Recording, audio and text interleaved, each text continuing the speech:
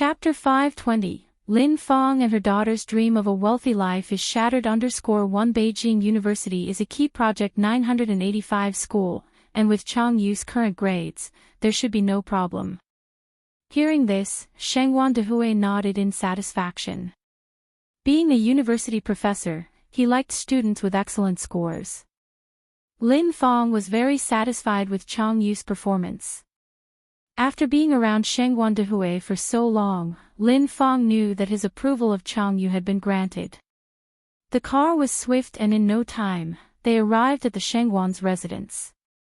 The Shengwan's house was a real mansion, in front of it was a magnificent villa, and behind lay a line of servant rooms. In order to enter the villa's main entrance, one needs to cross an artificial pond, which wasn't too big, around 20 to 30 meters wide. A narrow bridge crossed over the pond that was home to water lilies, and beneath the lily pads, koi carp of red and white darted back and forth. Crossing this stone bridge, you could see two majestic stone lions standing at the front of the villa. When had Chang Yu ever experienced such grandeur? Even on TV, she had never seen anything like it. Just the thought that the villa, the fish pond, and these giant stone lions will all be hers one day elated her beyond measure, and she couldn't suppress her smile. Lin Fong was also visiting the Shengwan's house for the first time. Despite mentally preparing herself beforehand, she was still unable to control her shock. The Shengwans were freaking rich. But Lin Fong managed to keep her emotions under control, striving not to resemble a naive countrywoman and to avoid becoming a joke, like Granny Lu entering the Grand View Garden. Xiaoya. Lin Fong quietly grabbed Chang Yu's hand and whispered a reminder. Chang Yu, being younger, couldn't control her facial expressions as strictly as Lin Fong, but after Lin Fang's warning, she quickly composed herself and stopped glancing around impertinently. This way. Shengwan Dehui took the lead, unaware of the interaction between the mother and daughter. All right. Lin Fong replied with a smile. As they approached the main entrance, a servant greeted them and took the car keys and coat from Shengwan Dehui. Sir, you're back. Shengwan Dehui nodded and introduced, this is Lin Fong, and this is her daughter Chang. The servant respectfully greeted them. Lin Fong and Chang Yu were both slightly taken aback. This was their first time interacting with a servant. And to have a servant greet them with such respect. The superior feeling was quite satisfying. Chang Yu didn't know how to respond, but Lin Fong quickly replied, hello. Although the person was just a servant, she was visiting the Shengwan's house for the first time and didn't want to leave a poor impression. Leading them deeper into the house, Shengwan Dehui showed them around the grand and glittering mansion, resembling an ancient palace. At this point, Lin Fong couldn't contain her astonishment anymore and was on the verge of exclaiming in wonder. Chang Yu had her eyes wide open, not missing a single corner. The villa was enormous, and it took a while for Shengwan Dehui to lead them to the main hall. There were a few people sitting on the sofa in the main hall. Seeing Shengwan Dehui bring people in, Shengwan she immediately welcomed them and said, Dad, Aunt Lin. This must be Chang Yu, right? Lin Fong quickly replied, Xiaoya, this is your sister Shi. Chang Yu came forward and grabbed Shengwan Zai's hand. Sister Shi, my mom has long told me how beautiful you are, but you're even more beautiful in person than I imagined. Who doesn't enjoy being complimented? Especially for being pretty. Shengwan she had a quite good first impression of her potential sister. Chang Yu, you're very beautiful too. In fact, Chang Yu was indeed a beauty, with her standard almond-shaped eyes, oval face, and slender figure. Furong, Sister Su, this is Lin Fong, and her daughter, Chang Yu. Shengwan Dehui went on to introduce Lin and Chang to the two women on the couch. One of them was Shengwan Furong. The other was Su Fen's older sister, Su Lian. When Shengwan Dehui remarried, as an aunt to both Shengwan Su and Shengwan Shi, Su Lian certainly had to be present to oversee things. Some stepmothers harbor bad intentions. Moreover, the Shengwans were such a renowned family, she couldn't let others deprive her niece and nephew of what should be theirs. Su Lian examined Lin Fang openly. Indeed, from the moment the mother-daughter duo entered the hall, she had begun to size them up. How should she put it? She felt that the mother and daughter had a bit of an unsophisticated aura, as if they wouldn't fit in high society. Lin Fang followed behind Shengguan Dehui, exchanging pleasantries. Xiaoya, you just call them Aunt and Aunt Su. Shengguan Dehui directed at Changyu. Chapter 521, Lin Fang and her daughter's dream of living in luxury shattered _2. Hello Auntie, hello Auntie. Changyu greeted politely. Auntie. Lin Fang felt something was off the moment she heard those words, so this woman was Su Fen's sister, Shengguan Dehui's original wife. How many years has Su Fen been dead, and why Su Lian is still involved with the Shengguan family? Is she eyeing the Shengguan family's property? That's too shameless. Shengguan Furong had a good impression of Changyu, smiling, and nodded. Although Su Lian was a little dissatisfied, she did not show it. Shengguan Dehui turned to Shengguan Shi, where is your grandma and your brother? Shengguan Shi said, Grandma felt a sudden headache when she got up this morning. Brother took her to the hospital.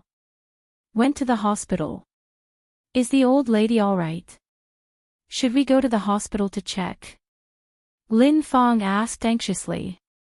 Shengguan Shi smiled and said, Auntie Lin, you don't have to worry. I just called and Grandma is fine, they are on their way back. That's good. Lin Fang sighed in relief. Her worried look was such that someone who didn't know would think Lin Fang was the birth daughter of the Shengguan matriarch. Shengguan Dehui continued, quickly sit down, don't stand. Only then did Lin Fang sit down with Changyu. Lin Fang picked up the gift box she had prepared in advance. This is a gift I prepared for the old lady, this one is for Furong. At this moment, with both Shengguan Furong and Su Lian present, it was somewhat inappropriate for Lin Fang to bring up the matter of gifts. Because both Shengguan Furong and Su Lian, like Shengguan Su and Shengguan Shi, were their elders, but Lin Fang hadn't prepared a gift for Su Lian. This made Su Lian feel a little embarrassed. What kind of person is Lin Fang?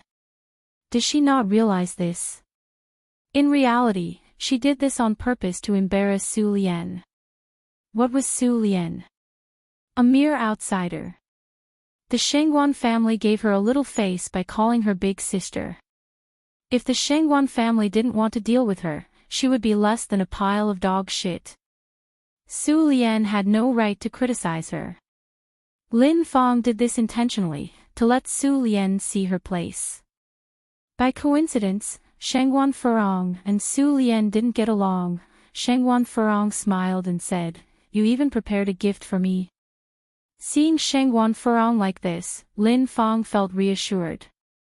She handed the prepared gift box to Shengguan Furong. I hope you won't mind, Furong.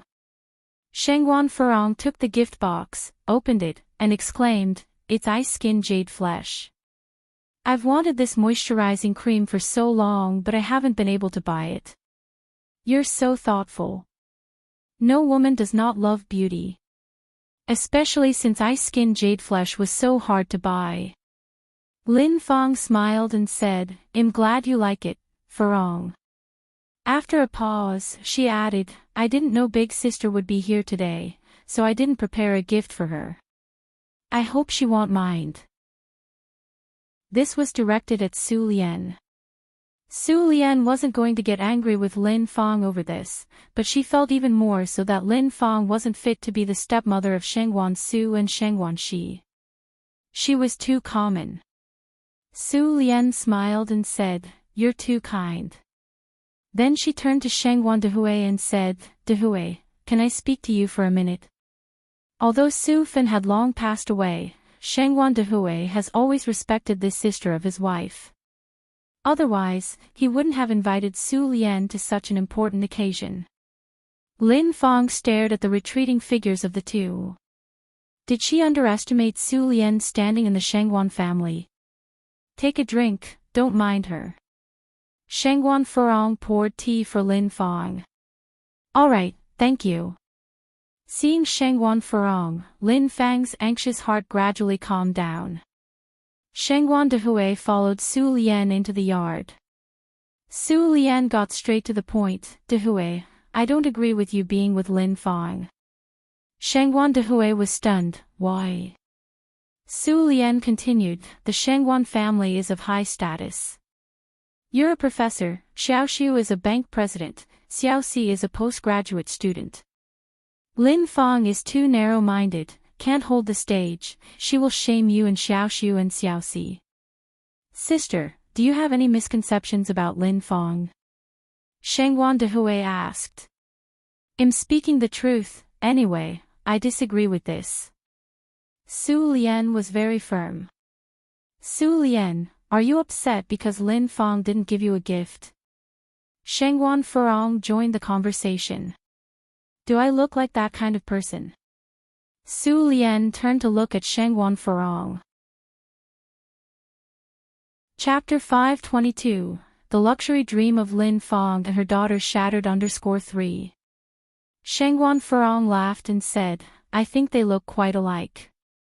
Su Lian was overly fond of poking her nose into other people's business.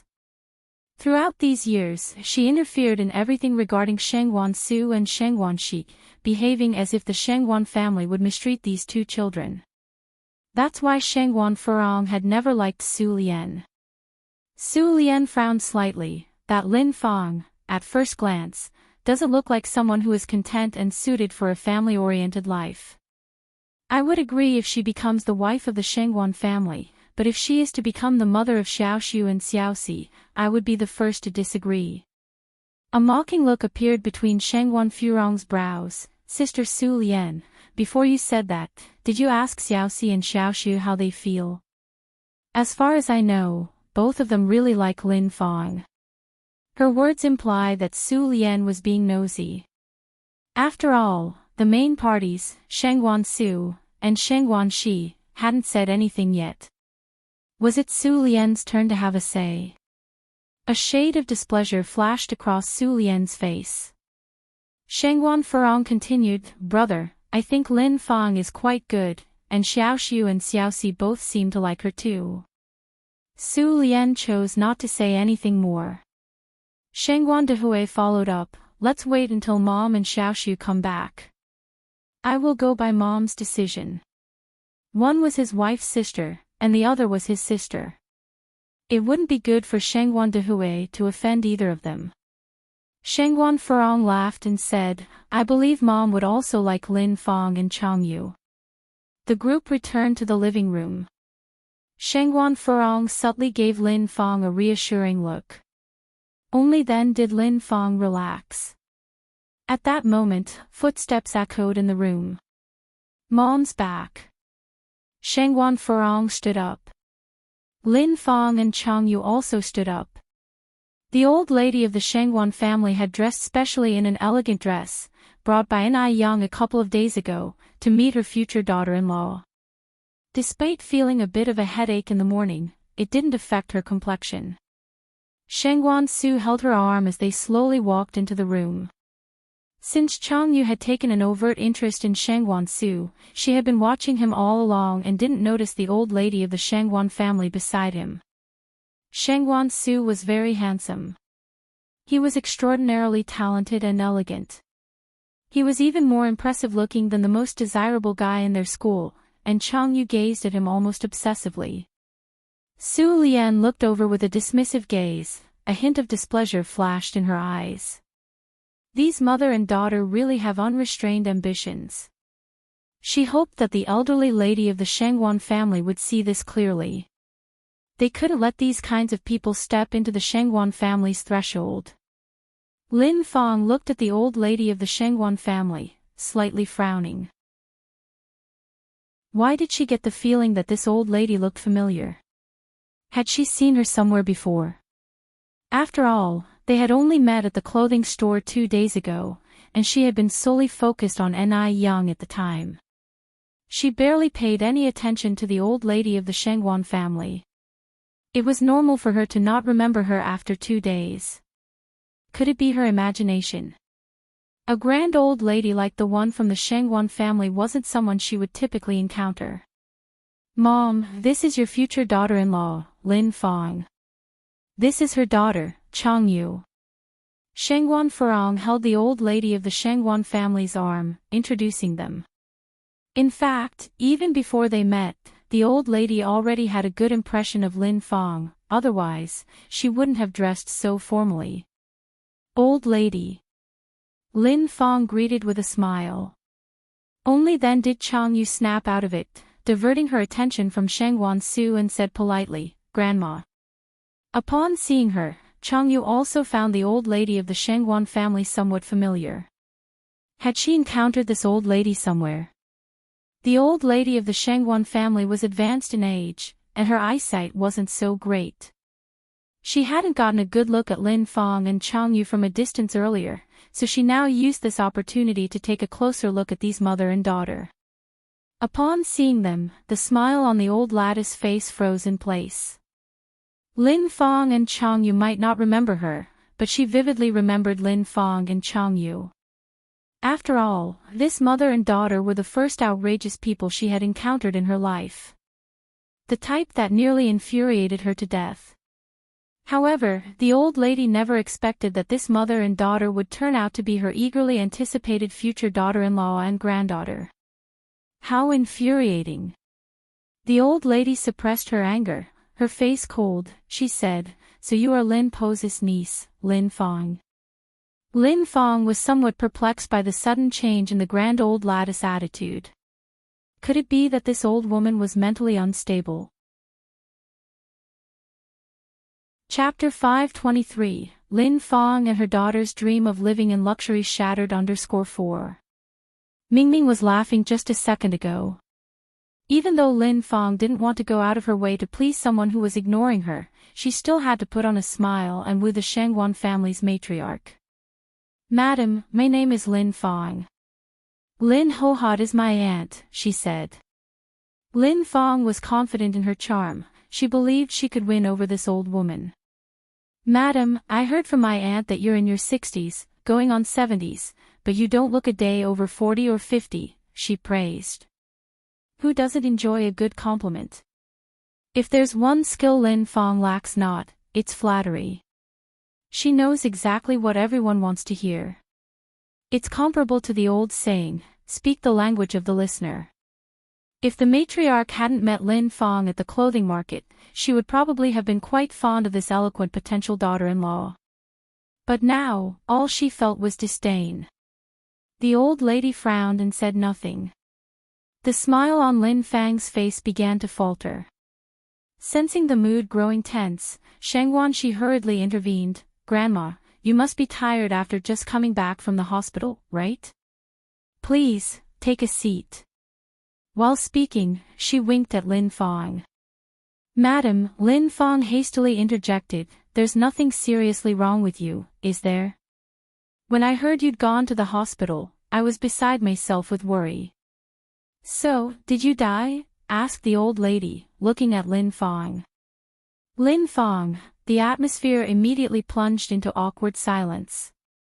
Even Lin Fong, who was usually so suave and adept at handling social situations, found herself struggling to keep up. Didn't the old woman, Lin, say that Shangguan Furong was the most difficult person in the Shangguan family to get along with? Why was this old woman also so difficult to deal with? Shangguan Furong was unsure why her mother had suddenly changed her tune. She had seemed quite pleased with Lin Fong initially. Mom, Shangguan Furong began, Lin Fong is a very filial person, and she's even brought you a gift. That's right. Lin Fong confirmed, simultaneously unwrapping the present. Madam, this is a garment Xiaoya picked out for you. I'm not sure if it'll fit. The old lady glanced at the garment. True to her suspicions, it was the burgundy silk shirt. Shangguan's matriarch took the shirt, and a hint of a smile played across her lips. This shirt is made of real silk, isn't it? Seeing that the old lady finally smiled, Lin Fong felt a wave of relief wash over her. She flattered, "Madam, you have excellent taste. This is indeed made of silk. You maintain your figure so well, I'm sure you'll look great in this shirt." Shangguan Furong hastily said, "That's true, Mom. This shirt really matches your temperament." The smile on the old lady's face quickly faded as she tossed the shirt onto the table, scoffing, "I'm just a small business owner. I can't afford such flashy clothes." At those words, Lin Fang's face drained of color, leaving her as pale as a ghost. Now she finally understood why the old woman seemed so familiar. She was the same one she'd encountered at the mall last time. Didn't they say that Ni Yang was just a small business owner with no real status or wealth? So why was she walking arm in arm with the old lady from the Shangguan family? And why were the two of them so intimate with each other? Lin Fong couldn't have imagined in her wildest dreams that the old lady she'd mocked before was none other than Shangguan's matriarch herself. If she had known that was the matriarch earlier, she would have been nothing but polite and done everything to make her happy. The reactions of Chang Yu and Lin Fong were identical. Her first thought was that she was doomed. Her second thought was that Ni Yang was trying to sabotage her. If it weren't for Ni Yang, she would never have made such a mistake. What should she do now? Baffled by the situation, Shangguan Furong asked, "Mom, what are you talking about? Why are you upset all of a sudden?" Exactly, why was she suddenly so angry? Shangguan Su and Shangguan Shi both turned their eyes to their grandmother. Even Shangguan Dehui was a bit puzzled. The old lady was usually very amiable with them and had never been so difficult to talk to before. The matriarch waved off Shangguan Furong's hand and turned to Shangguan Dehui. "Dehui," she declared, "I object to your association with this Lin Fong comrade." Before Shangguan Dehui could utter a word, Shangguan Furong demanded, "Mom, you must be joking, right? Lin Fong is so talented and filial. How can you possibly object to that? Could Su Lian have been stirring the pot? Otherwise, considering the old lady's manners and etiquette, even if she truly objected, she would never humiliate Lin Fong in public." Chapter 524, Lin Fong and her daughter's dream of living in luxury shattered _5. Shangguan Furong looked at Su Lian, a displeased light surfacing in her eyes. "Mom, I think Lin Fong and my brother make a good match. Why not finalize the date today?" If Su Lian did not agree, she would deliberately go against Su Lian. Upon hearing this, Lin Fong cast a grateful look at Shangguan Furong. She wasn't sure if Shangguan Furong could actually save her. "Do you have any right to speak here?" The old lady Shangguan looked at Shangguan Furong, her face filled with anger. Shangguan Furong suddenly fell silent, her face looking a bit unwell. Ever since she got married, the old lady Shangguan had rarely shown her any unpleasant expression. She did not expect that today, she would treat her like this. The old lady Shangguan then said, "Butler. Coming." The butler immediately walked over. "Escort out Comrade Lin Fong and her daughter. The Lin family does not welcome these kinds of people." The old lady Shangguan did not leave any face for Lin Fong and her daughter. "Yes, old lady." The butler turned to look at Lin Fong and Chang Yu, "Both of you, please. Wait a minute." The old lady Shangguan continued. "Do you have any other orders, old lady?" The butler turned back. "Take their things as well." The old lady Shangguan continued. The butler immediately took the 2 items brought by Lin Fong. Lin Fong still felt unwilling. As she turned around, she walked over and grabbed the old lady's hand, explaining with a pale face, "The old lady, let me explain, that day it really was a misunderstanding, I am not actually, go away." The old lady Shangguan was not a fool. How could she tolerate Lin Fong distorting the truth again? "Butler." "Yes, old lady." The butler immediately motioned to the other servants on the side. Before Lin Fang could react, she was already dragged away by the servants. Leaving Shangguan Dehui, Shangguan Furong, Shangguan Shi, and Shangguan Su filled with doubt. But currently, the old lady Shangguan was furious, and none of them dared to speak. Dehui, come upstairs with me. After speaking, the old lady Shangguan turned and walked toward the study room upstairs. Shangguan Dehui hurried to follow her steps. Mom, what exactly is going on? Shangguan Dehui hesitated before asking. The old lady Shangguan continued, are you asking me why I treated Lin Fang this way? Shangguan Dehui nodded. The old lady Shangguan continued, then let me tell you properly, sit down first. Shangguan Dehui sat on a nearby stool. Only then did the old lady Shangguan talk about the incident that happened at the clothing market 2 days ago. Dehui, you cannot be deceived by that Lin Fang. A woman like that is not qualified to step through the gates of our Shangguan family. At her words, Shangguan Dehui frowned slightly. Lin Fang always appeared to be very good in front of me, showing much love and care. I really didn't think she was this kind of person. The old lady Shangguan now felt extremely relieved about her decision to go to the clothing market that day. Otherwise, they would not have discovered that Lin Fang and her daughter were these kinds of people. It's not too late to know, it's better to break off with her early. Shangguan Dehui nodded, you can rest assured about this. The old lady Shangguan rubbed her temples, all right, you can go downstairs now, I need to rest. Shangguan Dehui walked downstairs. As soon as he went downstairs, everyone eagerly surrounded him. Bro, what did Mom tell you? What did she mean? How did Lin Fang offend her to make her so angry? Or is someone intentionally causing discord? The last sentence had some biting implication attached. Su Lian was somewhat unhappy, but she did not stoop down to Furong's level. Shangguan Dehui said, Furong, watch your tone. No one is causing discord on purpose. This is Mom's own decision, and considering Lin Fang's character, she truly does not deserve to be the wife of our Shangguan family. Shangguan Shi, confused, said, Dad, what exactly happened? What did Auntie Lin do wrong? Shangguan Dehui then relayed the incident mentioned by the old lady Shangguan. Upon hearing this, the room fell silent. After a while, Shangguan Shi finally spoke. So Aunt Lin is that kind of person. I really didn't see it coming. Lady Shangguan was neither deaf nor blind, and she wouldn't speak without reason. Could it be that Mother has misunderstood? Didn't Lin Fang herself say that there's been a misunderstanding? Mother really, she didn't even let Lin Fang explain. How can you be so arbitrary? Shangguan Furong asserted. Lin Fang, this sister-in-law, was quite pleasing to Shangguan Fufeng's eyes. First, her family background was admirable, as was her work. Secondly, she knew how to get along with people, she knew who were her own and who were outsiders. People like Su Lian were outsiders to her.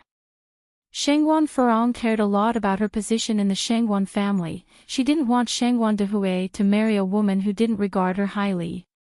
What if that woman was domineering? Then would she not have any say in the Shangguan family? Mother is not that kind of person. Shangguan Dehui added, let's put an end to this matter, I will also explain it to Lin Fang. After all, Shangguan Dehui didn't have any emotional attachment towards Lin Fang. With such a thing happening, it had rather eased Shangguan Dehui's mind. At least, old lady Shangguan wouldn't hurriedly push him for quite some time. Brother, are you just giving up on Lin Fang? Shangguan Furong wasn't quite ready to give in. Shangguan Dehui simply nodded. Dehui, I'm very glad that you see the reality. Su Lian walked over from the side. I've been saying that Lin Fang is not a good person. Shangguan Furong couldn't stand Su Lian's smug expression at her success. Sister Su Lian, are you happy now? I'm just being honest. Of course, I'm naturally happy to keep Xiaoxiu and Xiaoxi away from such a terrible stepmother. Su Lian's family background was not bad either. She was not afraid of Shengwan Furong. She just didn't bother to quarrel with Shengwan Furong, because she knew Shengwan Furong, as an aunt, truly cared for Shengwan Su and Shengwan Shi. Shengwan Furong simply couldn't stand her, but, since she didn't live in the Shengwan house, she didn't need to take it to heart. The more Shengwan Furong thought about it, the more outraged she felt. I think Lin Fang is quite suitable to be my sister-in-law. I'll go upstairs and talk to my mother now. Lady Shengwan had this one precious daughter, and usually, she listened to her daughter's words the most. Beijing is a very inclusive city, and it is home to people from all over the country. Although it was Wednesday, there was no shortage of people queuing up to apply for passports. Ni Yang had been in the queue for more than an hour, and there were still about 20 or 30 people in front of her. Ni Zuhua sat on the bench nearby, holding little Ni Yun in her arms, waiting for her. "Little girl, what's the relation between that woman holding the kid and you?" The middle-aged woman in line behind Ni Yang curiously asked her. "That's my mother, and the baby she's holding is my sister." Ni Yang replied. The middle-aged woman was startled, then said, "No wonder you guys look so alike. Turns out you're mother and daughter." "Yes." Ni Yang nodded. "You're also going to M country?"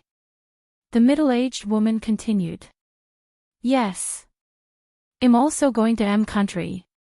The middle-aged woman excitedly said, "We're really destined to meet, my girl. You must be going to M country to study abroad, aren't you?" "I'm going to M country to visit my son." This was the period when studying abroad was becoming popular. Rich families would choose to send their children to get an overseas experience, even if studying in a lesser-known college overseas was much better than studying in a famous college at home. Those were returnees. Could average college graduates compete with them? The middle-aged woman saw that Ni Yang was pretty and dressed well, so she guessed that Ni Yang was definitely going abroad to study. Ni Yang faintly smiled. "We're not studying abroad." "Then what are you guys going abroad for?" "We're going abroad for a vacation." Ni Yang replied softly. Chapter 525. My son has gone abroad. He is so amazing. _1 Going abroad for a vacation. At this time, although the trend of going overseas was just emerging, most people were going to work or study abroad. Those who went for a vacation were really few. That's why when Ni Yen just said she wasn't going for studies, the older woman subconsciously thought she was going to work abroad. It was really something to lament about, thinking how she was going out to work at such a young age. Turns out she's going for a vacation. The middle-aged woman went on, "Little girl, you are really a good and filial daughter. When are you planning to depart?" Ni Yen smiled and said, "We're probably leaving the day after tomorrow." The middle-aged woman said, "If nothing unexpected happens, I might also be on the plane the day after tomorrow. If we happen to meet, we can go together." Ni Yen nodded, "Sure." The crowd gradually surged, and it was the middle-aged woman's turn soon, followed by Ni Yan's. Not only Ni Tsuehua and Ni Yen needed to get their passports, little Ni Yun also had to receive hers. Getting a passport requires taking photos. This was the first time Ni Tsuehua was getting photographed. She was a bit nervous seeing the others take photos, not knowing where to put her hands. Ni Yen took little Ni Yun from Ni Kuihua's arms. "Mom, it's just a photo, you don't need to be nervous." Not nervous." Ni Tsuehua nodded, walking to the light blue curtain. "Smile," the photographer reminded. Ni Tsuehua smiled. Age 37, she had taken good care of herself over the past year. Her skin appeared smooth and moisturized, her figure also well-toned. Wearing a light blue plaid suit with black pants, she didn't look her age. You wouldn't think she's the mother of 2 children. Yes, just like that, hold that pose." The camera captured the perfect moment.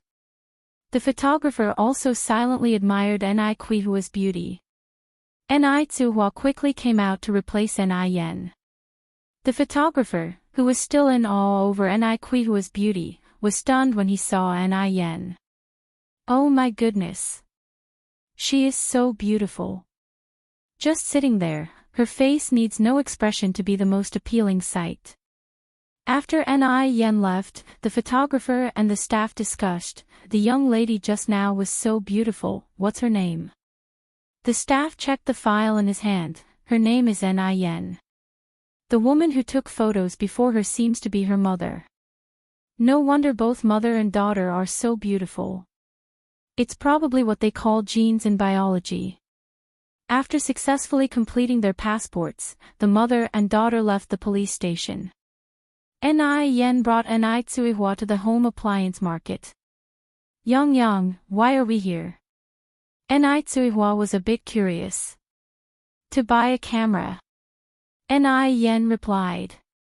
"Why do we need that?" "To take photos." Ni Yen grinned. "Mom, we're going on a vacation." "Of course, we should buy a camera." Ni Tsuihua nodded. "This store seems pretty good." Ni Tsuihua followed Ni Yen inside.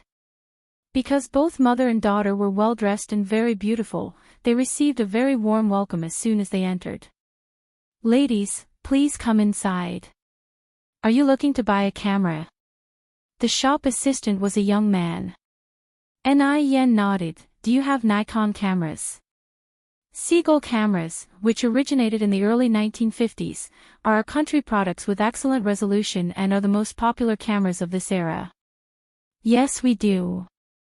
The employee continued. "Is this for family or professional use?" "Show me your newest model," said Ni Yen. "The newest model. This young lady seems pretty wealthy."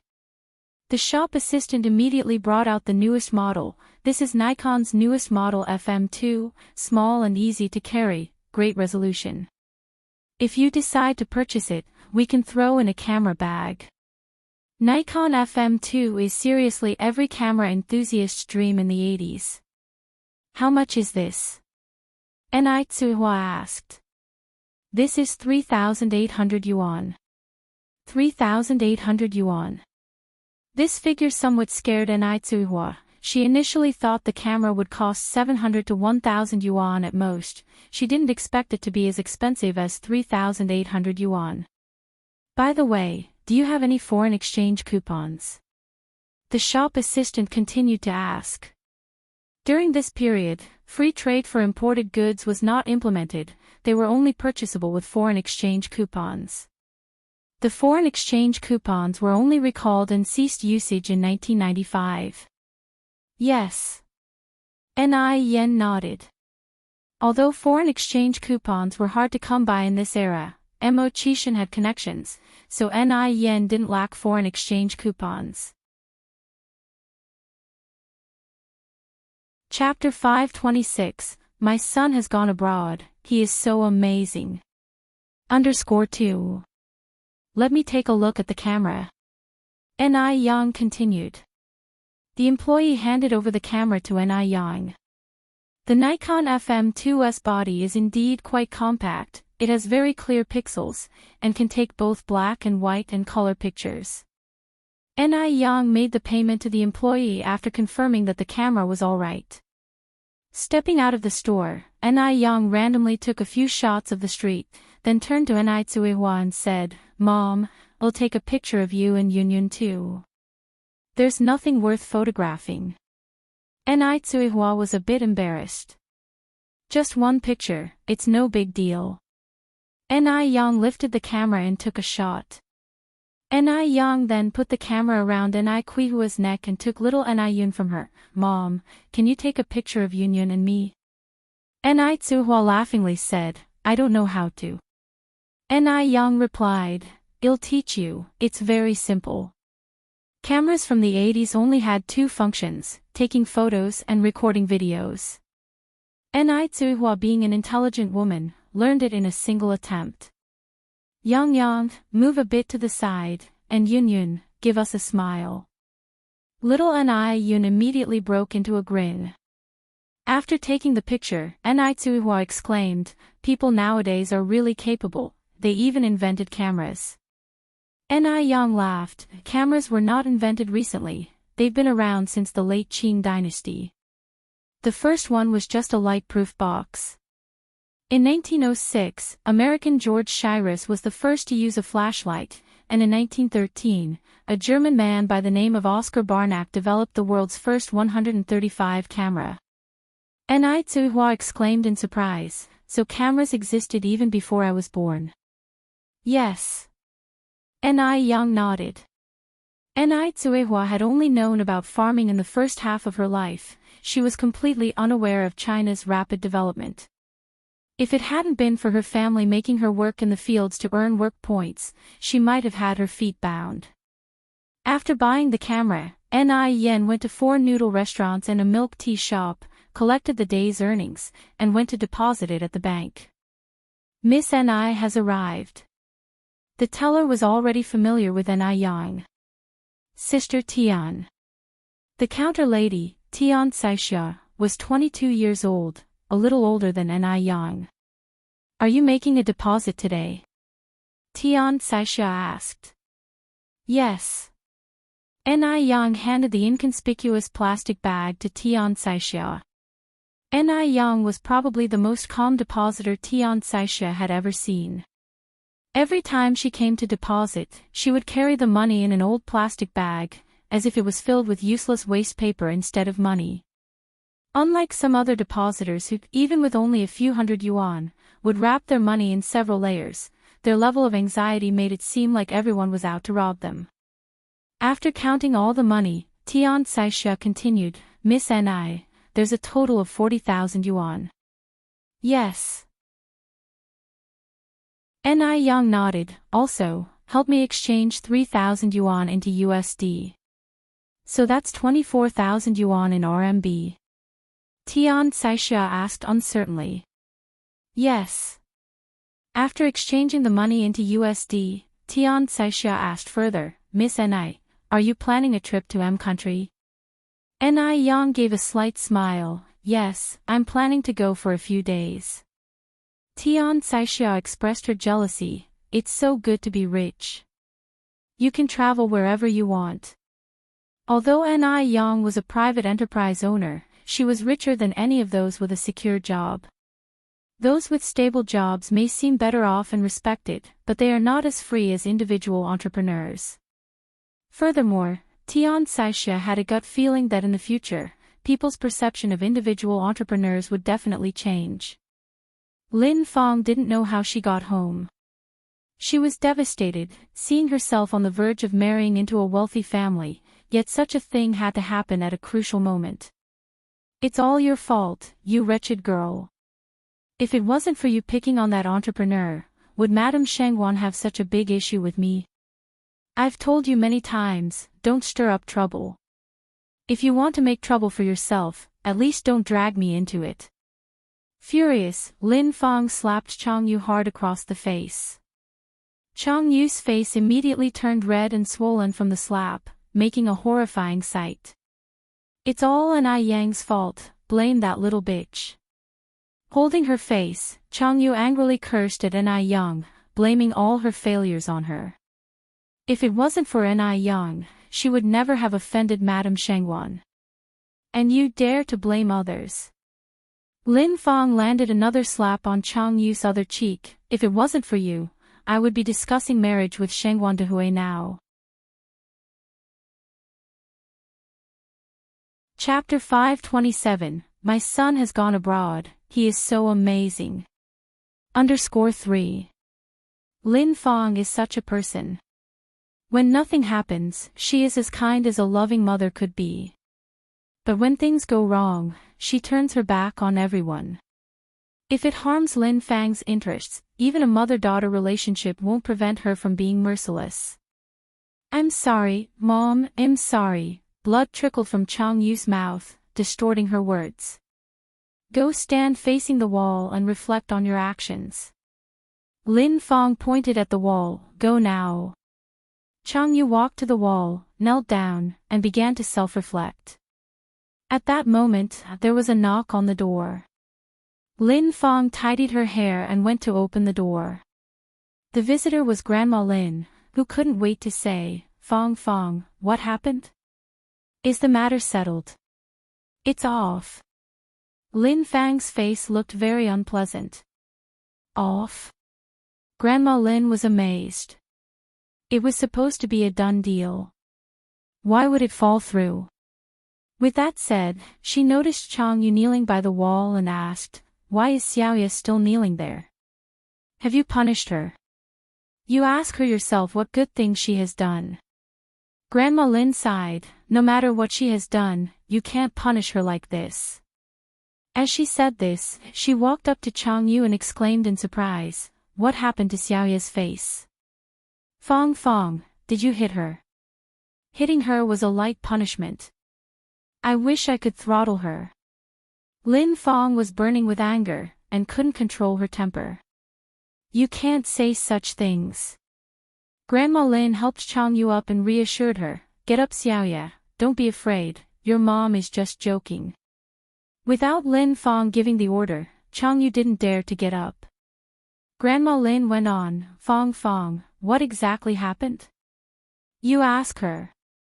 Lin Fong sneered at Chang Yu. "Xiaoya, tell Aunt Grandma, what exactly happened?" Grandma Lin looked at Chang Yu. Chang Yu only cried, and refused to utter a word. How was she supposed to explain? It was Ni Yang who wanted to harm her, but Lin Fong didn't believe her and even beat her. Why won't Ni Yang just die? Lin Fong angrily said, "Just now, weren't you asking me why things fell through? It's all thanks to this damned girl." Lin Fong wished she could slap Chang Yu again. Grandma Lin said, "Fong Fong, calm down, let's talk slowly." As far as she saw it, how could a child's mistake affect the dealings between adults? The Shengguan family was probably trying to scare Lin Fong. Once she apologized to Grandma Shengguan, everything would be fine again. After all, the Shengguan family had been so satisfied with Lin Fong before. Under Grandma Lin's persuasion, Lin Fong gradually calmed down. "Auntie, I'm even embarrassed to talk about this incident. This wretched girl truly is a menace." "Speak up, then I can figure out what to do." Lin Fong sighed and recounted the incident that happened in the clothing market. Hearing the course of events again made Chang Yu tremble with anger. Grandma Lin's face also darkened. It wouldn't be too bad if they offended anyone else in the Shengguan family, but they had to offend Grandma Shengguan of all people. Disastrous. You really messed things up. Grandma Lin continued, "But it's not entirely Xiaoya's fault. You're the one to blame. Xiaoya is still just a kid and sometimes can't control her emotions, but you're an adult. Rather than stopping Xiaoya's impudence, you went along with it. Now that there is a problem, you want to shift the blame onto Xiaoya. Is this how a mother should behave?" Lin Fang's face turned pale. Grandma Lin continued, "Since it has already happened, it's no use regretting it now. By the way, what is Shengguan Dihui's attitude now? Did he say anything to you?" Lin Fong replied, "What can he say? Of course, he sides with that old lady." Grandma Lin frowned slightly, "Having been together with Shengguan Dihui for so long, don't the two of you have any feelings for each other?" Lin Fong remained silent. She and Shengguan Dihui hadn't even held hands before. How could they have any feelings for each other? Lin Fong knew very well that the only thing Shengguan Dihui valued about her was her virtuous and gentle disposition. "Didn't anyone in the Shengguan family speak up for you? Didn't you explain to Grandma Shengguan? That old lady wouldn't listen to me at all. But Shengguan Furong did say a few things in my favor." Upon hearing this, hope sprang up in Grandma Lin's eyes, then this matter might have a turning point. "Are you free tomorrow morning?" Chapter 528, My son has gone abroad, he is so amazing. _4. Yes. Lin Fong nodded. Old Lady Lin continued, tomorrow morning, bring the ice skin jade along, we'll pay a visit to Shengguan Furong's house together. Hearing this, Lin Fong immediately found her backbone. All right, auntie, I'll listen to you. Old Lady Lin nodded. You're not allowed to hit children anymore, do you understand? Lin Fong sighed. Xiaoya is my daughter, you think I wanted to hit her? I was just too angry. No matter how angry you are, you cannot hit your child in such a way. Old Lady Lin said. Okay, I get it. Lin Fong went over to help Chang Yu up, looking at her swollen face. With a twinge of heartache, she asked, Xiaoya, are you okay? I'm okay. Chang Yu shook her head. The next day, accompanied by Old Lady Lin, Lin Fong paid a visit to the Zhao family home. Shengguan Furong's husband's family, the Zhao family, were also wealthy. Their villa was no less splendid than the Shengguan family's residence. After the servant announced their arrival, Old Lady Lin and Lin Fong waited for quite some time before meeting Shengguan Furong. Old Lady Lin, what brings you here? Shengguan Furong emerged from her house. Furong. Lin Fong immediately approached. Shengguan Furong looked up at Lin Fong, her eyes revealing disappointment at Lin Fang's lack of coping skills. She had high hopes for her sister-in-law. Lin Fong was beautiful, her family background was good, her job was decent, and she was good at being sociable. Who would know that Lin had managed to upset the matriarch of the Shengguan family? Shengguan Furong tried to mediate for a long time, but the old lady was not giving in. She was at a loss for what to do. Shengguan Furong did not mince words. If you're here about that matter, you might as well not mention it. My mother has made up her mind, 10 oxen could not pull it back. Old Lady Lin laughed. In all of Beijing, who doesn't know that the old lady listens to you? If you put in a few good words for us, perhaps the old lady might agree. This statement was somewhat flattering, and Shengguan Furong was very pleased to hear it. It's useless, although my mother listens to me, she's not a puppet on a string, and won't listen to everything I say. Old Lady Lin sighed. In reality, Xiaoya was under the influence of others that day. She's not usually like that. Could you help explain a bit? Whether the old lady listens or not doesn't matter, just as long as you help clarify things. Fong Fong is too innocent. If I had been there yesterday, I would not have let the old lady have such a deep misunderstanding. For this matter, we're counting on you. We're leaving first. Old Lady Lin put the gift box of ice skin jade on the table and led Lin Fong out. Wait. Shengguan Furong spoke again.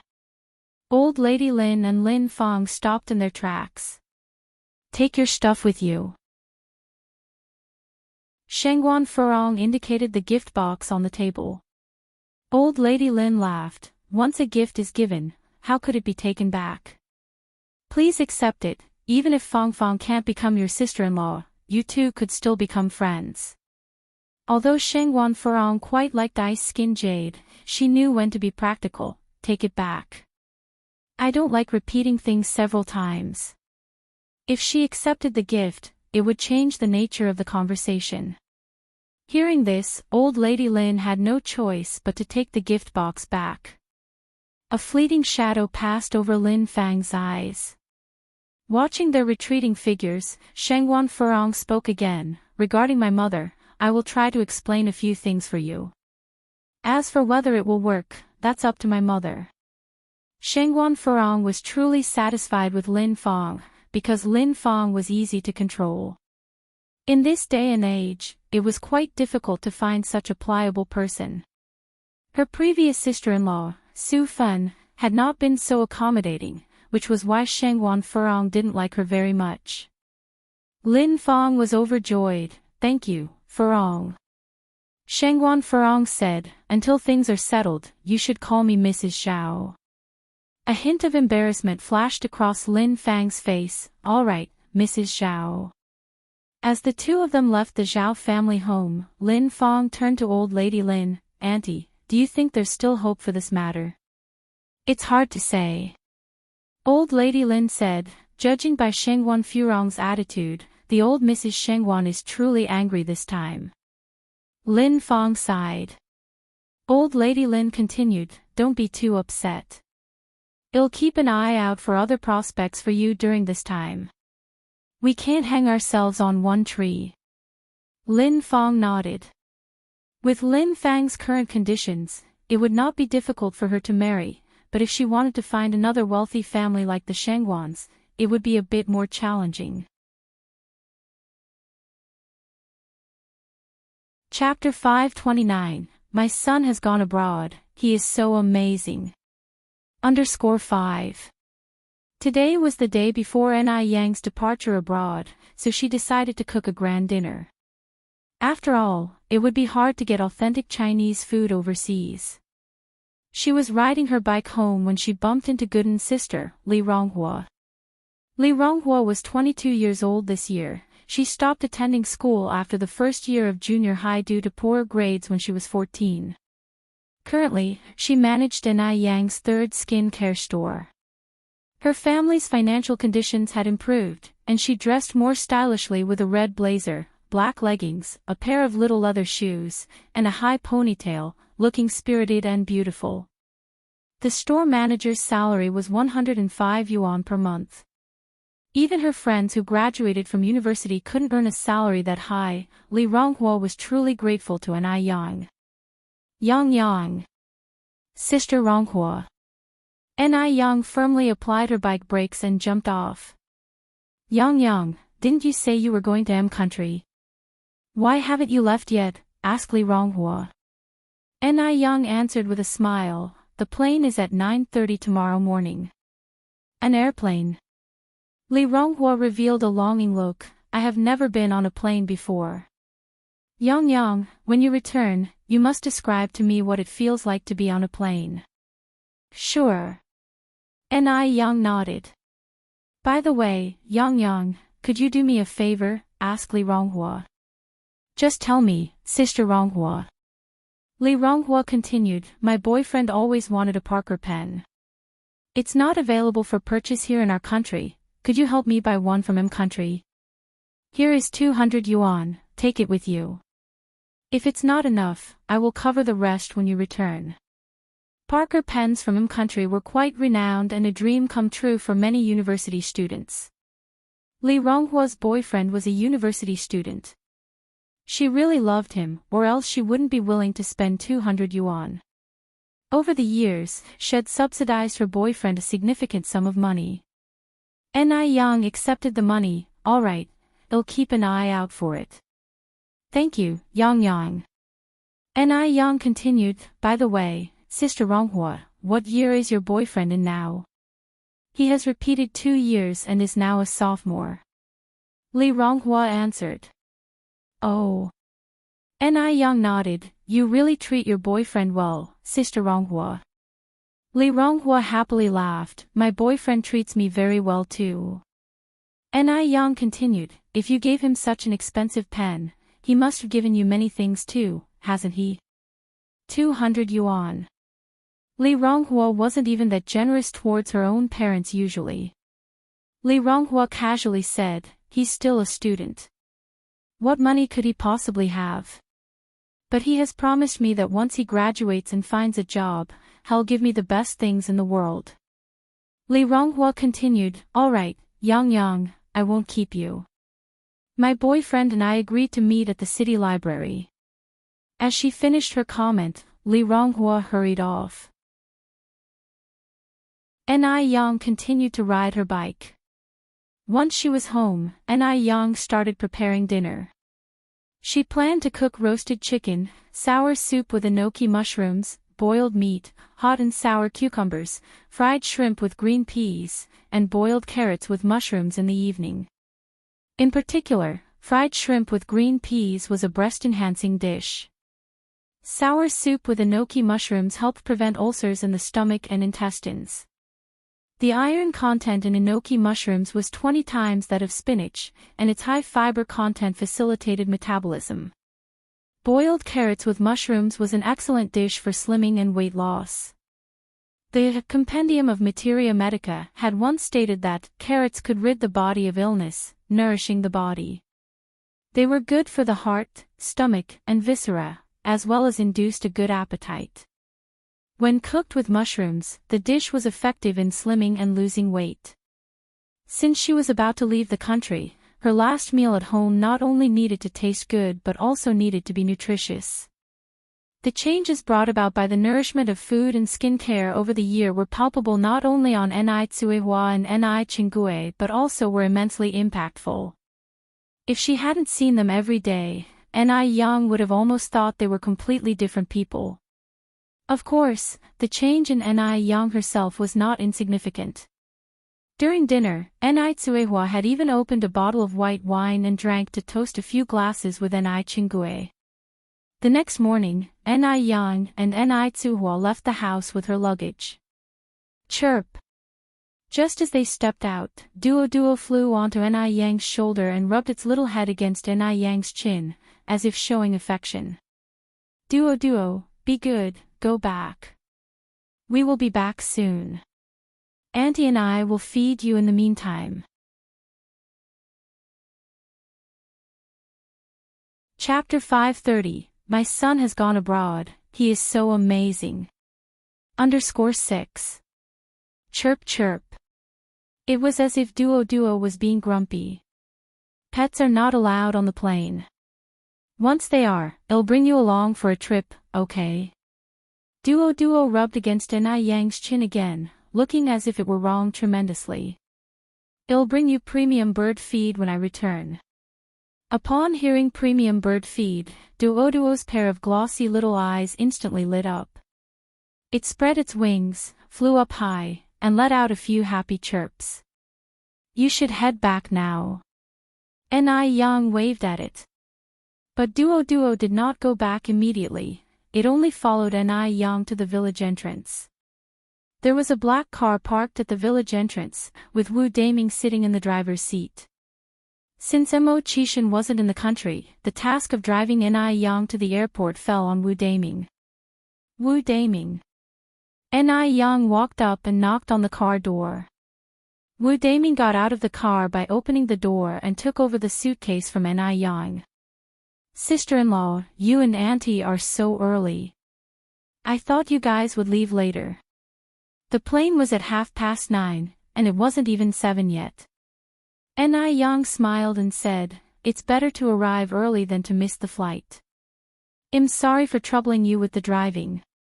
Sister-in-law, you're too polite. My brother specifically asked me to take care of you before he left. Actually, there wasn't much for him to take care of with Ni Yang. She could drive herself, she could earn her own money. Before encountering Ni Yang, Wu Daming never knew that a girl could be so capable.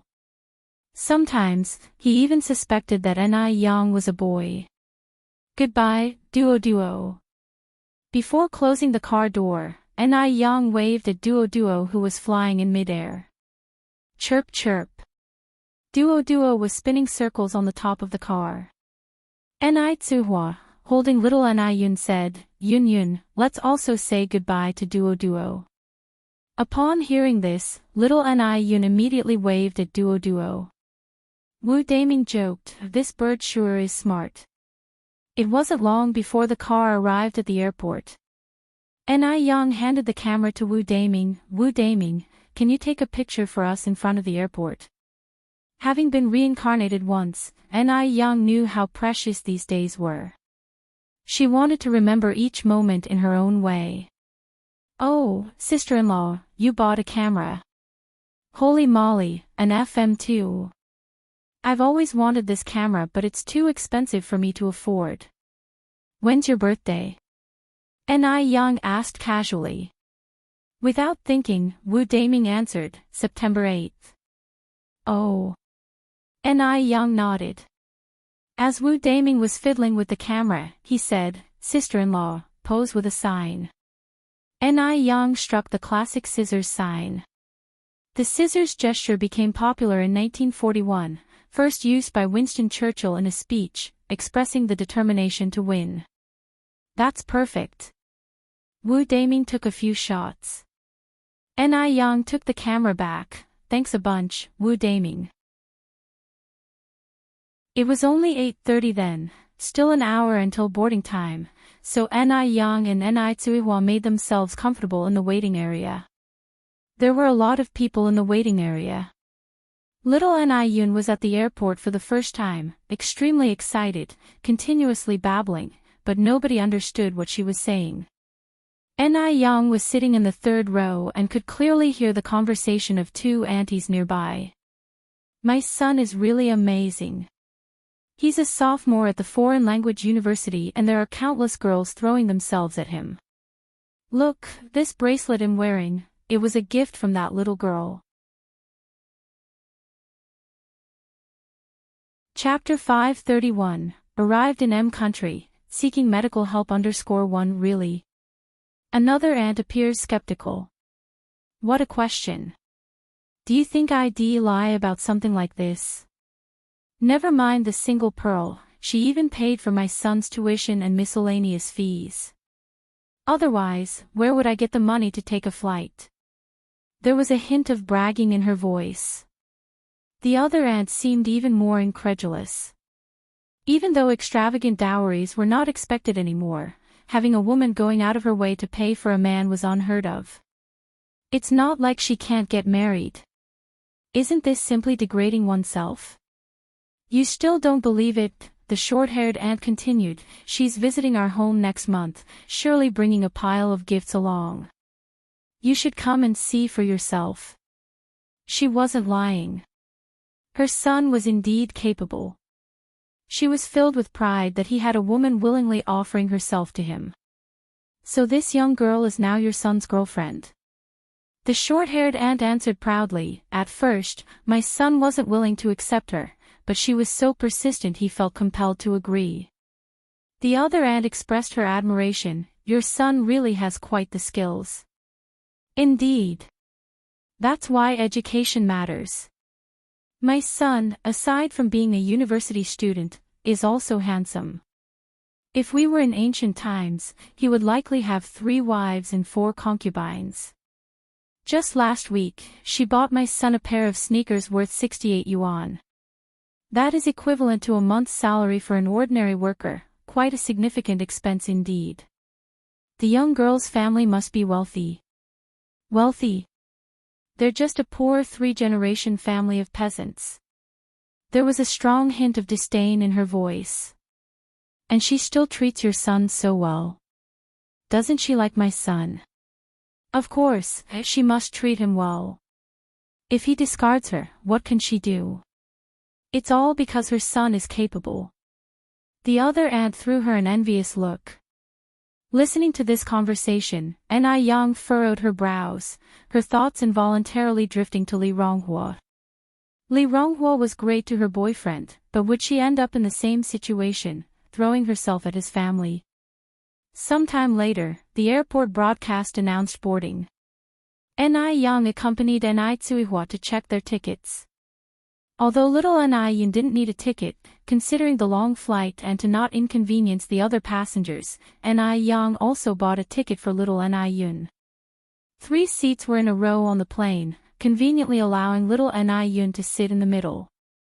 As the plane took off, the huge thrust created a discomforting sensation of ringing and pain in the ears. Ni Tsuihua turned pale with fear. Is the plane going to fall from the sky? Mom, don't worry, this is just the imbalance of pressure inside and outside the middle ear, it'll pass soon. Ni Yang comforted Ni Tsuihua, and as if on cue, the plane started to stabilize. Ni Tsuihua was still somewhat worried. The thought of the plane suddenly falling from such a height was terrifying. It's too horrifying. Mom, look outside the window. At her words, Ni Tsuihua turned her gaze out of the window. The outside view was spectacular with a clear blue sky and fluffy white clouds, creating an irresistible urge to fling open the window and rush out. Ni Tsuihua never imagined that she'd be on a plane one day. There is an old saying, why don't you just go to heaven? And now she was, literally, in the heavens. It's so beautiful. The scenery outside successfully distracted Ni Tsuehua from her fear of the plane crashing. Ni Yang took off little Ni Yun's shoes, allowing her to stand barefoot on the seat and look out the window. Even though the view was magnificent, it could become monotonous after a while. Barely an hour later, the cabin was filled with light snores. The flight to M country took a total of 12 hours. When Ni Yang woke up, it was mealtime. The airplane offered free lunch. It wasn't until 6:30 a.m. local time that they arrived at the Miami airport. Shisua Island was only 40 kilometers away. But since they couldn't book a hotel online, they would have to take a cab and find a hotel locally once they exited the airport. Luckily, Ni Yang had visited Shisua Island several times in her past life and wasn't unfamiliar with it. Even though the Shisua Island in this life was somewhat different from the one in her past, the general routes remained the same. Chapter 532, Arrived in M country, seeking medical help _2. Influenced by the invasion war, M country was much more prosperous than China during this period. Standing on the streets of Miami, Ni Yang had the illusion of returning to the future world. Being a coastal city, tall coconut trees were planted on both sides of the highway, along with wide tar roads, and youths in mini ultra-short skirts and denim attires with dirty braids. This was the first time Ni Tsuehua had seen foreigners. Holding little Ni Yun, she softly asked Ni Yang, Yang, why are some foreigners so black and some are so white? Ni Yang explained, M country became independent in 1776. Before that, it was a colony of Y country, populated by the descendants of people from Y country, D country, F country, and Spain. These descendants all have white skin. But at this time, black people from F continent were shipped to North America by European colonizers to be slaves on southern plantations. These people are the ancestors of Africans in M country, so black people usually don't have much status in M country. Even in the future, M country still had very serious racial discrimination. Ni Tsuehua nodded, oh, I see. Mom, let's hail a cab in front. Ni Yang held a suitcase in one hand, and Ni Tsuehua's arm in the other. There were many taxis on the streets of M country. Ni Yang quickly flagged one down. The driver, a blonde, blue-eyed white man, was planning to overcharge Ni Yang when he saw that she and Ni Tsuehua were Asians.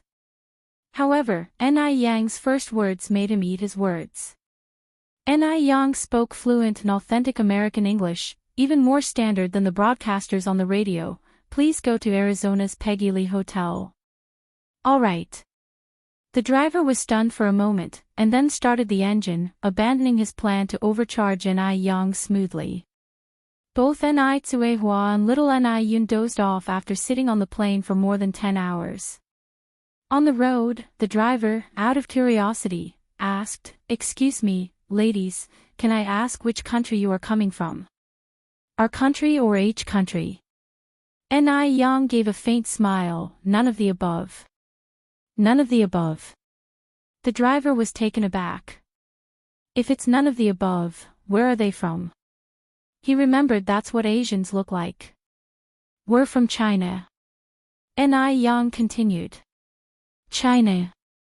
The driver expressed in surprise. In this era, most M country residents' impressions of China were still stuck in the sick man of East Asia period. The driver was genuinely surprised to discover that Ni Yang was Chinese. It can't be denied that mother and daughter, Ni Tsuehua and Ni Yang, renewed his understanding of Chinese people. Ni Yang nodded. Oh my God, your English is too good, the driver exclaimed. Thank you for the praise. The driver continued, are you ladies planning to settle down in M country? Otherwise, how could your English be so good? No. Ni Yang shook her head, this is our first time in M country. The driver was even more surprised. About an hour later, the car arrived at the destination. The driver enthusiastically took out the suitcases from the trunk and helped them to the hotel's front desk. Besides the cab fare, Ni Young also tipped him $1 as everyone in M country had a habit of tipping. "Thank you, beautiful ladies. God bless you." The driver took off his hat and bowed slightly. "I don't understand a single word this M country person is saying." Ni Tsuihua looked a bit troubled. Despite being literate back home, she inevitably felt blind here. Going blind was one thing, now she couldn't even understand what they were saying. "They speak English. It's normal for you not to understand. Is English easy to learn?" Ni Tsuihua asked. "Would you like to learn?" "I want to give it a try." Humans only realize how insignificant they are when they get out and see the world. Ni Young laughed. "If summarized, English has just 26 letters, which is a lot simpler than Chinese. If you want to learn it, I can teach you when we return home. Starting to learn English seriously is much easier than Chinese. English words are simple, unlike Chinese words, which have multiple pronunciations, homophones, simplified characters, borrowed words, and so on. The current Chinese character library contains 91,251 characters. In contrast, English has just 26 letters. "Okay." Ni Tsuihua nodded.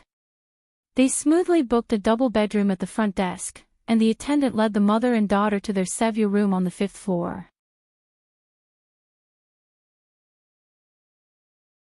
Chapter 533, Arrived in M Country, Seeking Medical Help _3. The room of 20 square meters was carpeted and adorned with famous paintings hanging on the wall, exemplifying a modern style. "Mom, let's rest at the hotel for a day and go out sightseeing tomorrow," Ni Young proposed. "All right," Ni Tsuihua had no objection, given that they just had a tiring day of travel. Jinghua Village. Just as Ni Young had gone out, two bearded old men knocked at the gate of the Ni family's courtyard. Although both Ni Tsuihua and Ni Young had gone abroad, there were still employees working at the Ni residence. The factory was established behind the small courtyard of the Ni family. Upon hearing the knock, the person in charge ran over to open the door immediately. The person in charge was a middle-aged woman, Yang Xiaowan, who got along well with Ni Tsuihua. Yang Xiaowan looked at the visitors warily. "Who are you looking for?" "May I ask where Comrade Ni Yang is?" asked one of the white-bearded old men. If Ni Yang were present, this white-bearded old man would have been Dr. Wang Yili, who had treated Yang Guobao in the past. After curing Yang Guobao's epilepsy, Dr. Wang had sought to learn medical skills from Ni Yang. Ni Yang was a very generous person. She did not conceal or withhold her medical skills, and Wang Yili greatly admired her. This admiration led them to become close friends, with no difference in their ages. "Yang is not at home. Do you need her for something?" Yang Xiaowan continued. Wang Yili replied, "My surname is Wang. I run a traditional Chinese medicine clinic in Beijing. I came to see Comrade Ni Yang previously, and I need to see her urgently now. Do you know when she will be back?" Yang Xiaowan continued, Yang went to M country for a trip yesterday. We don't know when she'll return." "She's gone to M country." Wang Yili was somewhat surprised. A look of disappointment appeared on the face of the old man standing next to Wang Yili. "It's really unfortunate. Why would she suddenly go to M country?" "Yes." Yang Xiaowan nodded. "What did she say when she left?" Wang Yili asked immediately after. Yang Xiaowan said, "She didn't say much. I think it'll be at least half a month before she can return. It would have been good if you had come a day earlier." "All right, sorry to bother you." With no other choice, Wang Yili could only leave temporarily with another elderly man. This elderly man was Wang Yili's younger brother by 1 year named Wang Yizhong. Wang Yizhong anxiously asked, what should we do now? Brother, do you know any other reliable peers you can recommend? Wang Yili replied, don't worry. Aside from medical skills, traditional Chinese medicine also emphasizes a bond between the doctor and the patient. If the foreign woman cannot hold on until Comrade Ni Yang returns, it means that it's her fate. Brother, why don't you come to take a look? Maybe you have a way. Wang Yizhong suggested. Wang Yili shook his head. The only person who has the potential to cure this disease is Comrade Ni Yang. Wang Yili only regretted not learning more from Ni Yang at that time. Although he takes pride in his high medical skills, the culture of traditional Chinese medicine is vast and profound and learning is endless. Then he added, at this time, finding more Chinese medical practitioners would only make that Mr. Abner more skeptical about the capabilities of traditional Chinese medicine. Upon hearing this, Wang Yizhong's expression darkened. Then what should we do now? You don't know how those foreigners mock Chinese medicine. Especially that girl named Miss Ji, she doesn't take Chinese medicine seriously. Mentioning Miss Ji made Wang Yizhong angry. Even though she was Chinese, she belittled the centuries-old Chinese medical culture. Wait. Wang Yili squinted his eyes. What if the patient can't wait any longer? Wang Yili helplessly said, then it can only be said that she has no fate with Chinese medicine. Wang Yizhong said, isn't that the same as admitting in front of those people that Chinese medicine is incapable? As Chinese medicine practitioners, who would want to admit that Chinese medicine is incapable? If Chinese medicine were truly incapable, it wouldn't have been handed down for thousands of years in China. But at the moment, they had no other options. Wang Yili continued, you don't need to take it to such an extreme. The patient has been ill for over a year, and she has managed to pull through this whole time. It's unlikely that something will happen in these few days. Wang Yizhong sighed, there's nothing we can do then. After saying this, he asked, brother, is this comrade really that amazing as you say? Wang Yili said, let me put it this way, if even Comrade Ni Yang can't cure this disease, then it truly is incurable. Chapter 534, Arrived in M Country, Seeking Medical Help _4. The Wang family have been practicing traditional Chinese medicine for generations, and Wang Yili is exceptionally skilled in medical arts. There are few people he greatly admires. Ni Yang was the first.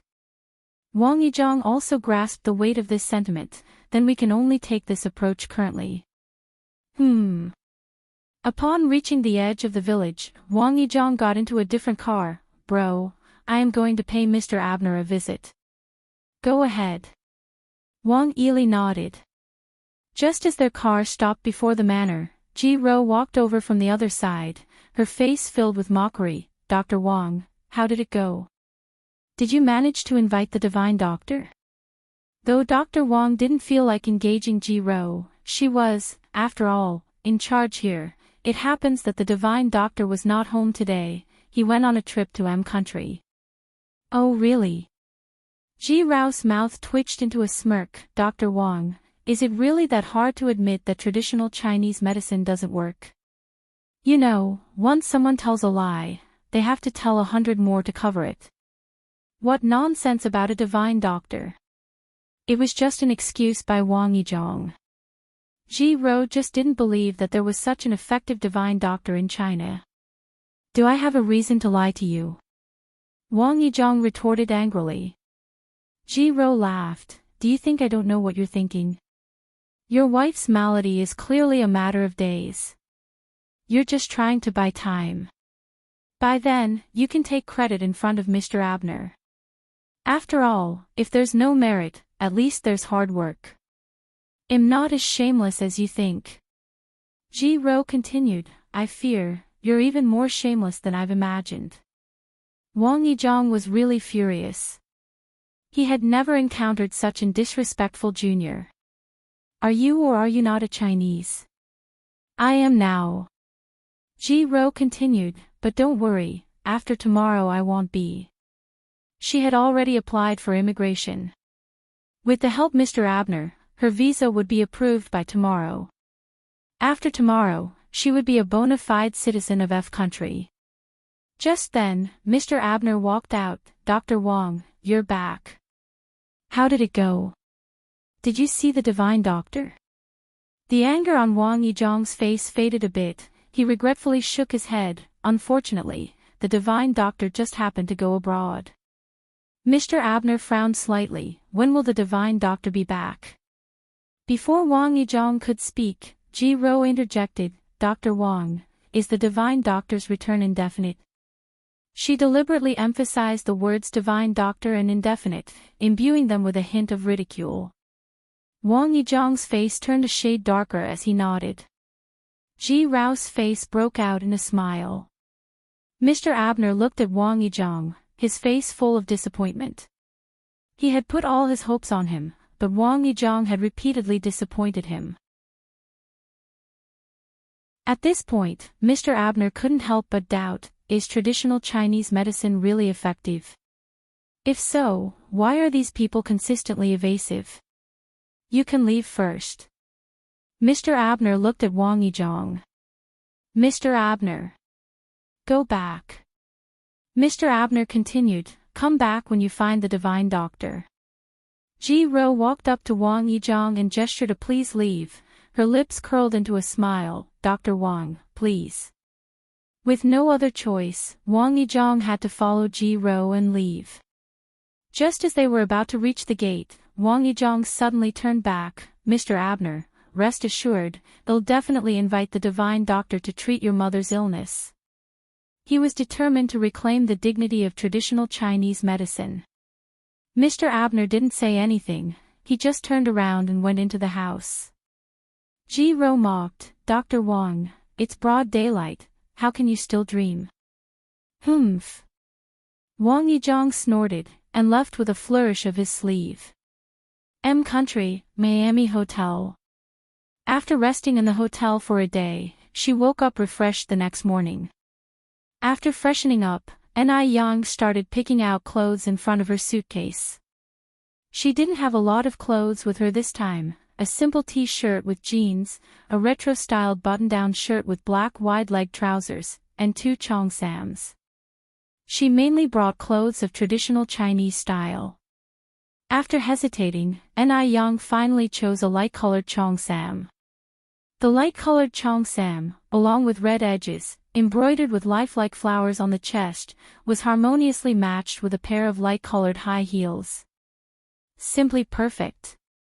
After changing into the cheongsam, Yang took a red retro hairpin from a small jewelry box and put it next to her right ear. The tassels of the hairpin hung down to the earlobe. The red tassels and the vibrant embroidery matched perfectly. Chapter 535, Arrived in M Country, Seeking Medical Help _5. After pinning her hair, Yang left it down instead of tying it up. She looked extraordinary, like a feminine and beautiful deity stepping out from a painting. The first stop was Shisuo Island.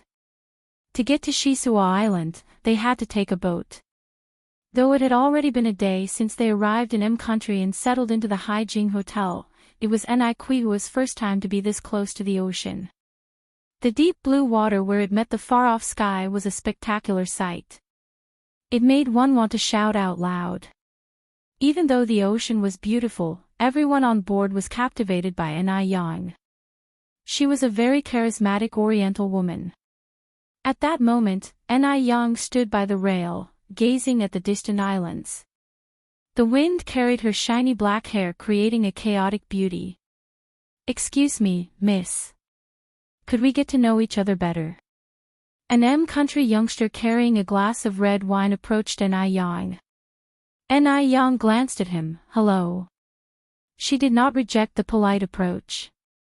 Hello, my name is James, I'm from Chicago in M Country. And you? My name is Yang. I'm Chinese. Chinese. James was mildly shocked. It was his first time seeing such a beautiful Chinese woman. Do you have a boyfriend?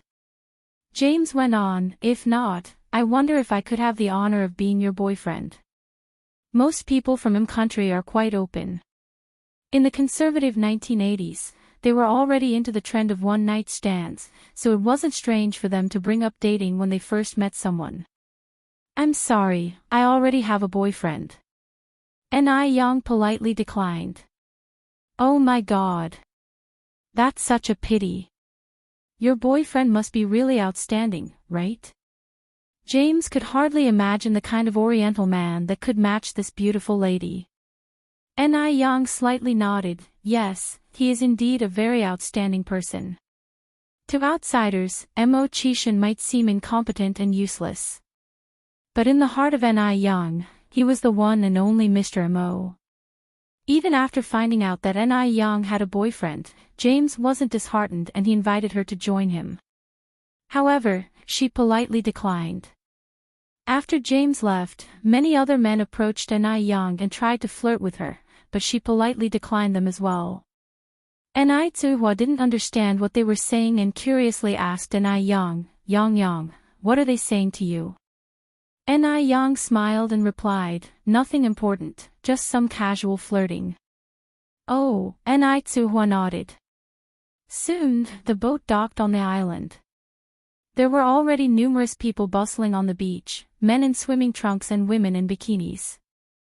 Upon seeing this, Ni Tsuhua immediately covered her eyes. How can they dress like this? I can't bear to watch.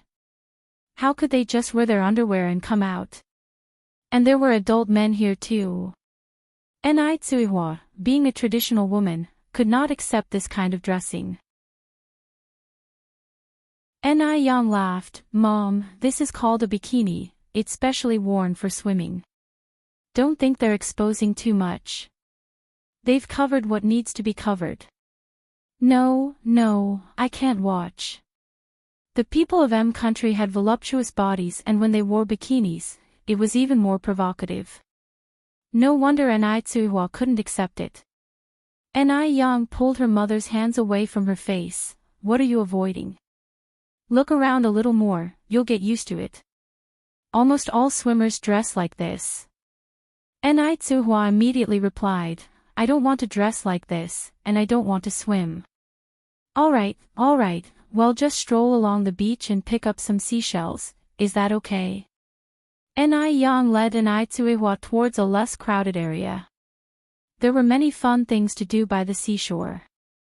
Ni Tsuhua and little Ni Yun played with the sand while Ni Young went to rent beach chairs and an umbrella.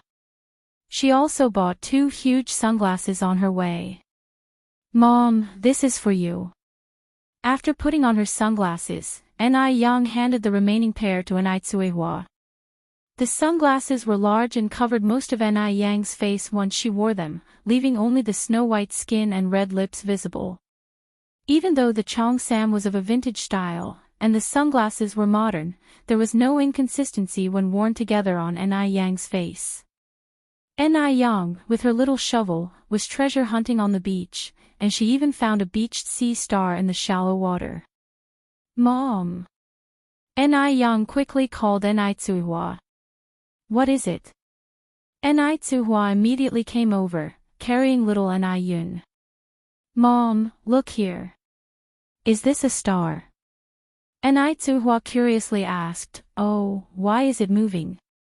Ni Young explained, this is a starfish, a marine creature. Can it be eaten? Ni Tsuhua asked further. Ni Young nodded, yes, it's edible, but this one is too small.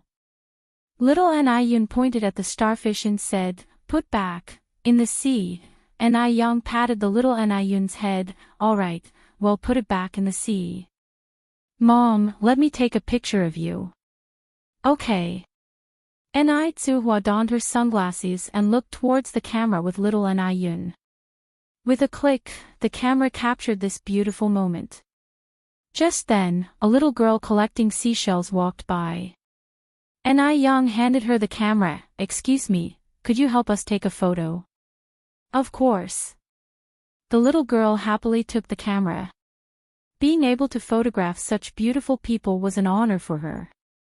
The little girl click took several photos in succession. Thank you. You're welcome. The little girl handed the camera back to Anai Yang, extending a friendly hand. My name is Emily, and I'm 18. Nice to meet you.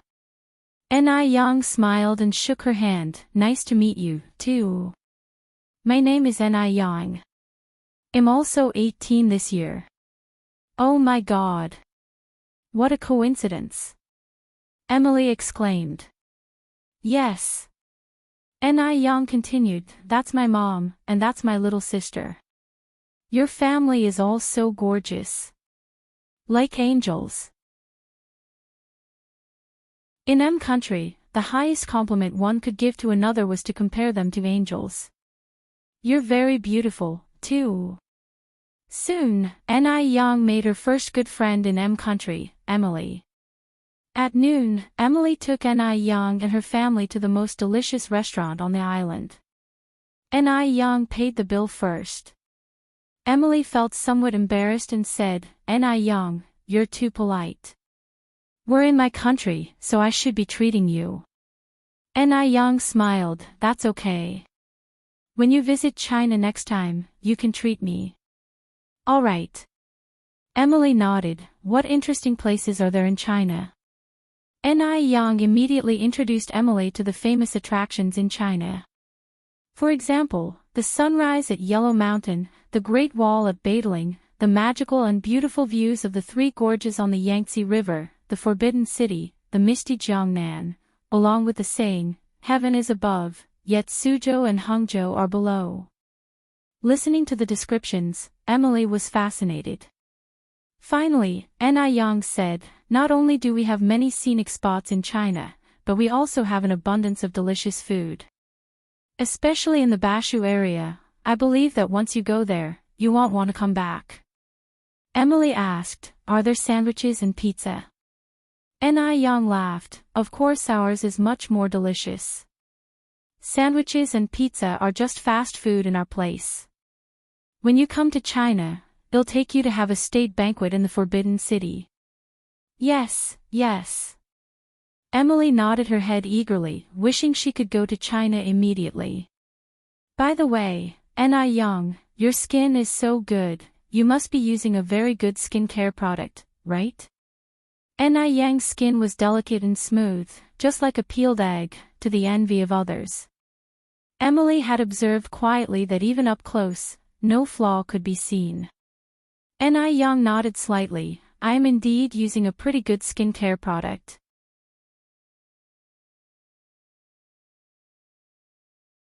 Chapter 536, Astonished M Country People, Lovers Finally Meet. _1 Upon hearing this, Emily's eyes lit up. After all, no girl does not love looking beautiful. So, what brand of skincare products do you use? Asked Emily impatiently. Ice Skin Jade, replied Anai Yang. However, skincare products of this brand can only be purchased in China. That's a shame, disappointment flashed in Emily's eyes. No worries, Anai Yang smiled. I can send them to you when I go back home. Really? Emily looked surprised. Of course. Anai Yang nodded. I have a spare set of Ice Skin Jade that you can try. If it suits you, I'll send you more in the future. Anai Yang had brought an extra set of Ice Skin Jade specially on this trip, and she didn't expect it would come in handy. Perhaps this would turn out to be a great opportunity to venture into the international market. You're the best, Anai Yang. Emily exclaimed while hugging Anai Yang. We're friends, after all. Anai Yang patted Emily's back. Let's go to the shallow beach for a swim this afternoon, suggested Emily. Sure, but I have to discuss it with my mom first. Anai Yang thought it might be a bit challenging to persuade Suehua, who was still uncomfortable with bikinis, to go swimming. I'll go rest now. I'll come back and meet you at 1 o'clock in the afternoon. Okay. Anai Yang nodded. There were rooms on the island for travelers to rest. After returning to her room, Yang suggested, "Mom, let's go swimming in the afternoon." "I won't go, I won't." Tsuhua shook her head immediately. There was no way she could go out in such revealing attire. "Come on, let's go." Yang continued. "We're modern women now, we should be open to new things. Also, not all swimsuits are revealing, we can choose ones with more cloth." It was also a way for them to grow. Tsuhua couldn't always live like she was in a feudal society. It's still embarrassing. There are so many people on the beach, Tsuhua was still hesitant. "Let's go. We're already here at the seaside. It would be such a pity not to swim once. I promise to choose a very, very conservative swimwear for you." After much persuasion from Yang, Tsuhua finally agreed reluctantly. At 1 in the afternoon, Emily came in to meet Yang on time. Yang. "Emily, we are going to pick out swimsuits now. Do you want to come with us?" Emily nodded, "Sure." They all went to choose their swimsuits together. The store had more variety of bikini swimsuits, and there were both male and female customers. Tsuhua felt embarrassed. "Mom, this one would fit you perfectly." Yang picked up a sleeveless and boxer-style swimsuit and handed it to Tsuhua. "Isn't this bottom too short?" Tsuhua kind of detested it. Yang laughed and said, "Compared to the triangular ones, the boxers are already conservative. Forget it, I won't swim. This one's fine." Yang pushed the swimsuit into Qihua's hand. "Look at how people wearing bikinis are swimming in the sea. This is so conservative compared to them. What are you still worried about? We are living in a new era, we have to keep up." Well, Tsuhua was still hesitant. "Stop hesitating and go try them on." Yang coaxed her towards the fitting room. "Yang, I think this one would look great on you." Emily picked out a sexy string bikini and handed it to Yang. If Yang really wore that outfit, Tsuhua might faint on the beach. "No, no, no," Yang quickly waved her hand, "this one is too sexy. I think this one is just right." Yang casually picked up a halter-neck swimsuit. Even though she felt free, Yang still had to consider Qihua's feelings. "Your figure is so good, what a waste to wear this one," said Emily. Yang replied with a smile, "This one looks very good too." After a while, Tsuhua came out of the fitting room in her new swimwear. It was quite snug, and she felt very uncomfortable, hiding her arms and legs with her hands. "Oh my God! Auntie, your figure is amazing!" Emily exclaimed in surprise. Qihua's figure didn't seem like someone who had several children. It was so good that even Emily, a young girl, was envious. "Mom, you look fabulous." "You don't need to cover yourself," said Yang, laughing. Tsuhua wrinkled her brows slightly, "This is too tight, it's uncomfortable."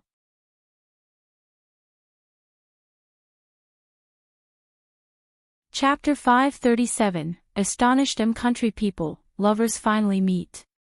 _2. No problem, you'll get used to it. Yang brought Tsuhua to the mirror, "Look at how beautiful you are." The woman in the mirror had a well-proportioned body and clear skin. Her facial features were exquisite, and there were hardly any traces of age on her face. She was a world apart from the rural woman she used to be, constantly exposed to the elements. Even little Yun looked up and mumbled unclearly, "Pretty, mama, pretty." "Auntie, are you also using that ice-white jade skin beauty product?" Emily asked. "Yes," Yang nodded, "my mom is using it too." Now, Emily was getting increasingly curious about ice-white jade skin. This beauty product is really amazing. After Tsuhua changed, Yang also went into the fitting room with a selected swimsuit. When Yang came out dressed, Emily then realized what the perfect body figure was. The seemingly modest swimsuit on Ni Yang radiated lethal allure. Especially those long legs under the skirt, thin and long, delicate as jade. Her slender waist appeared vulnerable to the wind, as if it would break with a pinch, but where she needed to be plump, she was not skinny at all, curvaceous and exquisite. Emily was so fascinated that she didn't even want to blink. If she were a man, she would definitely pursue Ni Yang wildly. Emily had chosen a popular bikini. She also had a great figure but not as balanced as Ni Yang. Europeans tend to be a bit plump overall. Ni Tsuhua felt somewhat embarrassed looking at Emily, feeling it somewhat inappropriate especially with a lot of men on the beach. After changing into their swimsuits, Ni Yang bought a few floating rings and a small rubber duck. There were many people swimming and playing in the shallow beach. Although everyone was dressed lightly, they didn't stare at each other. Initially, Ni Tsuhua felt uncomfortable, but she gradually let go, and even learned how to swim under Ni Yang's guidance. Emily sat on the rubber duck and played with little Ni Yun. During the fun, Ni Yang didn't forget to take pictures to document these wonderful moments.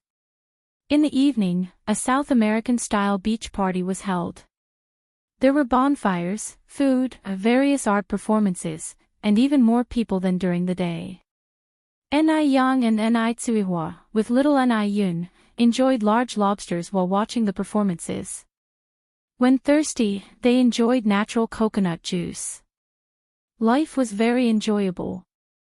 Suddenly, a cry of surprise came from the performing crowd nearby, followed by shouting. "Doctor! Is there a doctor here?" Ni Yang immediately put down her utensils. "Mom, you and Yun stay here, I'll go check." As a doctor, it was her duty to save lives and heal the wounded. She could not stand by in the face of such an occurrence. "All right," Ni Tsuhua nodded. Yang, be careful." I will." When Ni Yang got to the middle of the crowd, a Western doctor had already reached the patient's side. He kneeled down, lifted the patient's eyelids, then felt the patient's neck, but eventually shook his head helplessly, and walked to the side of the crowd. It meant there was no hope. A little boy, crying, clung to the doctor's leg. "Doctor, please save my mom." The doctor sighed. "I'm very sorry." The boy cried even louder. Murmuring rippled through the crowd. Ni Yang didn't say much, but directly went to the patient's side, squatted down, and put her hand on the patient's wrist. After a short while, she looked up and said, "Don't worry, your mother can still be saved." The boy immediately stopped crying, and looked at Ni Yang, unbelievingly. "Really?" "Yes." Ni Yang nodded. Upon hearing this, the crowd around was stunned, all looking at Ni Yang and whispering doubtfully, including the doctor who couldn't believe it. "The patient has no heartbeat. What kind of joke are you playing? Western medicine from country is the most advanced and developed. Even their leftovers introduced into Asia are mundane. How could an Asian solve a patient left helpless by Western medicine?" Ni Yang explained, "No heartbeat doesn't mean she's dead. This is a case of alcoholic intoxication causing brain hypoxia, leading to a state of apparent death." The doctor shrugged. "Oh, God. Do all Asians, like you, love to boast? For attention, Asians could do anything." Ni Yang stopped explaining and looked at the crowd. "Can anyone lend me a lighter and a needle?"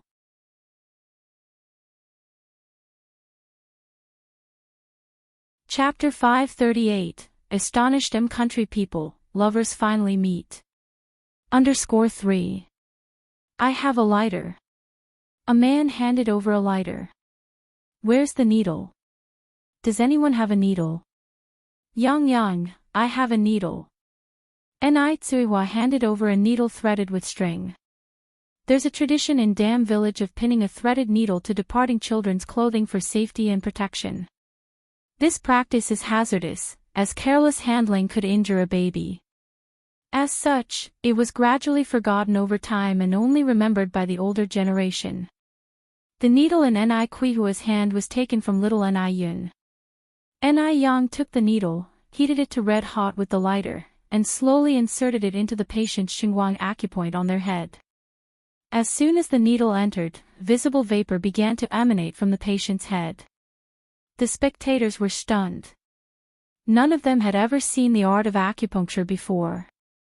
Murder. You're committing murder. Oh my God. What is she doing? Ni Yang didn't bother to explain, removing the needle from the patient's head after a few seconds and then inserting it into their Renjong acupoint. A big man from Im country couldn't bear to watch any longer. He rolled up his sleeves and charged over with his fists flying. Oh. God. You bad guy, stop it. Ni Yang held the needle and gently raised her other hand, grabbing the man's incoming fist. Calm down, I am saving her. In M country, Ni Yang was the foreigner. Seeing her dare to resist, the other onlookers also rolled up their sleeves, ready to fight. Just when things seemed to reach a boiling point, the child who had previously been crying exclaimed joyfully, she woke up. Mom woke up. When everyone looked, the middle-aged woman on the ground indeed came to. She was actually saving a life. Everyone present, including the doctor from before, was astonished. This was simply unbelievable. Thunderous applause followed. But there wasn't a trace of pride on Ni Yang's face. She remained calm, as if nothing had happened, and carried on to insert the third needle. When she inserted the third needle, the pale complexion of the middle-aged woman gradually transformed into a healthy blush. She attempted to get up, but Ni Yang held her shoulder down. Don't move yet. You've just woken up, take it easy. The middle-aged woman nodded. Open your mouth. Ni Yang fed her a heat-clearing and detoxifying pill she carried with her. The pill was tiny, but its effect was potent. About 2 minutes later, the woman's expression cleared up. The Western doctor approached and asked, "How are you feeling now?" "I'm well." "That's incredibly miraculous." The doctor was still somewhat disbelieving. According to his diagnosis, the middle-aged woman was virtually gone. If he hadn't witnessed it all, he would never have believed this to be real. "Thank you, miss." "God bless you." The middle-aged woman stood up and bowed to Ni Yang. "Thank you." The little boy also bowed. "You're welcome." "Was that acupuncture of ancient medicine you used just now?" someone asked in curiosity. "Yes." Ni Yang nodded. With a look of sudden realization, the person declared, "Our country has a miraculous ancient medicine. You have such good medical skills.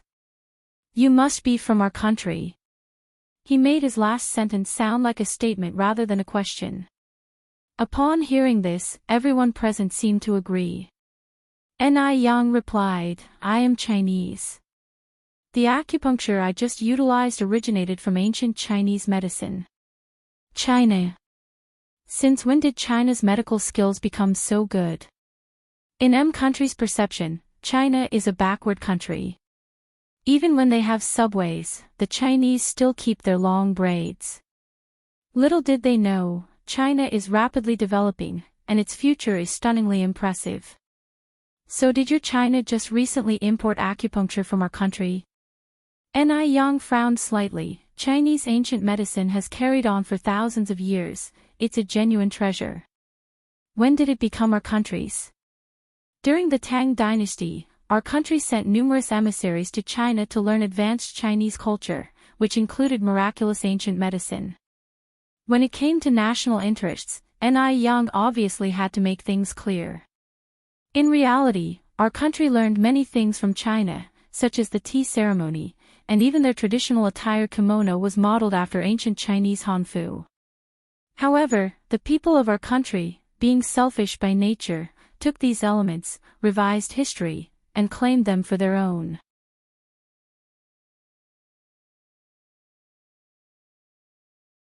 Chapter 539, Astonished Country People, Lovers Finally Meet. _4. Yen conducted herself with neither servility nor arrogance, impressing everyone around her. So, China had become this strong. This beautiful lady, my name is Sarah, and this is my son, John. Please tell me your name, as I must thank you properly, Sarah asked. Yen responded with a smile, there's no need to thank me. By the way, do you have a pen and paper? She had saved a life out of duty. If she possessed medical skills but refused to use them to save lives, it would be morally wrong. Yes, I do. Sarah took out a small notebook and a pen from her bag and handed them to Yen. Yen grabbed them and began to write on the paper. After about 2 minutes, she returned the items to Sarah. This is a prescription. If you fill it out and follow the instructions to boil it with water, 3 days of consecutive ingestion will completely detox the body. Even though they were in country, if one was earnest, it was not difficult to find traditional Chinese medicine. Sarah looked down at the notebook filled with closely packed writing. Not only were the names of Chinese herbs translated into English, but the instructions were also written clearly in English. The handwriting was brisk but readable, revealing a sort of bravura that was pleasing to the eye. Initially, Sarah thought Yen was going to write down her address. It was unexpected that she penned a prescription instead. The young Eastern lady was quite different from what she had imagined. Just as Sarah wanted to say something, the girl who was previously before her had mysteriously disappeared from sight. My dear, we've met an angel. Sarah exclaimed excitedly while holding on to John. Yen and Tsuehua headed for a magic show. Unfazed by the incident, both mother and daughter continued their day. Tsuehua marveled at the magician performing tricks like metamorphosis and alcoholic teleportation. My goodness! This is amazing. This was her first time watching a magic show. Since leaving Dam Village, her life had been filled with countless first times. It was almost midnight before the trio returned to their lounge.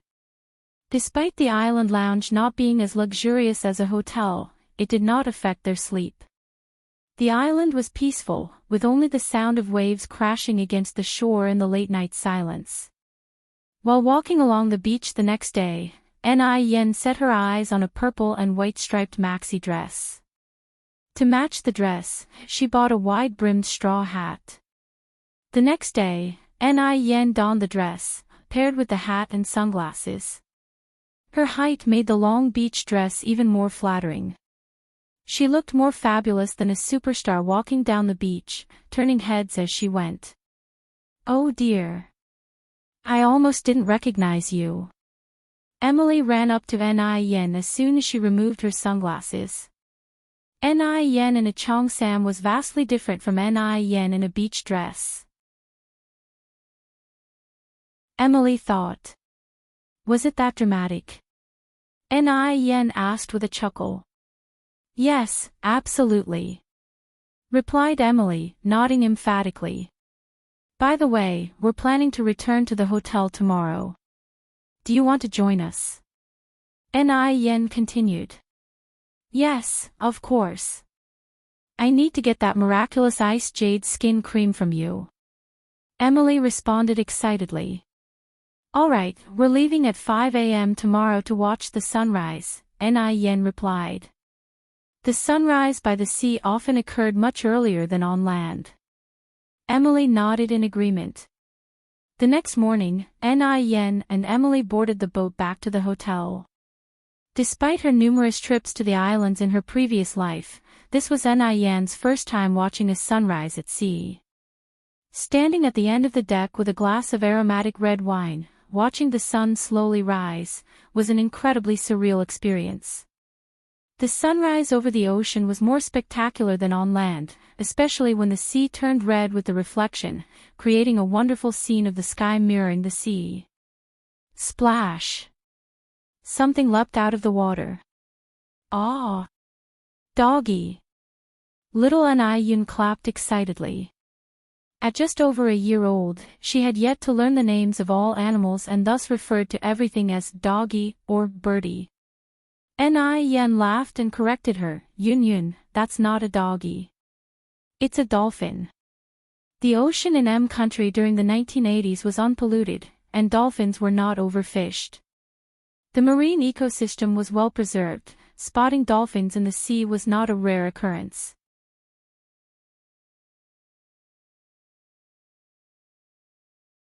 Chapter 540, Astonished M country people, lovers finally meet. _5. However, the sight of dolphins leaping out of the sea at sunrise was rare, so Ni Yang immediately picked up her camera to capture the moment. After a while, the boat docked. Emily stood at the hotel entrance, exclaiming excitedly, "Oh my God! We are so fated. I'm staying at this hotel too." "Really?" Ni Yang was somewhat surprised. "Of course." Emily nodded. Ni Yang brought Emily to her room and handed her the unopened box of Radiant Skin. "This is the Radiant Skin skincare set, just read the instructions for use." "Oh yes, there are a few samples in there too, you can try those first." Since the very beginning, Ni Yang intended to introduce Radiant Skin to the international market. Therefore, she had instructed for both Chinese and English labels when she had them made. "Thank you, how much is this?" Emily took out her purse. Ni Yang laughed, "No need for money. If you really want to thank me, teach my mother English. Also, she can help you learn some Chinese." "Sure." Emily nodded enthusiastically. She had no plans to go out and explore anyway. During these past few days on the island, Ni Tsuihua had already picked up a few simple English phrases, such as hello, thank you, excuse me, and other commonly used expressions. Ni Tsuihua was a very smart person, so she had no difficulty picking up new concepts. On the contrary, Emily was not as quick to learn. While Ni Tsuihua was already mastering many little English tricks, Emily still had not grasped Chinese at all. By the end of the day, Ni Tsuihua had learned to introduce herself in English and some basic phrases for asking directions. Although her grasp of the language was just at the surface, it was a significant improvement from her first day in M country. She had begun to accept M country gradually, but was still having difficulty adjusting to the food. She was fine initially, but after days of eating lobster and king crab, she began to miss the meals in China, like rice, hot pot, braised pork, and even pickled radish from the snowfields. No matter how great M country is, it could never compare to China. Over the next few days, Ni Yang took Ni Tsuihua to visit places like the Marsh Park, Coral Tower, and Hemingway House. A flash, and more than 10 days had passed. At the moment, the mother and daughter have arrived in Hawaii from Miami, where they would be able to visit the Volcano National Park and the famous black sand beach on the Big Island of Hawaii. The beach was a place they would never get tired of. To their surprise, they stumbled upon a Chinese restaurant right on the black sand beach. Encountering a fellow countryman in a foreign land thrilled Ni Tsuihua. "Fellow countryman, where are you from?" she asked. "We're from Shanghai, and you?" the restaurant owner replied. "We're originally from Haiqing, but we've settled down in Beijing City. This is my elder daughter, and this is my younger one. Are you folks settling down here?" The restaurant owner nodded. "Our family has been in M country for many years." In the end, Ni Tsuihua ordered dishes such as fish-flavored eggplant, braised egg, braised pork, braised sea fish, and vegetable tofu soup. The dishes were slightly sweet and salty and had the authentic taste of Shanghai. It was their first Chinese meal since arriving in M country, and the three of them enjoyed it immensely. After lunch, Ni Tsuihua lulled little Ni Yun to sleep in the hotel, while Ni Yang strolled along the beach, listening to the sound of the sea. She was wearing a burgundy cheongsam, her hair cascading down her back, a crystal clip on her ear, carrying a pair of small leather shoes, revealing white ankles as smooth as jade, her toes buried in the black sand, looking like a row of delicate little seashells. If time could stand still, this moment would be like a beautiful painting. We don't know how many people wanted to strike up a conversation with her but didn't have the courage to do so. Which country is she from? Looks like either H country or our country. No, she's from China. How can you tell? Look at her clothes. I studied Chinese history, and the dress she's wearing is called a cheongsam. It originated in the 1920s and is a unique Chinese attire. The cheongsam is so beautiful. I want to own one too. I'd love to visit China if I get a chance. These conversations on the beach were all heard from a nearby dining table. People from various countries were seated at the dining table. Despite their diverse backgrounds, they all had one thing in common: they were all trying to please the man seated at the head of the table. He was like the moon surrounded by stars. His beauty was unmatched. Even a single glance from him could invoke fear. However, at this moment, he was staring out the window at something, his eyes filled with unresolved darkness. This left the others at the table puzzled and unable to decipher the thoughts of the big boss. Mainly because there were too many people on the beach, and, given the distance, it wasn't clear who exactly he was looking at. Mr. Mogg, I propose a toast to you. A Caucasian man stood up and raised his glass towards the man at the head of the table. People from M country were always arrogant, and they harbored quite severe racial discrimination. Typically, it was rare for them to raise a glass to people from other countries. However, Mr. Mogg was a different case. He was celebrated as a prized jewel in Europe. The man raised his glass in a symbolic toast, took a sip, and then, as if remembering something, he stood up and began walking towards the door, his slow walk transforming into a jog and then into a sprint. At the dining table, a group of perplexed people hurriedly followed after him. The man looked back, irritated. Everyone, disperse. I have more important matters to attend to. We'll discuss the collaboration another day. He didn't compromise with these foreigners. Instead, he spoke in fluent Chinese. But when you reach a certain height in life, you no longer need to cater to others. It's others who cater to you. He was the perfect example of that. Thus, everyone in the business world knew that, if they wanted to work with Mr. Mogg, they had to master fluent Chinese. Upon hearing this, everyone dispersed, curiosity nagging at them. What could be more important than a collaboration? This deal was worth more than 9 figures after all.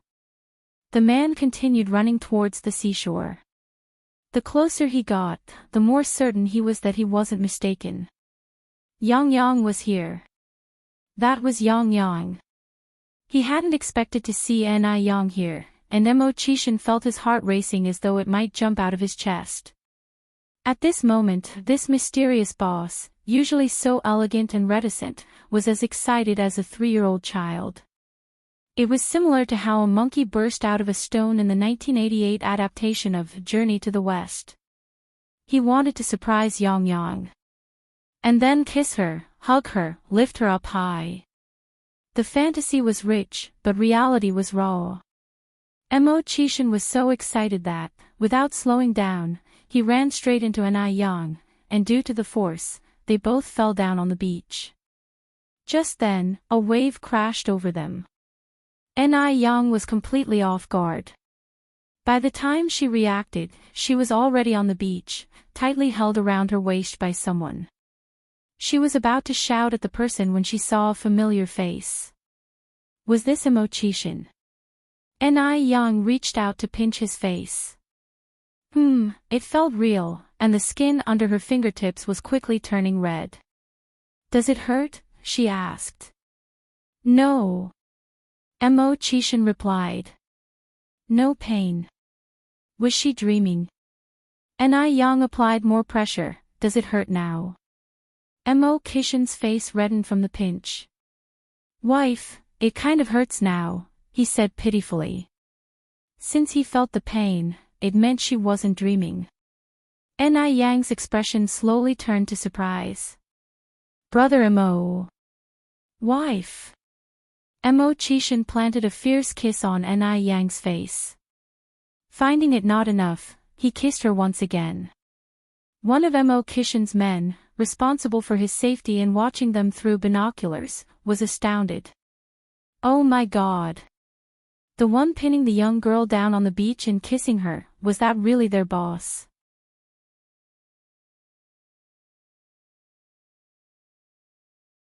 Chapter 541, Ancient Castle, Private Jet, and the Stunned Ni Tsuihua. _1 Perhaps, it's an illusion. He puts down the binoculars, rubs his eyes, and when he looks through them again, the scene hasn't changed.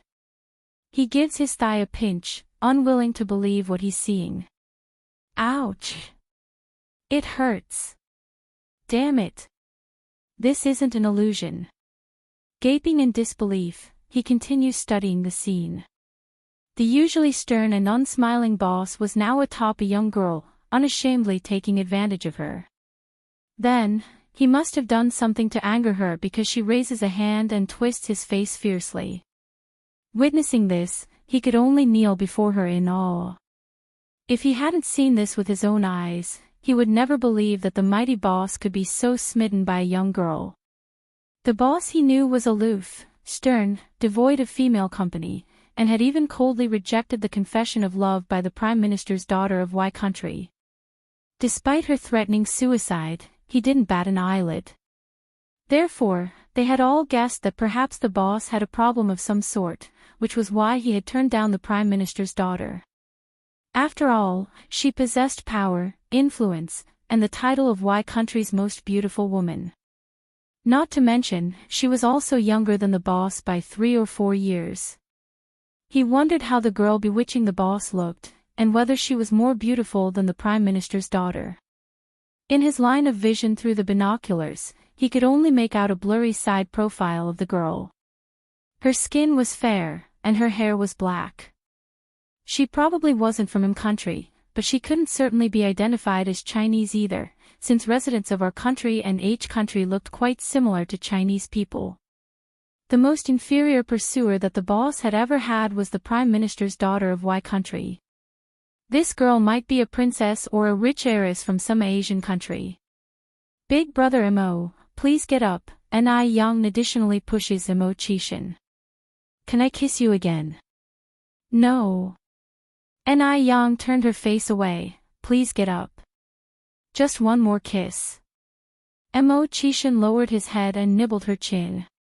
All right, you can stop now. I've kissed you so many times, you should kiss me back. Otherwise, it isn't fair, Mo Qishan came forward with his lips. Mr. Mo, I've found that you're becoming more and more shameless. Ni Yang slapped his face. Mo Qishan responded earnestly, what's the importance of face? Is it more important than having a wife? Ni Yang, this man is such a dog. Ni Yang raised her head and symbolically kissed him, only for Mo Qishan, sporting an expensive wristwatch, to suddenly hold the back of her head. The subordinate on the other side, silently put down his binoculars. Before he did, he couldn't help but complain, where is the boss putting his hand now? Who would have guessed that the boss was like this?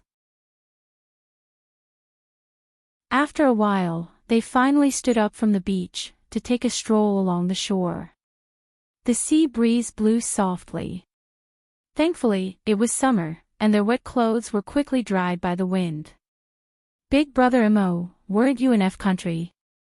When did you come to M country? Ni Yang asked. I arrived a few days ago. Mo Qishan replied, what about you? Why didn't you tell me when you came to M country? If it weren't for his keen sight, he would probably have missed their encounter in M country. Wasn't I afraid to disturb your work? Mo Qishan held her hand tightly, where's the job that's more important than you? Promise me, you'll tell me wherever you go next time. Ni Yang raised her eyebrows slightly, sweet talker. Every word comes from the heart. His words seemed casual, but every word was incredibly sincere. Ni Yang smiled faintly, dimples appearing on her cheeks. By the way, Mo Chishan continued, has our mom also come? Have you no shame? Ni Yang kicked him lightly. After all, I'll have to call her mom sooner or later, Mo Chishan said, I need to get used to it. Ni Yang, this man is not only becoming more and more dog-like, but he's also becoming increasingly shameless. Did our mom come or not? Mo Chishan kept asking. Ni Yang was utterly defeated by his shamelessness. Yes, she's here, currently resting in the hotel with Yun Yun. When do you think they'll wake up? Under normal circumstances, maybe an hour or two. Mo Chishan then said, I will take you guys somewhere this afternoon. Where are we going? Ni Yang asked. It's a secret for now, Mo Chishan continued. First, go back with me to change clothes. Then let's go find our mom together. Although their clothes were now dry, they still bore the traces of seawater, making them uncomfortable to wear.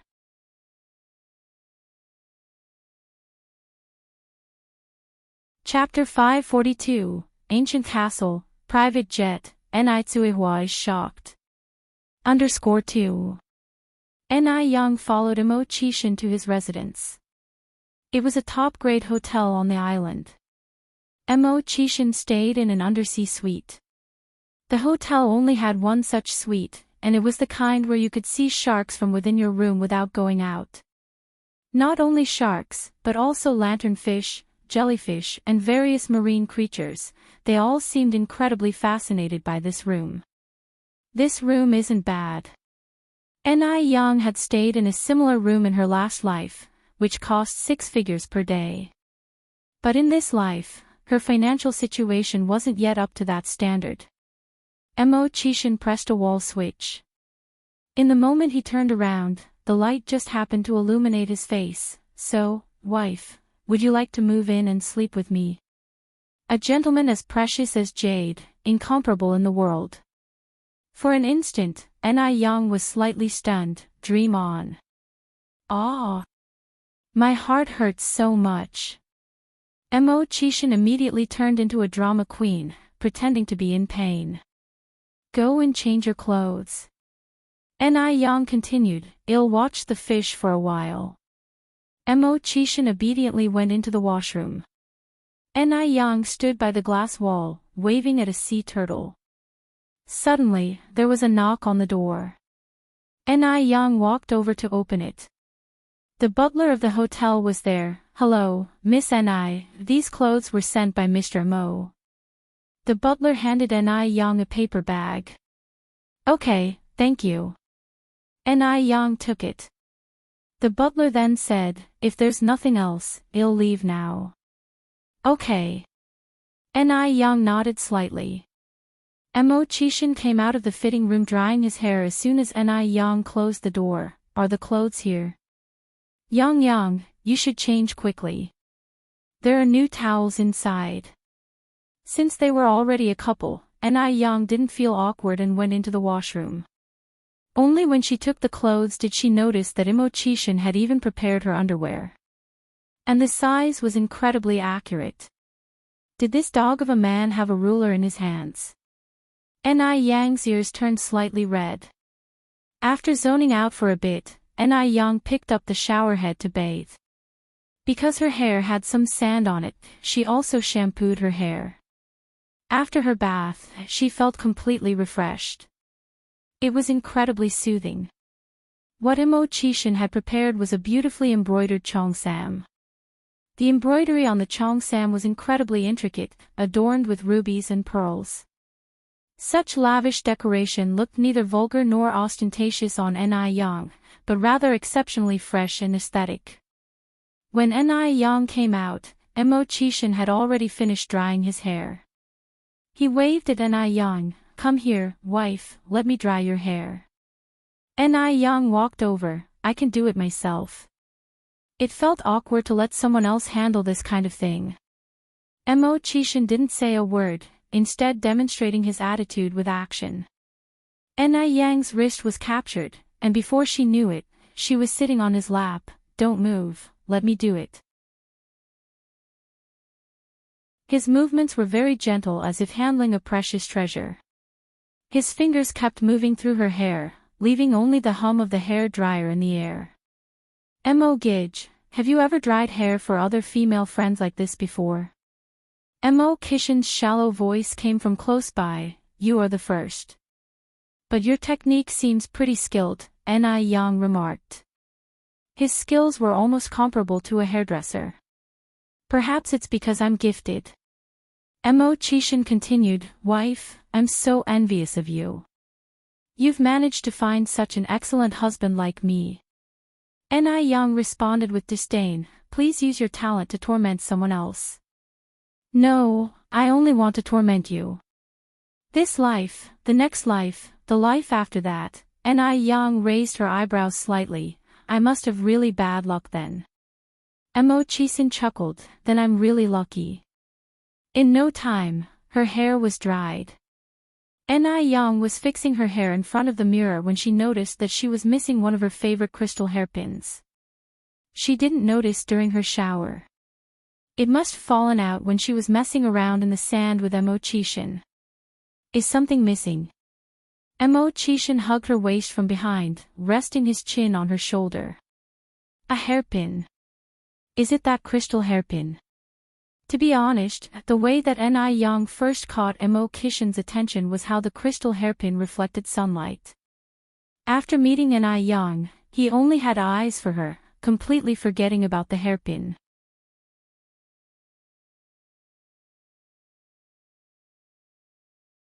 Chapter 543, Castle, Private Jet, and the Astounded Ni Tsuehua. _3. Yes, exactly that one. Ni Yang nodded. Then let's hurry back to check it now, it might still be on the beach. Okay. The two left the hotel to the beach and didn't see as much as a half-foot print, let alone the flip-flops. Ni Yang said, Forget it, let's stop looking. I can buy another pair when we get home. Let's go back to the hotel, my mother should be awake by now. Mo Chishin, looking back at the beach said, Okay. Ni Yang was staying in a standard double room. There was a small living room and a kitchen, but they were on vacation, and not really cooking, though Tsuehua would make some vegetable and lean meat porridge every morning. Because she really couldn't get used to the breakfast here. Hello, Auntie. Seeing Mo Chishin, Tsuehua exclaimed surprisingly, Shema, when did you come? I just arrived not long ago. Little Ni Yun said excitedly, Brother-in-law, brother-in-law. Mo Chishin, like a magician, pulled out a piece of candy for little Ni Yun. Little Ni Yun was even happier, laughing so much that she almost stomped a hole in the ground. Brother-in-law, again. The term brother-in-law was so pleasing to hear. Mo Chishin generously offered little Ni Yun another piece of candy. Mom, Brother Mo said he wants to take us out this afternoon. Where are we going? Tsuehua asked. I don't know that, Ni Yang shrugged, he said it's a secret. Mo Chishin glanced at his watch, it's about time, let's go out now. Ni Yang nodded. The three adults and one child left the hotel. In order not to disturb the young couple, Tsuehua deliberately walked behind holding the child. With Tsuehua there, Mo Chishin behaved properly and didn't dare to make any inappropriate moves. Even holding Ni Yang's hand required hesitation. Being affectionate in front of elders seemed a bit inappropriate. What if his potential mother-in-law thinks he's too frivolous? Brother Mo, it seems like there is no way forward, and the pier isn't this far away. Ni Yang expressed her doubt. Could it be Mo Chishin planned to take them on a jungle adventure? Mo Chishin laughed, Don't worry, I won't sell you. The area ahead was a wide dark beach, which seemed to be dominated by the four of them. There were no tourists, and several coconut crabs were lazily bathing in the sun on the beach. If it were not for the fact that they were tired of coconut crabs and various seafood, Ni Yang would definitely run over to catch them. Just then, a rumbling noise suddenly resounded in the sky. This sound. Was it the sound of an helicopter? Ni frowned slightly, and as she looked up, indeed saw a helicopter flying over. Was this helicopter here to pick them up? Tsuehua was also slightly stunned. Though she had been on a plane, this was her first time seeing a helicopter. In a short while, the helicopter landed in front of them. The cabin door opened and a tall pilot came out and respectfully said, "Sir." Mo Chishan gave a slight nod, then said, "Auntie, Yang, let's go in first." Tsuehua, holding the child, went in first. Mo Chishan and Ni followed. As they ascended the steps, Mo Chishan carefully held onto her slender waist. As they seated inside the cabin, Tsuehua still felt surreal. "Xiaomo, is this helicopter yours?" "Yes, Auntie," Mo Chishan nodded. At a time when ordinary homes couldn't even afford a bicycle, Mo Chishan actually owned a helicopter. He must be really rich. This helicopter must be very expensive, right? Tsuehua asked. Mo Chishan replied, "It's okay, not too expensive." The pilot seated in the cockpit thought, indeed not too expensive, an 8-digit price tag in USD for a helicopter is really not much. Ni had actually noticed back at the hotel that Mo Chishan was not one to flaunt his wealth. He must have a very successful business abroad. Otherwise, he wouldn't be able to afford such an underwater suite. If Mo Chishan was really a prodigal, the Mo family's assets would not have been enough for him to squander. However, Ni is not interested in his real identity, because from the beginning, the man she fell in love with is Mo Chishan. No matter who he is, she will always stay faithful to him. But Ni never expected that Mo Chishan would actually arrange for a helicopter to come pick them up. "Brother Mo, can you tell us now where you're taking us?" Ni turned to look at him. "Keep it a secret for a little while longer." Mo Chishan continued, "You will know when we get there."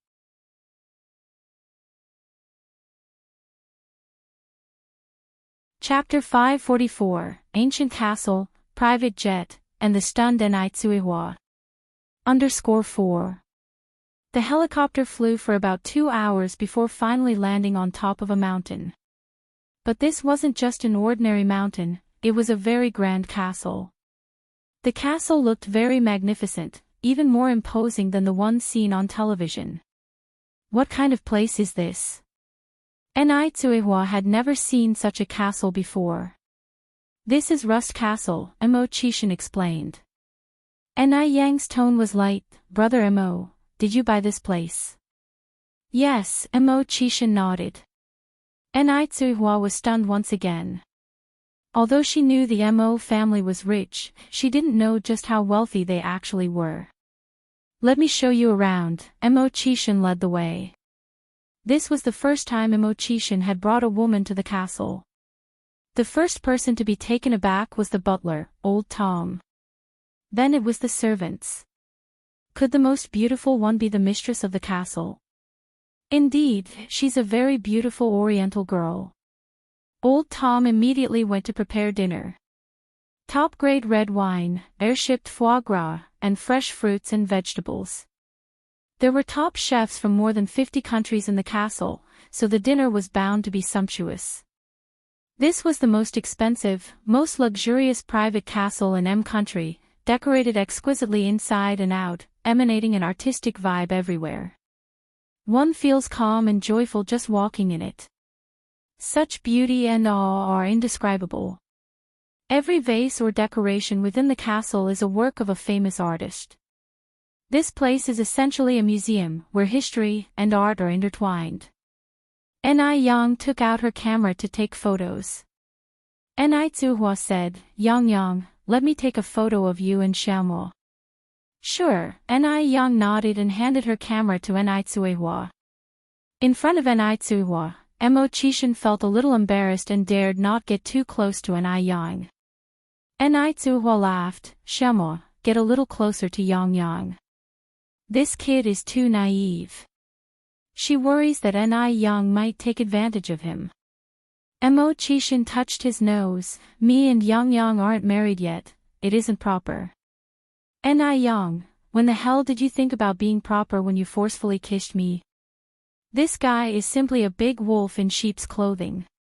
Ni Tsuhua said, it's fine. Society has changed, Xiaomo, why are you so conservative? Auntie isn't that old-fashioned. With more exposure to the world, her horizons had broadened and her thoughts were no longer constrained. Ni Tsuehua, after staying in M country for a while, had changed a lot. Then Mo Chishan slowly moved closer to Ni Yang, quietly hooked Ni Yang's hand with his pinky. Looking up at him, Ni Yang noticed his pretense of ignorance. He's such a jerk. Ni Tsuhua took several photos of them. The background was the Grand Castle, but their presence overshadowed it. The castle was vast. They spent the entire afternoon touring it and still hadn't seen it all. In the end, a helicopter came to take them back to the main building. The dining room was over 100 square meters. The dining table was large and filled with delicious dishes. There was a steaming hot pot as well as exquisite steak, succulent foie gras, top-grade tuna sashimi. Although the table was large, they didn't worry about reaching the dishes, because more than a dozen servants were at their service. If they lingered on a dish, someone would help serve it. Ni Yang sighed inwardly, being rich is truly a good thing. She too should work hard to reach this level of lifestyle. Ni Tsuhua was dazed throughout, she had never been served like this before. That night, the three of them stayed in the castle.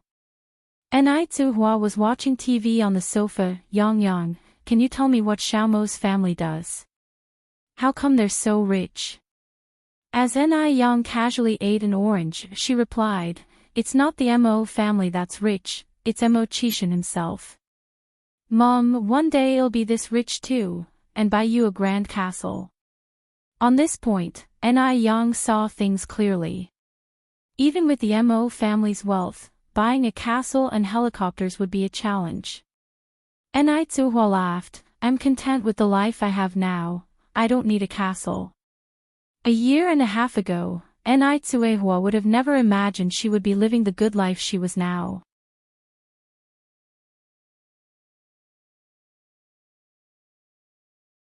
Chapter 545, Ancient Castle, Private Jet, and the Stunned Ni Tsuehua.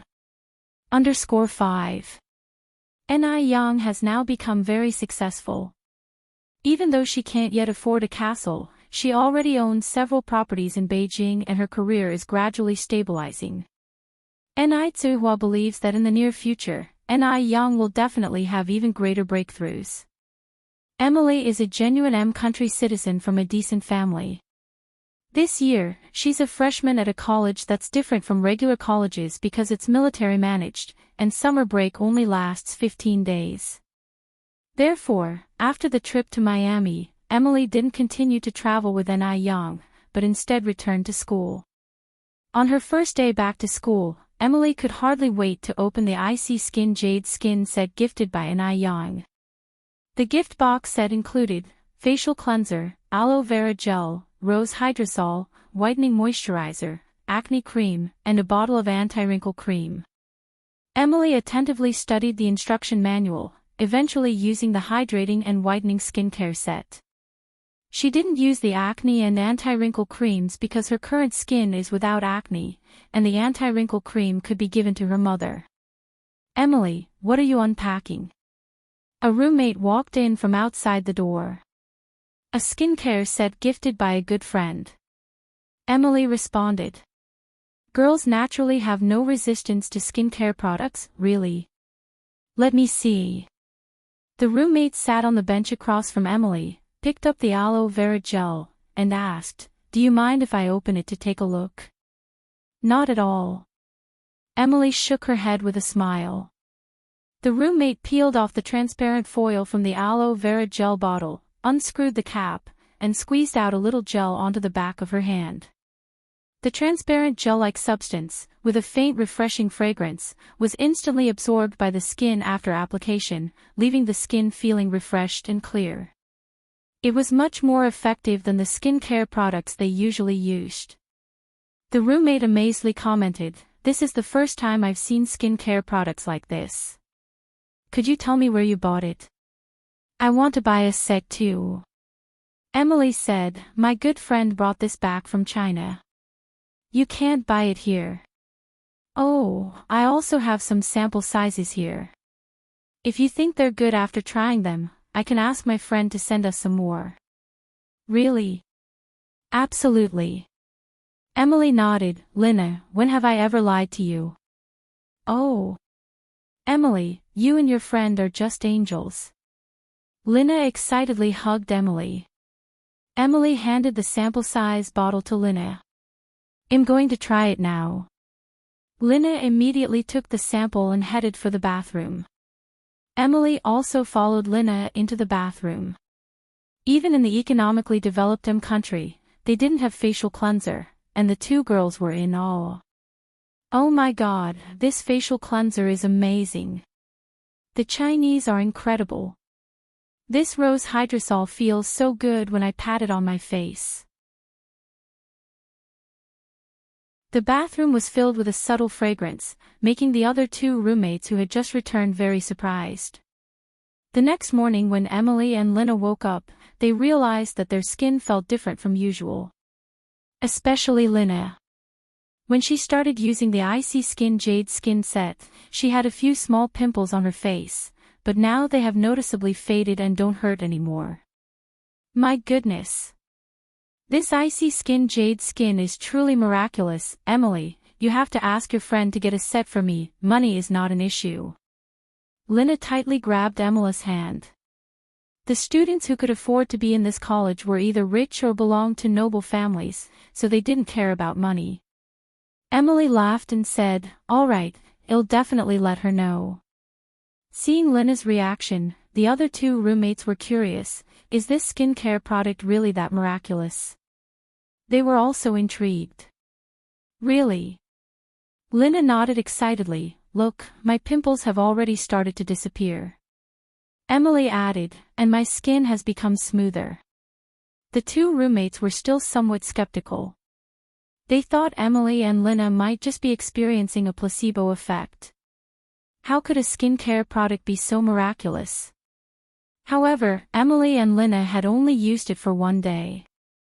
Even though there was a difference in their skin, the change wasn't drastic, so it was understandable for their roommates to be skeptical. Just then, there was a knock at the door. Lina ran to open the door. It turned out that it was Emily's mother, Annie, who had come to visit Emily. "Mom." The mother and daughter embraced each other warmly after a long separation. As Annie was leaving, Emily handed her the box of anti-wrinkle cream. "Mom, this is an anti-wrinkle cream. Take it home and try it, it works really well." Anti-wrinkle cream. Annie frowned slightly. "Are you squandering money on skincare products again? This was given to me by a very beautiful Eastern girl." Emily went on. "She's also a good friend I just met." Annie looked at the anti-wrinkle cream. "I've never seen this brand before. This brand is only available in China." Emily explained. "China?" Annie frowned again. "Oh, God. That's a terrible place." Emily then said, "China is growing, Mom, you shouldn't look at it with such prejudice." From the descriptions and introductions of Ni Young in the past few days, Emily was filled with curiosity about the mysterious East. She was unhappy to hear her mother belittling China at this moment. "Emily, you're still young, you don't understand." "I'm an adult now," Emily replied. "Anyway, please don't talk about China like that." "Will this stuff spoil my face?" Annie asked. "No, Mom, your prejudice against China is too deep. I used this skincare product last night, and it works much better than those expensive products you buy." "Really?" Annie was somewhat incredulous. She had visited China once with her grandfather when she was very young. At that time, the men still wore long braids, and the women had bound feet and walked unsteadily. So, in her impression, China has always been a very underdeveloped country. Of course, she would not dare to use skincare products from such a backward country. What would happen if it ruined her face? You know, I never lie, Emily said seriously. Annie then put the wrinkle cream into her bag, and added, if you feel anything abnormal with your face, remember to take time off to go to the hospital. This skincare product works really well. Annie didn't say more. Well, I'm leaving now, remember to take good care of yourself in school. Emily saw Annie out of the school gate. After getting home, Annie casually tossed the wrinkle cream onto the coffee table. Although she loves to look beautiful and wants to eliminate the wrinkles at the corners of her eyes and forehead, she isn't foolish enough to actually use this wrinkle cream.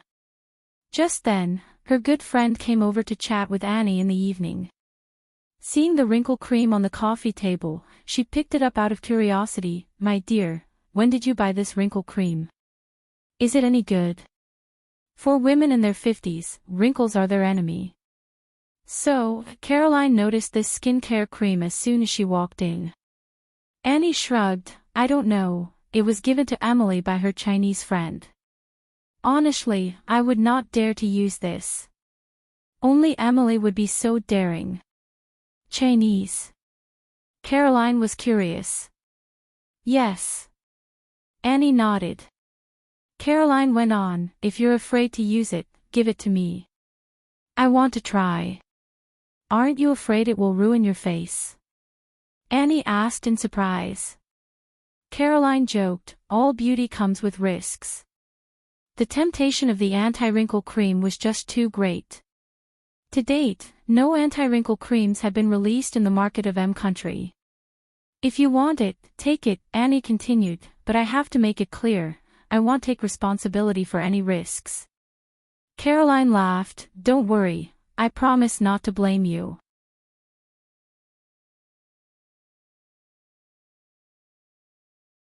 Chapter 546, Returning to my country, I feel like kneeling down and calling for Brother Yen. _1, Caroline took home the anti-wrinkle cream. But she was slightly unsure about using it right away since the product was from China after all. If it really did damage her face, who would she turn to? So, to be safe, she applied a tiny bit on the back of her hand first. Better to damage her hand than her face. The anti-wrinkle cream was a light pink, smelled faintly of herbal medicine, and was very gentle, feeling cool when applied to the back of her hand. Caroline evenly applied the cream to her left hand, then, filled with expectancy and trepidation, she drifted off to sleep. She had an extremely bad dream. In her dream, the hand she had smeared the cream on had rotted down to its skeleton. Caroline woke up from the fright, covered in cold sweat, and hurried to look at her hand. Thank God. In the silver lining of an unfortunate situation, her hand hadn't rotted away. Moreover, she wasn't sure if it was just a misperception, but she felt the skin on the back of her left hand was genuinely firmer than the day before. Caroline's movement also startled her sleeping husband. Dear, what's wrong? Nothing, I just had a nightmare. Dreams are often the opposite of reality. Her husband comforted her. Although there was no problem with the back of her left hand, Caroline still didn't dare to use the anti-wrinkle cream generously. After washing up, she went on applying more cream to the back of her left hand. If her hand is still unharmed 3 days later, she'll consider applying it to her face. The next day, Mo Chishan was still showing Ni Yang and Ni Tsuihua around the manor. Ni Tsuihua wanted to leave more time to the young couple, so she said, Yang, you tour around with Xiaomo, Yunyun, and I will go over there. Yunyun just insisted she wanted to swim. In the back garden of the manor, there was an outdoor swimming pool covering more than 200 square meters. Mo Chishan said, I'll have the butler follow you, he will arrange a car when you're tired. Furthermore, the manor was so vast, it was easy to get lost. All the servants in the manor can speak Chinese, so there's no need to worry about any language barriers. All right. Ni Tzuhua nodded, that would be great, Xiamo. Mo Qishan said, Auntie, there's no need to mention it, it's my duty. By this time, country had some simple communication tools, akin to the later generation's walkie-talkies. Mo Qishan said a few words, and in less than 2 minutes, Old Tom arrived in a small car. Please follow me. Old Tom's attitude was extra respectful, because he knew, Ni Tzuehua was no ordinary guest. Ni Tzuehua nodded, and under Old Tom's guidance, she set off on a different path. Ni Tzuehua was always eager to learn. Since she had decided to study English, she would not miss any opportunity to learn. In her conversation with Old Tom, she humbly asked him many questions. In a blink of an eye, only Mo Qishan and Ni Yang were left in the manor. Once Ni Tzuehua was completely out of sight, Mo Qishan finally dared to hold Ni Yang's hand. Sweetheart, I missed you so much. What a death wish. Ni Yang gave Mo Qishan an icy stare. In front of Ni Tzuehua, he was a good boy, but before her, he was a wolf in sheep's clothing. Do you know? My mom is always worried that I will bully you. Ni Yang continued. Mo Qishan said in surprise, looks like our mother really approves of her son-in-law.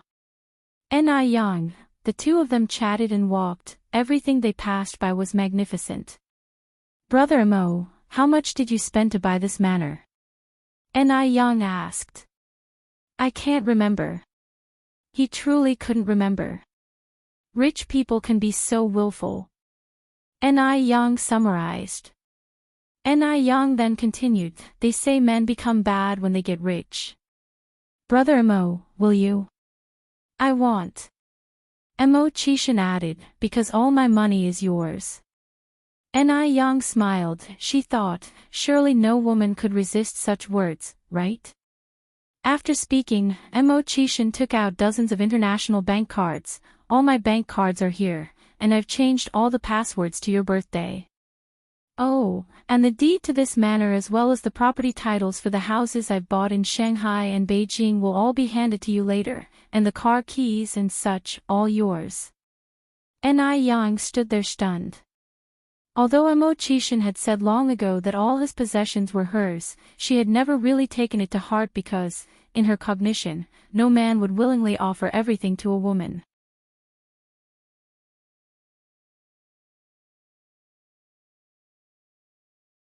Chapter 547, Return Home, Want to Kneel Down and Call for Brother Yen. _2. In her previous life, Ni Yang, as the president of the Ni Corporation, was surrounded by many successful men. Around them, she saw men who upheld power in their households, while flaunting their mistresses outside, with some men even maintaining 7 or 8 mistresses at once.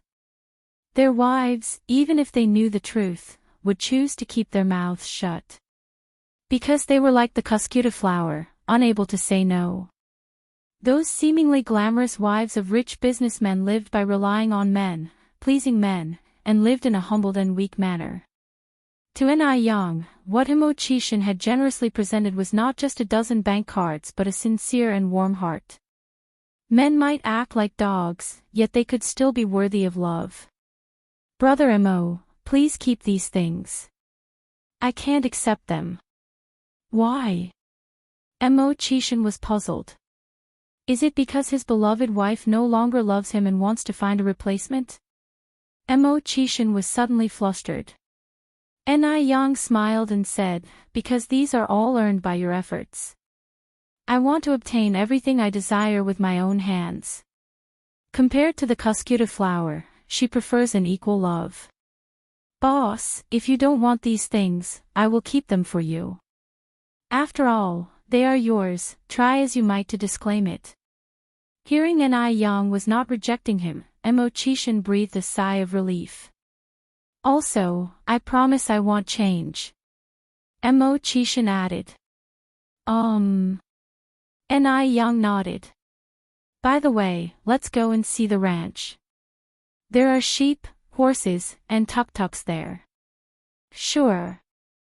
The ranch was located behind the castle, covering thousands of square meters. The shepherds and wranglers consisted of a happy family of 3. The father was 45 years old, the mother was 44, and they had a beautiful 19-year-old daughter. The daughter was named Lucia. Sir, madam. This way, please. Mo-Chishan and Ni Yang walked over. There were 2 new tuk-tuks here. A tuk-tuk was somewhat similar to a tractor, but it didn't have a large trailer at the back, only a seat. The sound it made when running was tuk-tuk-tuk. I don't know how to drive this, Ni Yang said, standing by the tuk-tuk with her arms crossed. It looks hard to operate. Lucia was about to offer to teach Ni Yang, but Mo-Chishan intervened. I can teach you. Hearing this, Lucia tactfully stepped aside, leaving the space to the 2 of them. Mo-Chishan climbed onto the tuk-tuk and reached out his hand to Ni Yang. Yang, come on up. Ni Yang placed her hand in Mo-Chishan's and deftly climbed onto the tuk-tuk. Mo-Chishan legitimately pulled her into his arms and began teaching her how to drive the tuk-tuk, hands over hers. The ranch was flat and open, with no obstacles, so the tuk-tuk could run freely. Ni Yang was a quick learner, so she caught on after Mo-Chishan taught her once. Brother Mo, I've learned it. You can get down now. No, you haven't learned it. Mo-Chishan wouldn't get off. It was at this moment that Mo-Chishan discovered that having a wife who was too smart was not necessarily a good thing. I really have learned it. No, you really haven't. Ni Yang knew his intention and laughed. Okay, I haven't learned it. Could Mr. Mo teach me a little longer? It is my duty to serve my wife, Mo-Chishan said contentedly, resting his chin on Ni Yang's shoulder. It was really refreshing to drive the tuk-tuk on the open grassland. It wasn't until an hour later that they got off the tuk-tuk. They lay on the soft grass, hands behind their heads, gazing at the blue sky. To be exact, Ni Yang was looking at the blue sky, while Mo-Chishan was looking at her. Sometimes the eyes can be wide enough to encompass all the wealth in the world or narrow enough to only fit her. Mo-Chishan looked at her, the corners of his mouth unconsciously curled up in a faint smile. The gentle wind blew from afar, and all the peaceful years were not as comforting and enjoyable as this moment. Brother Mo, we are planning to go to New York tomorrow and return to our country on the 20th, Ni Yang said, turning her head to look at Mo-Chishan. Today is the 14th, so there are still 6 days until the 20th, Mo-Chishan, surprised, said, why are you going back so soon? It's not easy to get to country. Why don't you stay a few more days? We arrived on the 2nd of this month. Ni Yang laughed. By the 20th, we would have already been here for half a month. Mo-Chishan continued, go back at the end of the month. Stay at the castle for a few more days. Ni Yang thought for a moment, we can stay 1 more day and go to New York the day after tomorrow. It was their honeymoon period, and in fact, she also didn't want to part with Mo-Chishan. Stay a few more days.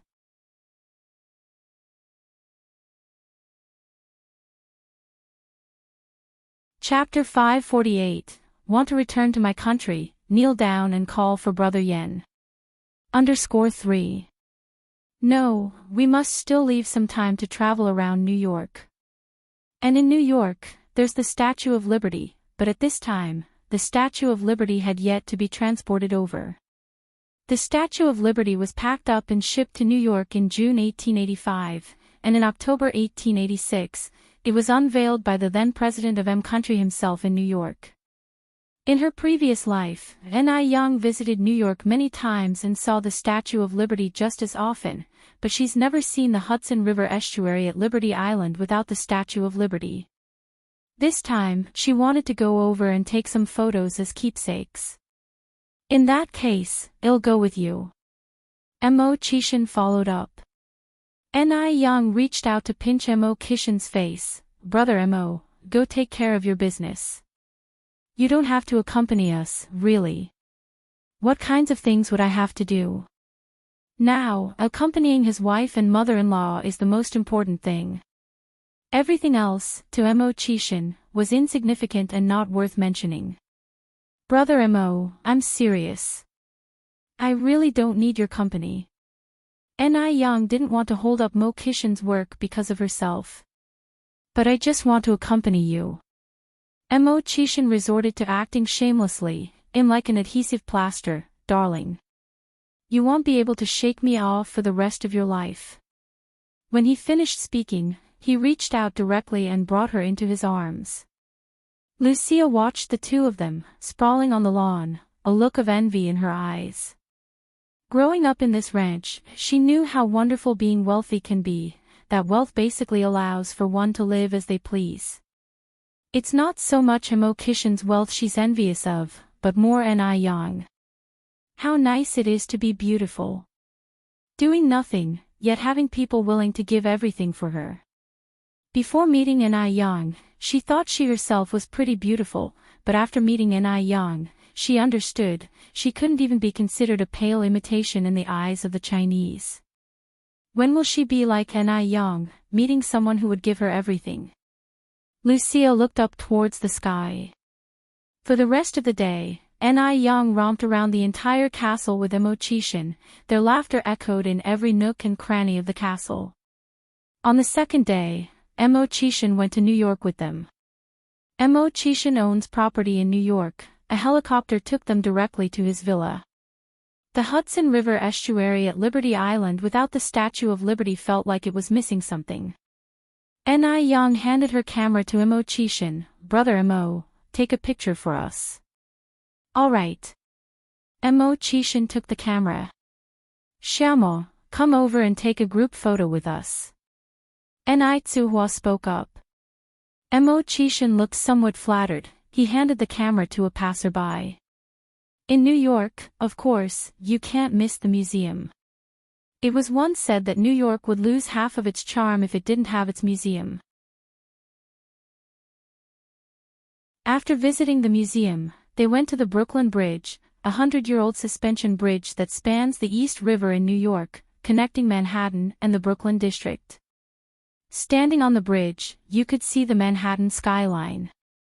The good times always passed swiftly. In the blink of an eye it was the 19th, and the next day was when Ni Yang would return home, so she went shopping at the mall that day.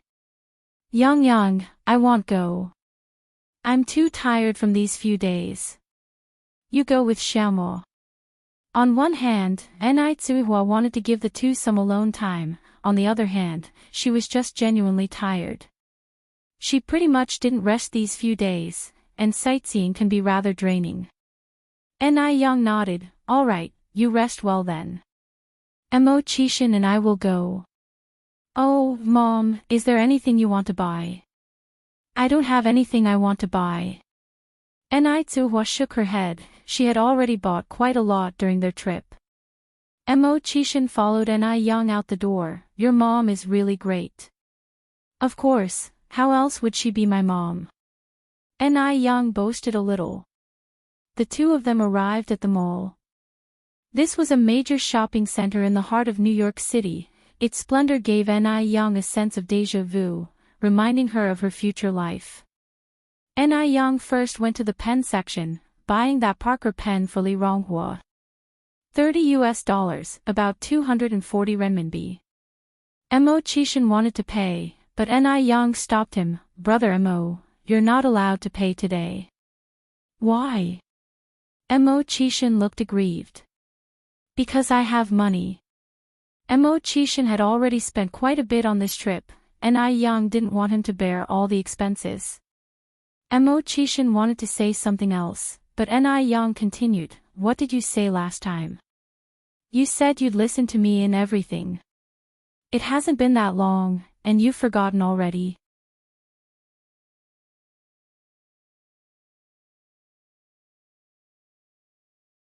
Chapter 549, Want to return to my country, kneel down and call Brother Yen.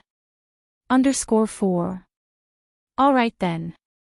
Mo Chishan touched his nose. Money doesn't matter anyway, as all his money is his wife's. After buying the pen, Ni Yang also bought several scarves and bags, which she planned to give as gifts. She also bought some jewelry from the jewelry store, and picked up some gifts for Mo's parents. While Ni Yang was on a shopping spree, Mo Chishan was following her, holding her shopping items. In no time, Mo Chishan's hands were filled with shopping bags. When they passed by a men's clothing store, Ni Yang suddenly stopped. "Wait a moment, bro Mo.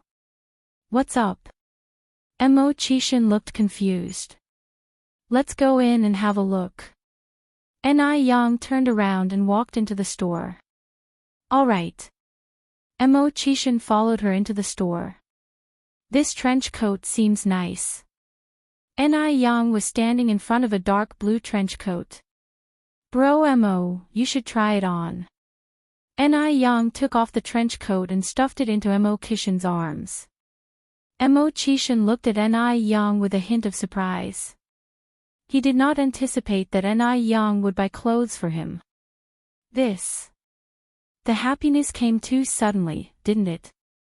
"What are you standing there for? Come on, try it on." Ni Yang smiled. "Madam, you have a great taste. This is a new item that just arrived in our store." The saleswoman walked over with a smile. "What material is this?" Ni Yang asked. "It's wool and cotton." "Oh." Ni Yang nodded. She then pushed Mo Chishan towards the fitting room. "Quickly go and try it on, I'll wait for you here." When Mo Chishan came out of the fitting room, Ni Yang was mildly stunned for a moment. He was standing against the light, sprinkled with specks of crystalline lighting, casting a faint halo around him. He had an unapproachable aura, wild yet rebellious. The knee-length trench coat accentuated his long legs like he is 1.8 meters tall. His wristwatch, with a chill glint, peeked out from his sleeve, adding an innate noble touch to his persona. He exuded sharpness and an edge as if he had seen it all. He would definitely outshine all those arrogant CEOs in the novels. "Not bad, very handsome." Ni Yang nodded. She went over to adjust Mo Chishan's collar. Mo Chishan smiled. "How could I not look good in clothes chosen by my wife?" Ni Yang laughed. "Then well, take this one." As she spoke, Ni Yang went to the cashier to pay. The trench coat was $500. The few $1,000s that Ni Yang brought along were long spent. Fortunately, you could directly exchange for USD at banks in M country. After buying the clothes, the couple went to a restaurant for lunch. By the time they returned to Mo Chishan's villa, it was already past 3 o'clock in the afternoon. The next morning, Mo Chishan drove Ni Yang and her friends to the airport. If time permitted, Mo Chishan would even be willing to fly back with them. Ni Yang. Just as Mo Chishan had said goodbye in the departure hall, he saw a 17 to 18 years old female student running towards them. "Emily." Ni Yang stood up and waved at her. Emily ran directly up to them and hugged Ni Yang. Mo Chishan was a bit confused at the sight. Why would they hug? He wouldn't even dare to hug his wife like that in front of his mother-in-law. "Ni Yang, are you guys leaving today?" Emily let go of Ni Yang after a moment. Ni Yang nodded, "Yes."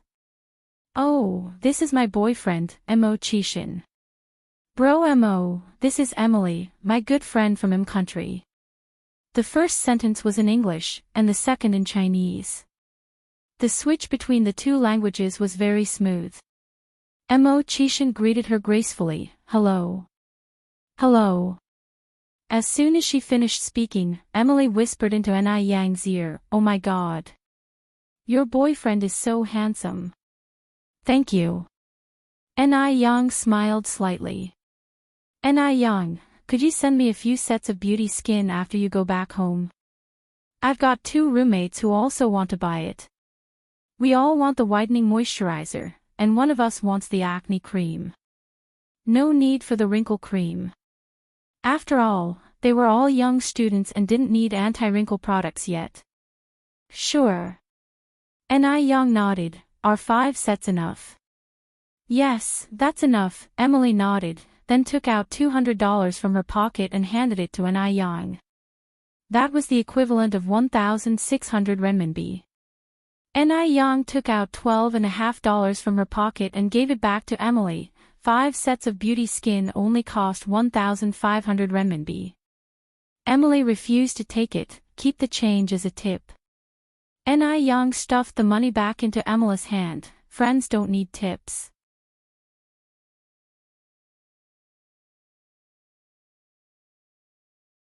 Chapter 550. Returning to my country, I feel like kneeling down and calling for Brother Yen. _5. Emily finally accepted the gift, wishing you, your aunt, and Young a smooth journey. Young smiled, thank you.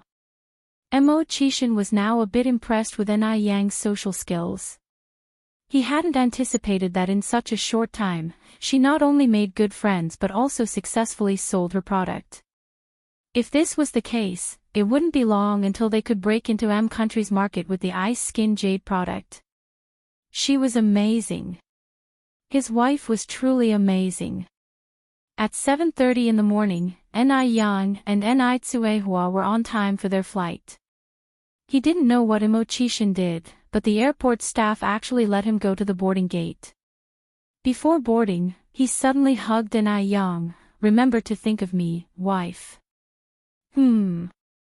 Young patted his back. Will thinking of you 3 times a day be enough? Only 3 times. Chishan was a bit disappointed. Young smiled lightly. Isn't it enough to think of you once in the morning, afternoon, and evening? Brother don't be too greedy. Well, I guess that would be just about enough. Chishan deeply inhaled the scent of her hair. He watched as the time for the flight to take off was approaching and reluctantly let her go. Goodbye, Brother Chishan went inside the cabin and waved goodbye to him. Bye-bye. The airplane flew further and further away, eventually disappearing into the clouds, and a certain man's heart also flew away with it. When they arrived at Beijing Airport, it was 7 o'clock the next morning. As soon as Young got off the plane, she saw Wu Daming waiting there. He waved excitedly at Young, 6th sister-in-law, aunt, over here. Wu Daming, how did you know to come here? Young was a bit surprised because she hadn't told Wu Daming when she would return. 6th brother asked me to pick you up. Although Chishan was abroad, the two could communicate via international calls. When Chishan was abroad, Wu Daming was in charge of handling affairs at home. Young nodded. Oh, I see. Thanks for the trouble. It's no trouble, Wu Daming scratched his head. Everyone got in the car. Tsuehua happily said, Xiao Wu is really a good boy. Did you find a girlfriend this year? Wu Daming's face turned a little red. Not yet. The elders always like to worry about these issues. How old are you this year, Xiao Wu? Tsuehua continued to ask. Aunt, I'm 23 this year. 23. You're not young at 23, you should find a girlfriend. When I was your age, Yang was already 4 years old, Tsuehua added. Wu Daming said, perhaps it's just not my time yet. My family has introduced me to several girls, but I haven't met the right one yet. He had built a 3-story Western-style house in his hometown last year, and since then, there had been a constant stream of matchmaking options. But there were very few girls who were to his liking. After all, they were to spend their lifetimes together. It wouldn't be suitable if they couldn't get along. Xiao Wu, auntie here knows a nice girl. She's very pretty and has a good personality. Do you want me to introduce her to you? Really? Wu Daming looked surprised. Tsuehua nodded. Ni Yang, curious, asked, Mom, who are you thinking of introducing to Wu Daming? There were quite a few 18 or 19-year-old girls in Jinghua village, but Ni Yang didn't know who had caught Ni Kuihua's eye. Gooden sister, Ronghua, Ni Tsuihua answered. Li Ronghua was beautiful and considerate, and she had helped Ni Tsuihua a lot, so Ni Tsuihua really liked this girl. Moreover, Wu Daming was a good prospect. If Li Ronghua ended up with him, she certainly wouldn't have a hard life. Ni Yang laughed, Mom, Sister Ronghua already has a boyfriend. Maybe you can introduce someone else to Wu Daming. She has a boyfriend. How come I haven't heard of it? Ni Tsuihua said incredulously, Yang, are you mistaken? No, I'm not mistaken. On this trip to M country, she even asked me to bring a pen for her boyfriend. I see, Ni Tsuihua looked regretful. Right after, Ni Tsuihua continued, but Xiaowu, don't worry. Besides this girl, I know other young girls, I will definitely introduce someone suitable to you. Wu Daming laughed, thank you, Auntie. Why are you still being so polite with Auntie? Soon, they arrived at Jinghua village. Before getting out of the car, Ni Yang took a small gift box out of her luggage and handed it to Wu Daming. Wu Daming, this is a gift for you. Sixth sister-in-law, you're too polite. I can't accept this. Mostly because he wanted to stay safe and well. He wasn't daring enough to accept it.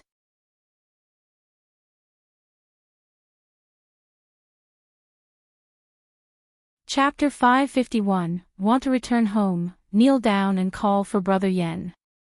_6. Ni Yang knew his concerns, and laughingly said, don't worry, this gift was purchased by Mo and me together. He personally selected it for you. Really? Wu Daming was somewhat incredulous. Yes.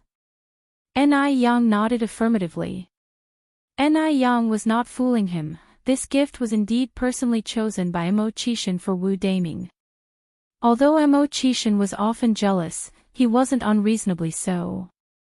If he did not trust Wu Daming, he wouldn't have allowed Daming to drive Ni Yang back and forth. Only then did Wu Daming accept it.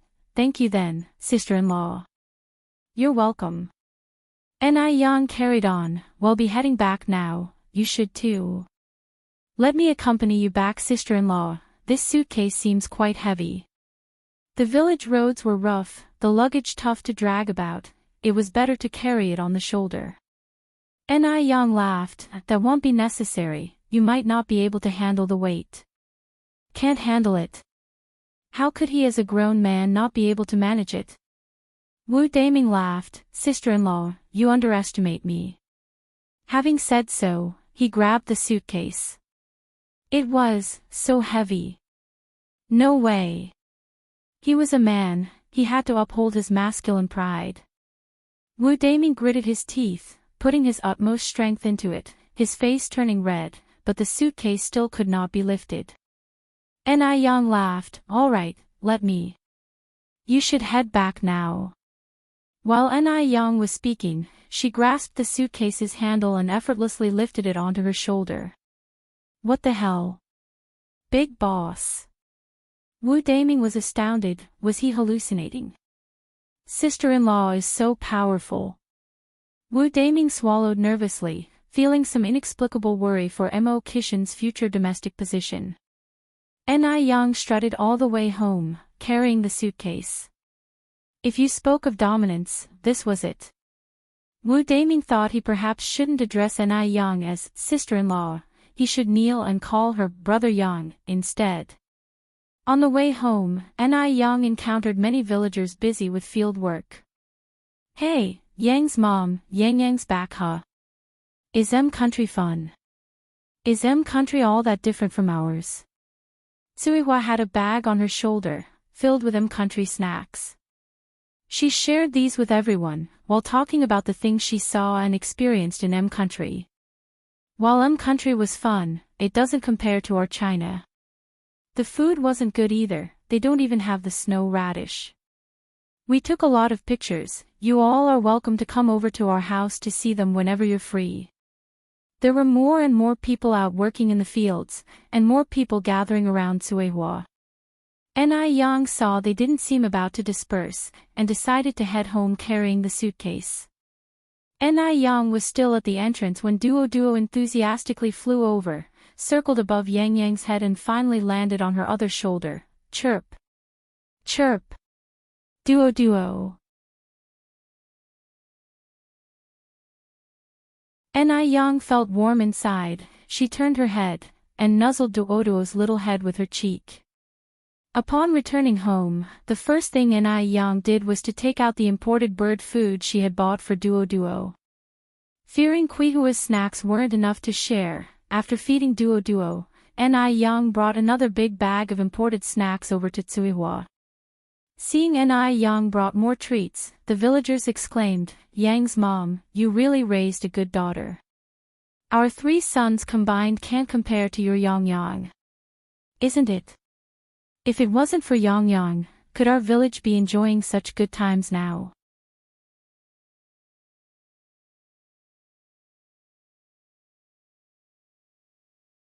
Chapter 552, Reminder for Li Ronghua to go to Dr. Wang's house _1 now. The villagers in Jinghua village no longer grow rice, but mainly grow roses, portulaca, and aloe vera instead. In the past, they could save up to about 180 yuan a year. Now, they can make 100 to 200 yuan a month just from roses and aloe vera. Add to that, some of them also have family members working in Ni Yang's factory and store, so they make at least 300 yuan a month. People with high salaries like Li Ronghua and Ni Chengue are still in the minority. After all, not many can be store managers. But in the 1980s, it was quite wealthy for a family to have an income of 300 yuan per month. After all, a worker only made 30 yuan a month at that time. It's Ni Yang who made Jinghua village what it is today. Ni Tsuihua wore a radiant smile on her face. More than once, she had felt fortunate to have a good daughter like Ni Yang. If it hadn't been for Ni Yang, she couldn't even begin to imagine the life she would be leading now. On the other side, after Wu Daming got in the car, he couldn't wait to unwrap the gift that Ni Yang had given him. In the gift box was a delicate game console. He had wanted to buy this game console for a long time, but he had never brought himself to. Unexpectedly, Ni Yang was so generous, and the gift was worth more than 300 yuan. In fact, Mo Qishan is not stingy at all. He is very generous to Wu Daming, and even raised his monthly salary to 800 yuan. However, Wu Daming was born into poverty. He grew up in hard times. There were even times when he had to eat guanyin mud to stave off hunger. So, he doesn't want to spend money lavishly. Every month, he would send home 100 yuan to support his family, and save the rest for his future wife and child. He doesn't want his future wife and child to go through the same hardships that he had. He spent over 20,000 yuan on building a house last year. Although Wu Daming hasn't saved much this year, he is still much better off than an average worker. After all, his monthly salary equals the wages of a regular worker for 2 years. Wu Daming was studying the game console in the car when he suddenly felt someone bang on the car door frantically. Filled with anger, Wu immediately wound down the window, but before he could say anything, the other person began to curse him. "Hey! What's your problem? You think you're special because you have a car? Do you think parking in the middle of the road is okay? Can't you see you're blocking the way? You look like a decent man, why do you act so poorly?" The person cursing him was a young girl. She was very beautiful, albeit a bit fiery. "I'm sorry. I'll move it right away." Seeing that Wu Daming had quickly apologized, her anger lessened a bit. It was none other than Li Ronghua, who was off work that day. She was transporting some rose seedlings to plant in her field when she came across the path blocking Wu Daming. It's not entirely her fault that she got angry. She had been shouting from behind his car for several minutes, but the person inside hadn't responded at all, so she left her cart and came over to knock on the car window.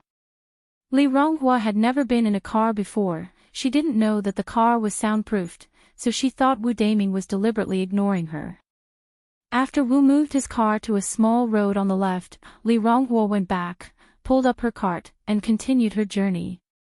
In addition to rose seedlings, there were also organic fertilizers on the cart, which made it very heavy, especially because it was an uphill path here.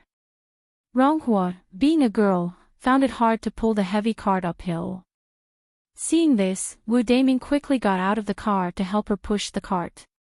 Li Ronghua suddenly felt much lighter on her shoulder, and she managed to climb the slope. Looking back, she saw that it was the driver from before who had helped her. At least you have some conscience. Wu Daming smiled awkwardly, thinking to himself, this girl is really hard to get along with. Whoever marries her in the future will truly be unfortunate.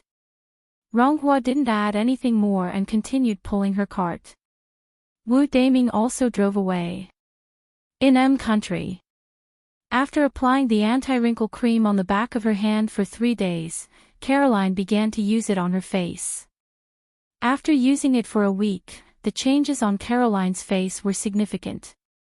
The wrinkles around her eyes were disappearing at a visible speed. It was a new change every day. Caroline was overjoyed. She quickly found her good friend, Annie. Annie. What's up, Caroline? Caroline excitedly said, Annie, look at my face. Confused, Annie said, what about your face? Have you started using that bottle of anti-wrinkle cream?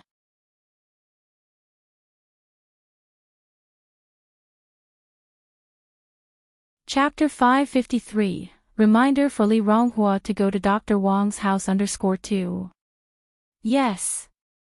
Annie said excitedly, dear, look at my face. Aren't there fewer wrinkles? That was when Annie noticed Caroline's face.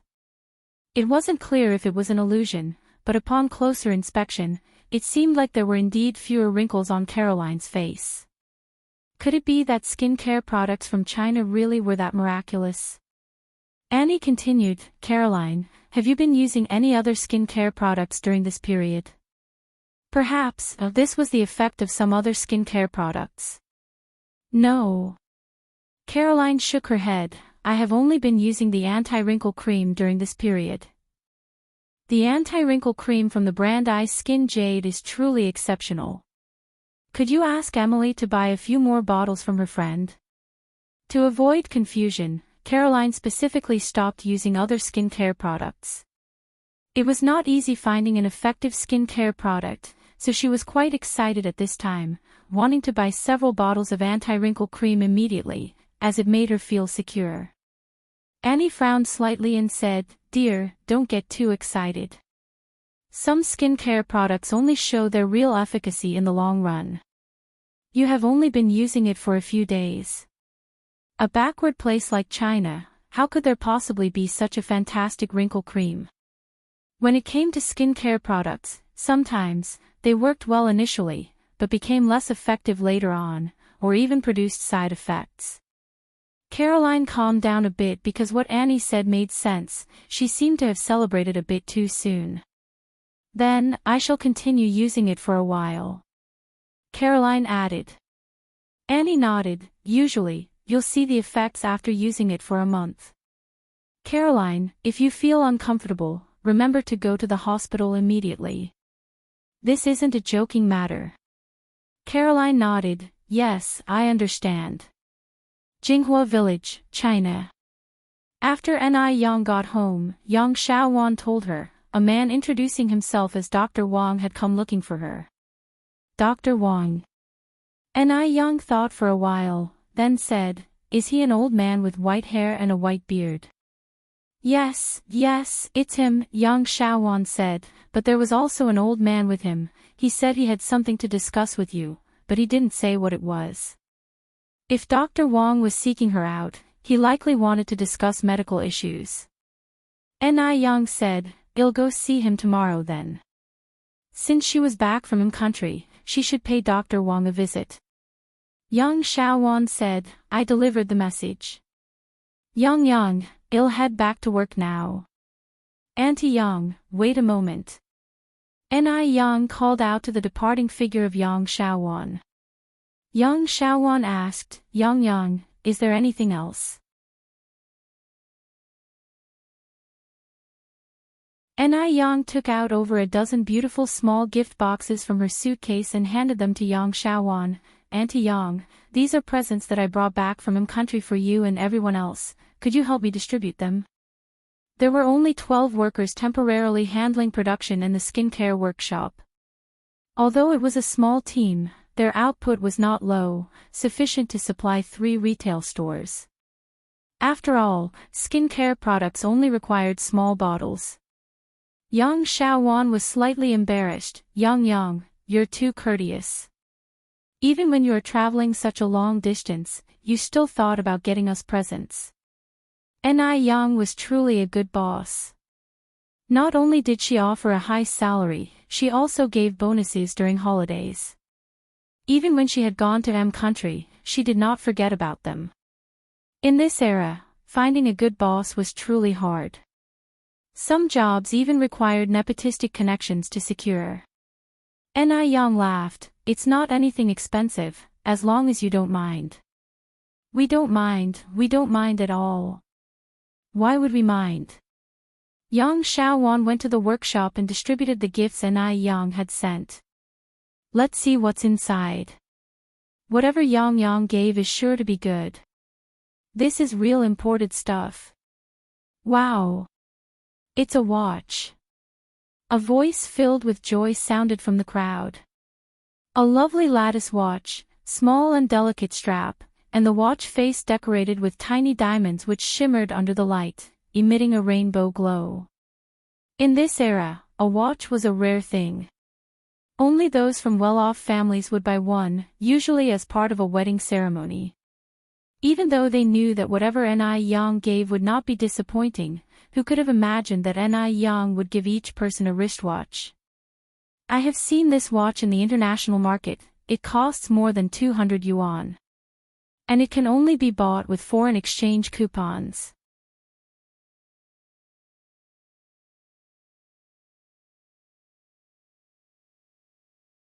Chapter 554. Reminder for Li Ronghua to go to Dr. Wang's house _3. Yang is so generous. Last month my younger brother's wife bought a shabby watch for a few dozen yuan and bragged about it in front of me for ages. Just wait until I go back home with my holiday souvenirs and give her a taste of her own medicine. How lucky is it that our village has such a little blessing like Yang? Absolutely. The neighboring villages are green with envy. I heard from the village chief that many people are eager to move to our village. Dreaming about taking Yang away from us. No chance. Li Ronghua heard about Yang's return when it was already past 5 in the late afternoon. She rushed to the family's house immediately. Yang, did you bring the Parker pen for me? She had planned to surprise her boyfriend, so she certainly couldn't let him down. Although Li Ronghua was quite fiery, she was truly good to her boyfriend and she was willing to give everything for him. Yes, I did. Yang nodded, taking out the pen case from her bag and handing it to Li Ronghua. Li Ronghua threw her arms around Yang in excitement. Yang, thank you so much. You're welcome. Yang, whose ears still echoed with the conversation she had overheard at the airport, then added, Sister Ronghua, have you ever visited your boyfriend's house? I have, Li Ronghua nodded, I've been there many times. What do you think of your boyfriend's parents? Yang continued to ask. They're quite nice. Li Ronghua responded happily, my boyfriend's parents are factory workers and their living conditions are pretty decent. Apart from my boyfriend, they also have a daughter who is in high school. Yang nodded slightly. Oh, are you planning to visit your boyfriend's house again soon? The last time at the airport, she had vaguely heard an aunt saying that a girl who had been courting her son was going to visit their home next month. At these words, Li Ronghua blushed and replied, yes, I'm going there early next month. Na Yang's heart thumped. Could it really be that the pursuing girl who was being mentioned is Li Ronghua? As a friend and superior of Li Ronghua, Na Yang couldn't just stand by and watch Li Ronghua jump into the fire. That family, including Li Ronghua's boyfriend, didn't value Li Ronghua at all. So, Na Yang then told Li Ronghua about the conversation she overheard at the airport. Hearing this, Li Ronghua chuckled, Yang, don't worry. My boyfriend's mother is a very good person, she would never say that. Did you buy your boyfriend a pair of sneakers for 68 yuan? Na Yang remembered that the aunt at the airport had bragged about it. I did.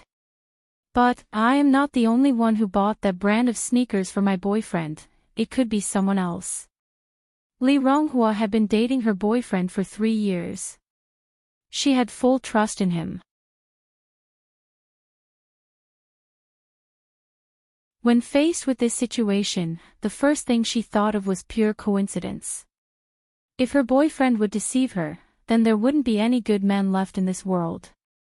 Na Yang gave her advices to this point and felt like it is better not to say too much. Sister Ronghua, there are a lot of hypocritical people around pretending to be good people. You must be vigilant and must not be deceived. You must have spent quite a lot on your boyfriend over the years, right? Li Ronghua then responded, it's all my own will. My boyfriend is a man of strong self-esteem, he never actively asks for anything from me, and I believe he will definitely achieve greatness in the future. Sister Ronghua, Li Ronghua laughed and interrupted Yang, I know you're worried about me. I can assure you that my boyfriend is definitely not like that.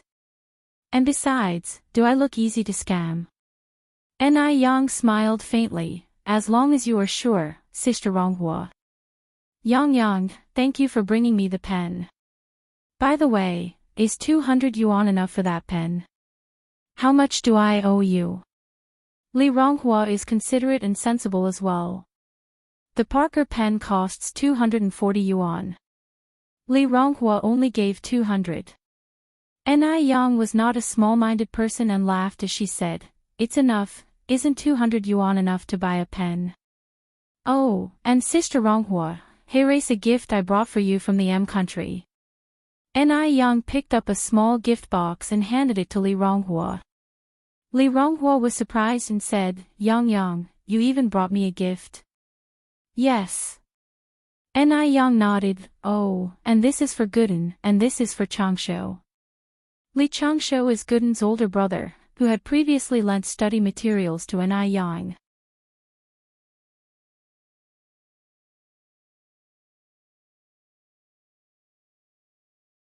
Chapter 555, Reminder for Li Ronghua to go to Dr. Wang's house _4. Yang, you're really being too polite. Li Ronghua, somewhat embarrassed, received the 3 little boxes that Na Yang handed to her. Having grown up so much now, this is the first time Li Ronghua had ever received a gift and the feeling was quite peculiar. Na Yang laughed and said, no need to be so polite, it's not anything of high value. Li Ronghua returned home with her things. After getting home, she was so eager that she immediately opened the gift box from Na Yang. Inside was a very nice-looking watch. Li Ronghua happily put it on. When Gooden and Li Changsho returned home, Li Ronghua tossed the 2 gift boxes at them. Here, these are from Yang. Li Changsho managed to remain calm. Gooden jumped with joy, Sister Na Yang is back. Really? Sister. You better not be fooling me. Usually, Gooden would just call Li Ronghua by her name, but today, amazingly, he called Li Ronghua sister. Li Ronghua laughed and said, am I your real sister, or is Yang? If people didn't know, they'd think Yang was your real sister. Gooden didn't even have time to unwrap the gift. He just ran outside, heading straight for the Ni family's courtyard. Sister Ni Yang. Gooden. Ni Yang pulled aside the door curtain and came out. Gooden rushed straight towards her and hugged Yang. Sister Yang, I missed you so much. Tweet. Just at that moment, a dark shadow swooped down and pecked a large bite on Gooden's face. Bad duo. Stinky duo. Why did you peck me? Gooden let go of Yang and attempted to hit duo, but couldn't reach him because duo flew too high. Gooden stopped bothering with duo, the evil bird, proceeded to walk to Yang's side, and hugged Yang again. Sister Yang, when did you come back? Just as he finished his sentence, duo swooped down again and pecked Gooden's face once more. Stinky duo. What's wrong with hugging Sister Yang? Tweet. Duo pecked once again. Having no choice, Gooden had to let go of Yang, only then did duo stop. Yang could barely hold back her smile. In fact, she had noticed that apart from Immortality, duo would not spare any male who approached her, even if they were just boys. Duo would just attack. Also, duo played only with girls. If a boy dared to tease it or feed it, duo would just peck them without hesitation. This isn't just any evil bird. This is clearly a perverted bird. Sister Yang, you haven't told me when you got back. This time, Gooden wisely refrained from hugging Yang again. Yang smiled and replied, I got home around 7 this morning. Gooden hit his head with regret. Sister Yang, I can't believe I didn't know you came back so early. By the way, does Debeo know you're back? I suppose he doesn't. Gooden laughed and said, That's good, luckily I'm not the last one to know about your return. Oh, Sister Yang, thanks for the gift from country, I really loved it. Even though he didn't know what gift Yang had prepared for him, as long as it came from her, he would love it very much. Even if it's a heap of dog poop. I'm glad you like it. Yang reached out and gently touched his head. Where's Yunyun? Didn't she come back with you? Gooden asked next. Yunyun is in the inner room. Then I'll go play with Yunyun. Go ahead. Yang nodded. It was already past 5 at this time, so Yang started preparing dinner. She hadn't eaten Chinese food for a long while and she planned to fully enjoy a big meal tonight. She'd start with boiled meat, then squirrel fish, mapo tofu, braised pork belly, tomato stew with beef brisket, fried shrimp with green peas, sour and spicy ear mushrooms, and vegetable tofu soup. Although there are only 3 adults and a child to serve, Yang believed they could definitely finish it all. In fact, everything happened exactly as Yang predicted. At dinner time, Chingue was thrilled. Yang, you're finally back. You have no idea how long it's been since I last enjoyed such delicious food. Yang laughed and said, well, then you should eat a lot tonight. Of course. Chingue then asked, how's country, Yang? Is it any different from here? Tsuhua replied, actually, it's not that special. There's loads of sea. Also, the people there are quite open-minded. You can see young girls on the street wearing ultra-short skirts, showing off their long legs. Also, some people there are extremely dark-skinned while others are extremely white. According to Yang, the dark-skinned people have a particular low status.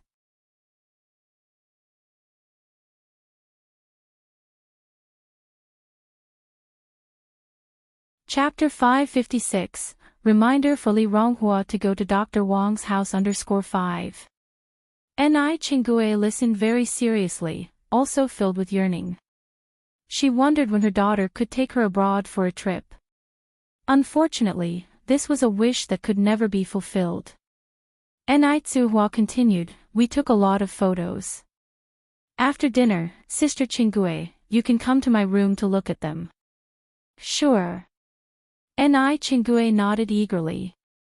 Despite planning to watch TV in Ni Quihua's room after dinner, Ni Chingue voluntarily washed the dishes. Ni Yang had worked hard to cook the meal, it was only right that she cleaned up. Having washed the dishes, Ni Chingue went to Ni Quihua's room, where Ni Tsuhua showed her the photos they had taken in country. Oh my, these foreigners are so open-minded. There are so many people on the beach, and they just dress like this. Yes, there are even more revealing outfits. Xiaomo went with you to country too. Ni Chingue noticed a photo of Mo Qixin and Ni Yang posing together in front of a castle. Ni Tsuhua shook her head, Xiaomo didn't go with us. He works in country. Ni Chingue continued to exclaim, Yang Yang's mom, just look at Xiaomo and Yang Yang together. They are such a perfect match, looking just like a wedding portrait. They are even more charming than the movie stars on television. You not only gave birth to a good daughter but also found a great son-in-law. Ni Chingue truly envied Ni Tsuehua, and at the same time, she felt fortunate to have met Ni Yang and her mother on the train that day. Otherwise, her life would have been different. When Ni Chingue was about to go to bed, Ni Tsuehua handed her a gift box. Sister Chingue, this is a gift Yang Yang bought for you. Yang Yang is too polite, she brought me a gift. Sister Chingue, we are indebted to you for helping us settle in Beijing. Ni Tsuhua held Ni Chingue's hand. If they hadn't met Ni Chingue on the train, they would have been homeless when they first arrived in Beijing. Ni Chingue replied, Yang Yang's mother, it's because you two are good people that people accepted you so quickly. Many people from out of town wanted to settle down in Jinghua village, but they all failed. After a pause, Ni Chingue added, Yang Yang is really a good child. If she were my daughter, I'd wake up from my dreams laughing. Ni Tsuhua continued, Sister Chingue, Chunhua married and lives so far away. Haven't you ever thought about finding someone? At your age, you could still have another child. Having lived with Ni Chingue for more than a year, Ni Tsuehua had come to regard her as her own sister. Seeing Ni Chingue so lonely truly pained Ni Tsuehua. As a single mother herself, she understood that Ni Chingue had not had it easy, and yet Ni Chingue was only 46 years old. What would she do when she grew old if she continued to live alone? Although society was conservative in those days, there were still many women who remarried. Ni Chingue sighed, finding someone isn't so simple. If you meet someone unsuitable, you are better off alone. After her husband's death, she was introduced to several men, none of whom were suitable. Gradually, Ni Chingue stopped thinking about these things. With Ni Tsuehua and Ni Yang at home, she did not feel lonely. But after they went away, Ni Chingue struggled to adapt. Returning to an empty home and seeing the deserted yard made her very sad and filled her with an indescribable grief. Perhaps she really needed to find someone to share her life with. What about you? Yang Yang's mom. You are several years younger than I am. Haven't you thought about finding someone too? Is it because Yang Yang disagrees? Ni Chingue inquired. Ni Yang didn't look like someone unreasonable. Ni Tsuehua replied, it's not that Yang Yang disagrees. I just don't want to find someone right now. Little Yun Yun is still very young, and Yang Yang hasn't stabilized her career yet. It's not the right time to think about these things. Ni Chingue nodded, that makes sense. But if you meet someone suitable, you could consider it. Ni Tsuehua smiled, well see. Ni Chingue then said, okay then, I won't disturb you and little Yun Yun sleep. I'm going back to my room. Thank you for Yang Yang's gift. And thank her for always remembering her aunt. The familial love her daughter never made her feel was embodied by Ni Yang. Ni Tsuehua escorted Ni Chingue to the door. Sister Chingue, listen to what you're saying. Aren't we sisters now? It's only right for Yang Yang to respect you.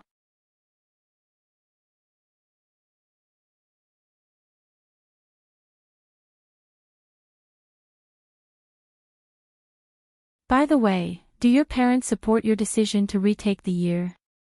Li Wei nodded. They don't have any objections. Your parents are really good people. Zhang Meng continued. So, what schools are you thinking of applying to next year, squad leader? I haven't decided yet.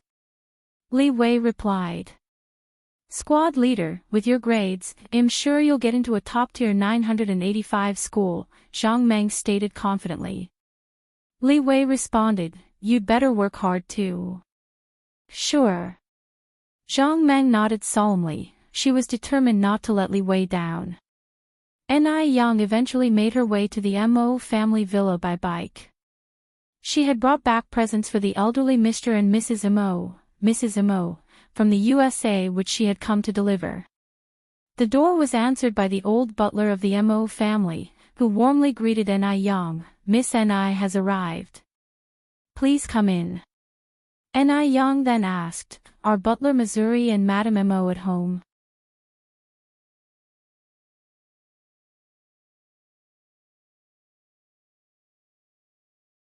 Chapter 558, The poisoning is serious. Dr. Wang comes to find _1 the old butler continued, the master and madam had to step out for a bit.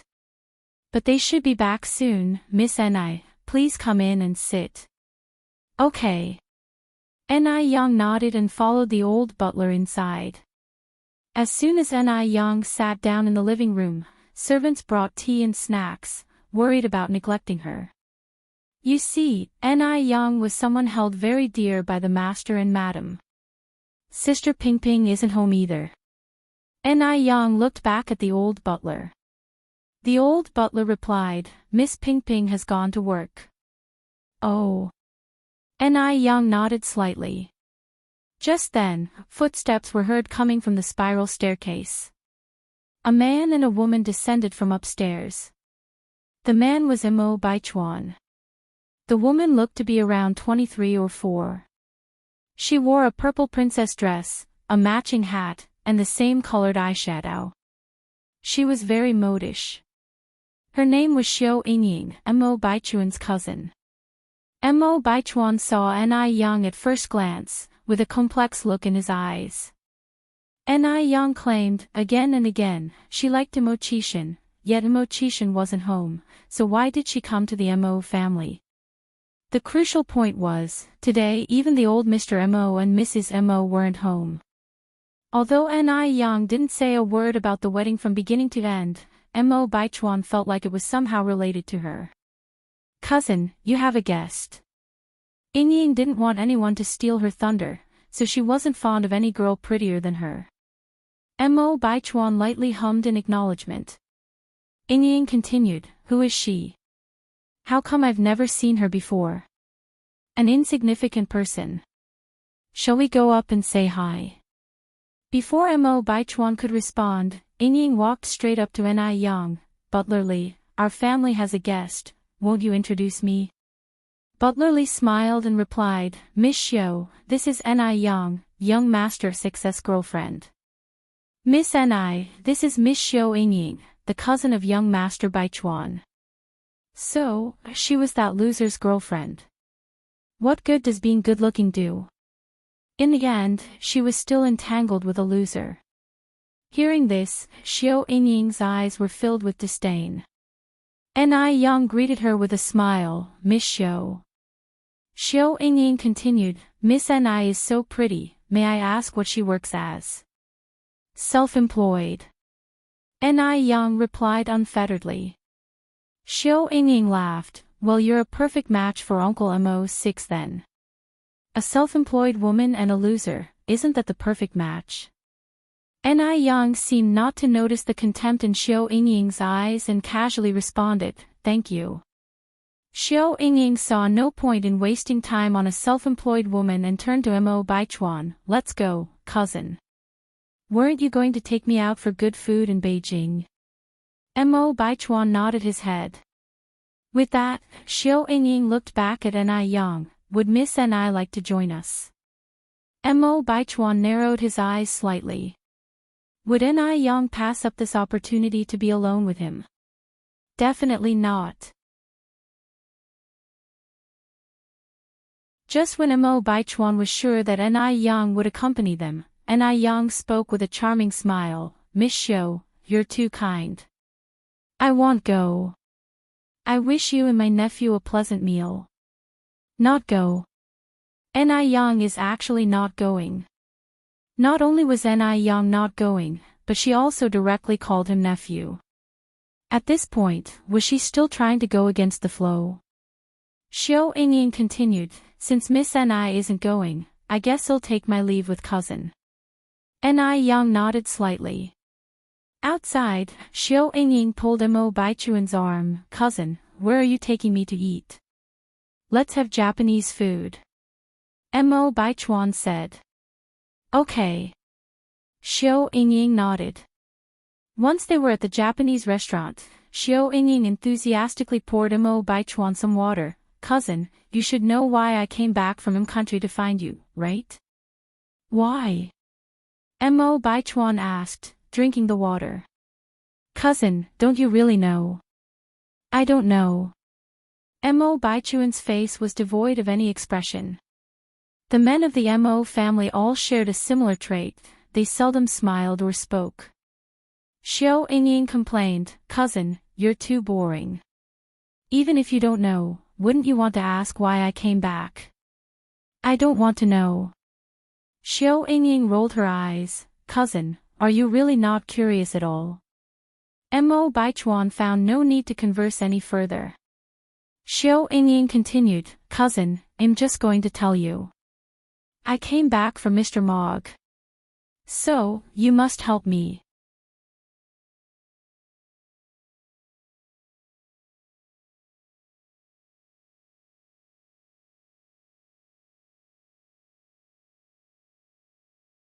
"I already talked to my mom about staying in Beijing," Yingying Xiao said seriously. Baichuan Mo added, "I will call your mom." "Go ahead, my mom already agreed." Yingying Xiao continued, "Cousin, aren't you going to introduce me to Mr. Mog?" Baichuan Mo frowned slightly. "How many times do I have to tell you? I don't know Mr. Mog." He really doesn't know Mr. Mog, but obviously, Yingying Xiao doesn't believe him. "Cousin, stop lying to me. If you really didn't know Mr. Mog, why would he send your grandma a birthday gift?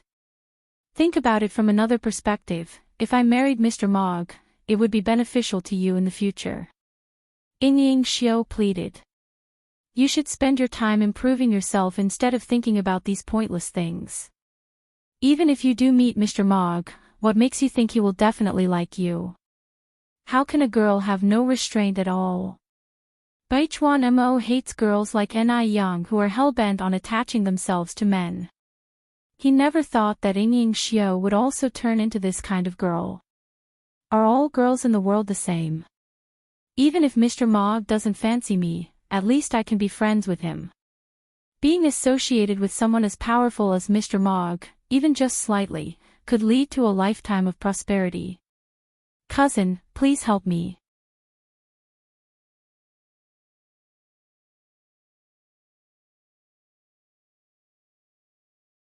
Chapter 560, The poisoning is extremely severe, Dr. Wang comes to find _3. Mo Baichuan sighed, I really don't know Mr. Mog. The reason he sent a birthday gift to my grandmother is probably that he was somewhat acquainted with my grandfather. He was acquainted with old Master Mo. If the old master is already well into his 70s, nearing 80, could Mr. Mog also be at that age? Xiao Yingying frowned slightly. Although she didn't want to marry an old man, the man was Mr. Mog. Cousin, have you ever seen Mr. Mog? No. Mo Baichuan shook his head. Grandfather has many good friends, even if I've met them, I wouldn't know which one is Mr. Mog. Xiao Yingying stirred her drink. Oh, I see. Mo Baichuan picked up a piece of sashimi and put it in Xiao Yingying's bowl, speaking seriously, Yingying, you need to be down to earth, stop thinking about all these fantasies. Just imagine, if Mr. Mog turns out to be an old man like my grandfather, would you still want to marry him? Yes. Xiao Yingying nodded. Mo Baichuan continued, and what if he already has a large family with grandchildren? This time, Xiao Yingying fell silent. After a long while, Xiao Yingying finally lifted her head. "Cousin, let me stay at your place for now. I promise I won't disturb your work." Since she had come all this way, she needed to clarify things before going back. She had to see with her own eyes whether Mr. Mogg was truly an old man with grandchildren before she could give up. "If you want to stay, you can." The Mo family had a large house with plenty of rooms. Having one more girl staying over was not a problem at all. "Thank you, cousin." Mo Baichuan didn't respond, but just stuffed a piece of lobster meat into his mouth. Every word the cousins were saying was heard by the guests at the next table. At the next table sat a young woman in a black suit, a faint smile playing at the corners of her mouth. If Mo Baichuan turned around at that moment, he would definitely recognize that this woman was his ex-sixth aunt, Zhao Jingrong. Zhao Jingrong had divorced Mo Qishan in order to marry Mr. Mogg in the past. But she never dreamed that Mr. Mogg would turn out to be Mo Baichuan. Actually, she should have realized it a long time ago. Mr. Mogg was extremely mysterious, never dealing with any families, yet he specifically sent a birthday present to old Mistress Mo. This was obviously a move to curry favor with the old mistress. With Mr. Mogg's current status, he certainly didn't need to curry favor with a woman in her 70s or 80s. But the catch was, old Mistress Mo was his grandmother. Isn't it normal for a grandson to try to please his grandmother? Moreover, Mo Baichuan once studied abroad in F country, where Mr. Mogg started his enterprise. All of these points were pointing towards Mo Baichuan being Mr. Mogg.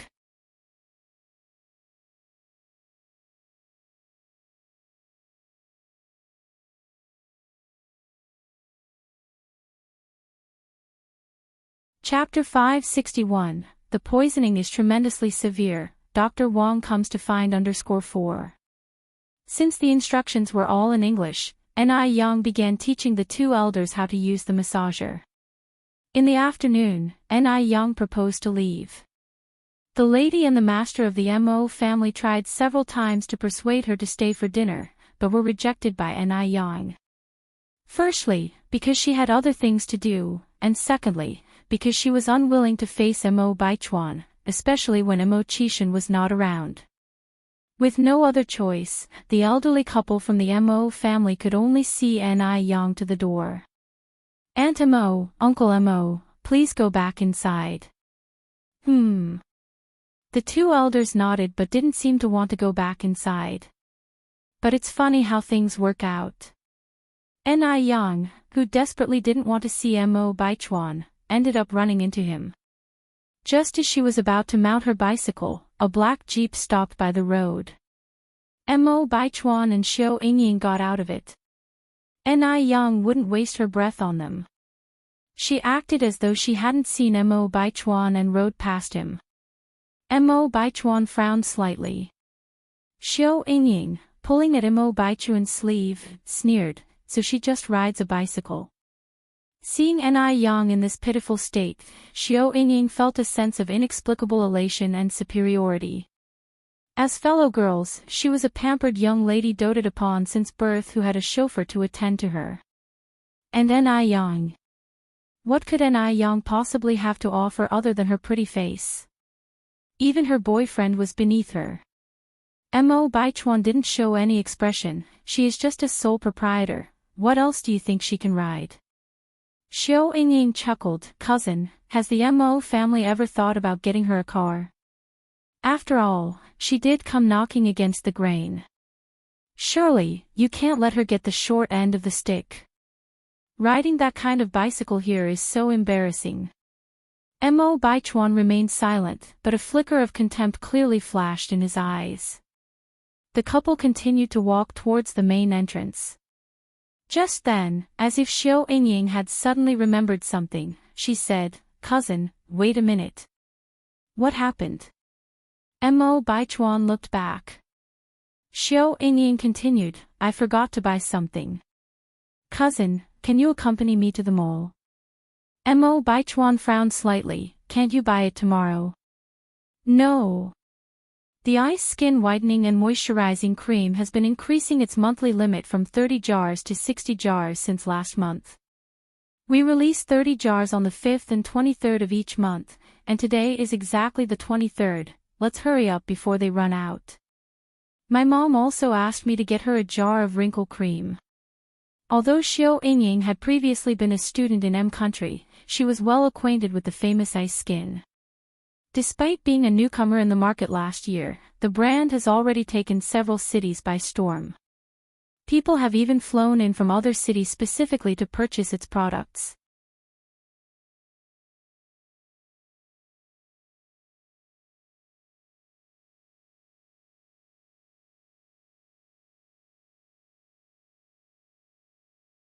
Chapter 562, The poisoning is extremely severe. Dr. Wang comes to find _5. Yes, yes, yes. Xiao Yingying nodded her head. The saleswoman continued, sorry, we only have enough whitening moisturizer and anti-wrinkle cream for those already in line. You two can come back and buy on the 5th of next month. It's sold out.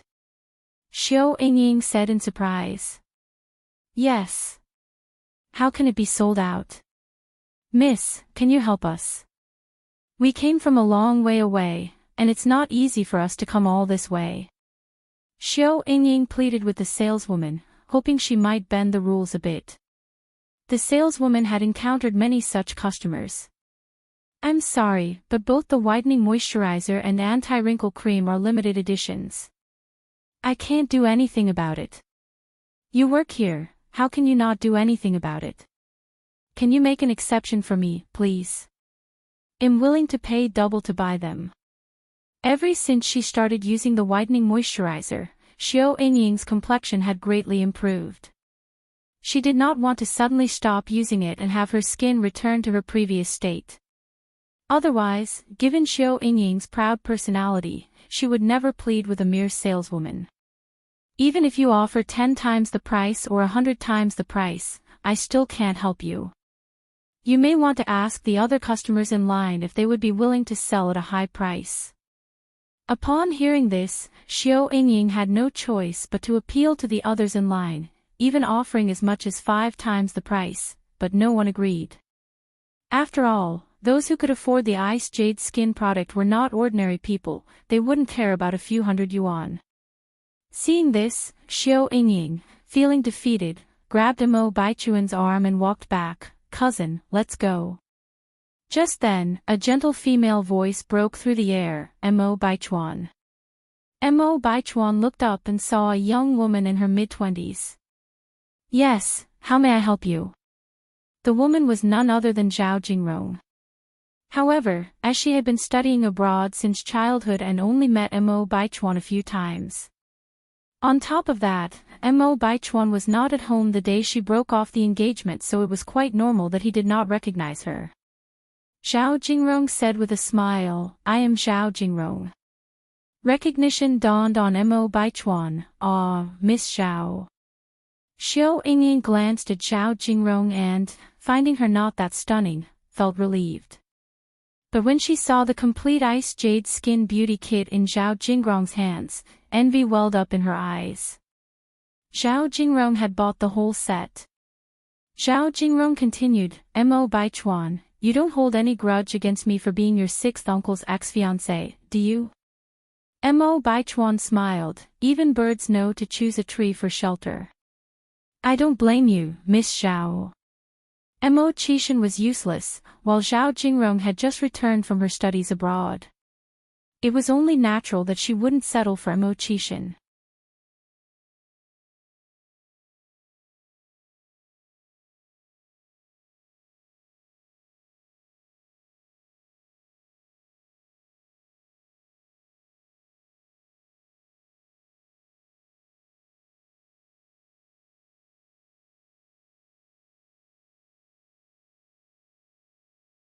Chapter 564, Home Medical Treatment, slapping G-Row _1. The urgency mentioned by the doctor usually pertains to matters of life and death. Upon hearing this, Ni Yang rolled over in bed, sitting up immediately. All right, Mom, I'm getting up now. Ni Yang hurriedly got out of bed, randomly grabbing a cheongsam to put on, and after brushing her teeth and washing her face, she went to the front hall to meet Dr. Wang. All of this took less than 10 minutes in total. Not only Wang Yili had arrived, but also his younger brother Wang Yizhong. Yang, you're back at last. Upon seeing Ni Yang, Wang Yili was particularly excited. Grandpa Wang, did you come to see me because of some urgency? Ni Yang asked in response. Wang Yili continued, Yang, let me introduce you, this is my younger brother Wang Yizhong. Yizhong, this is the young divine Dr. Ni Yang I've told you about. Hello, second Grandpa Wang. Ni Yang greeted politely. To be honest, upon seeing Ni Yang, Wang Yizhong felt a bit disappointed. Even though Wang Yili had told him that Ni Yang was young. But he never expected Ni Yang to be this young. She looked no older than 20, right? Could such a young child really possess such extraordinary medical skills? At her age, he was just beginning to learn about traditional Chinese medicine. Even though he felt a bit disappointed, Wang Yizhong hid his feelings well. After all, this was the young divine doctor that his brother admired. He might as well try his luck. Nice to meet you, young divine doctor. Wang Yizhong nodded. Wang Yili continued, Yang, we came here today to ask for your help. What's the matter? Just tell me, Grandpa Wang. Wang Yili revealed Wang Yizhong's situation to her. Upon hearing this, Ni Yang slightly furrowed her brows. From the description, I can't yet determine what's wrong with the patient. How about this, I'll go with you to see him. That would be great. Wang Yili continued, Yang, are you free today? Even if Ni Yang didn't have time, she would make time in face of a life or death situation. The patient's condition is important, let's go now. Alright. Wang Yili continued, Yizhong, let's go. Okay. Wang Yizhong nodded. The three of them walked out together when Ni Tzuhua came out from the house. Yang, you haven't had breakfast yet, take this with you. Ni Tzuhua handed Ni Yang a bag, and then gave the two other bags she held to Wang Yili and Wang Yizhong. Sirs, you haven't had breakfast yet, take these. Madam Yang, you're too kind, we've already eaten. Both of them politely declined. They rushed over empty-handed early in the morning, without bringing any gifts. Even if they really hadn't eaten, they felt embarrassed accepting the breakfast from Ni Tzuhua. Ni Tzuhua noticed that Wang Yili and Wang Yizhong hadn't eaten, and she continued, Sirs, don't be so polite, take it. Everything is homemade, not worth much.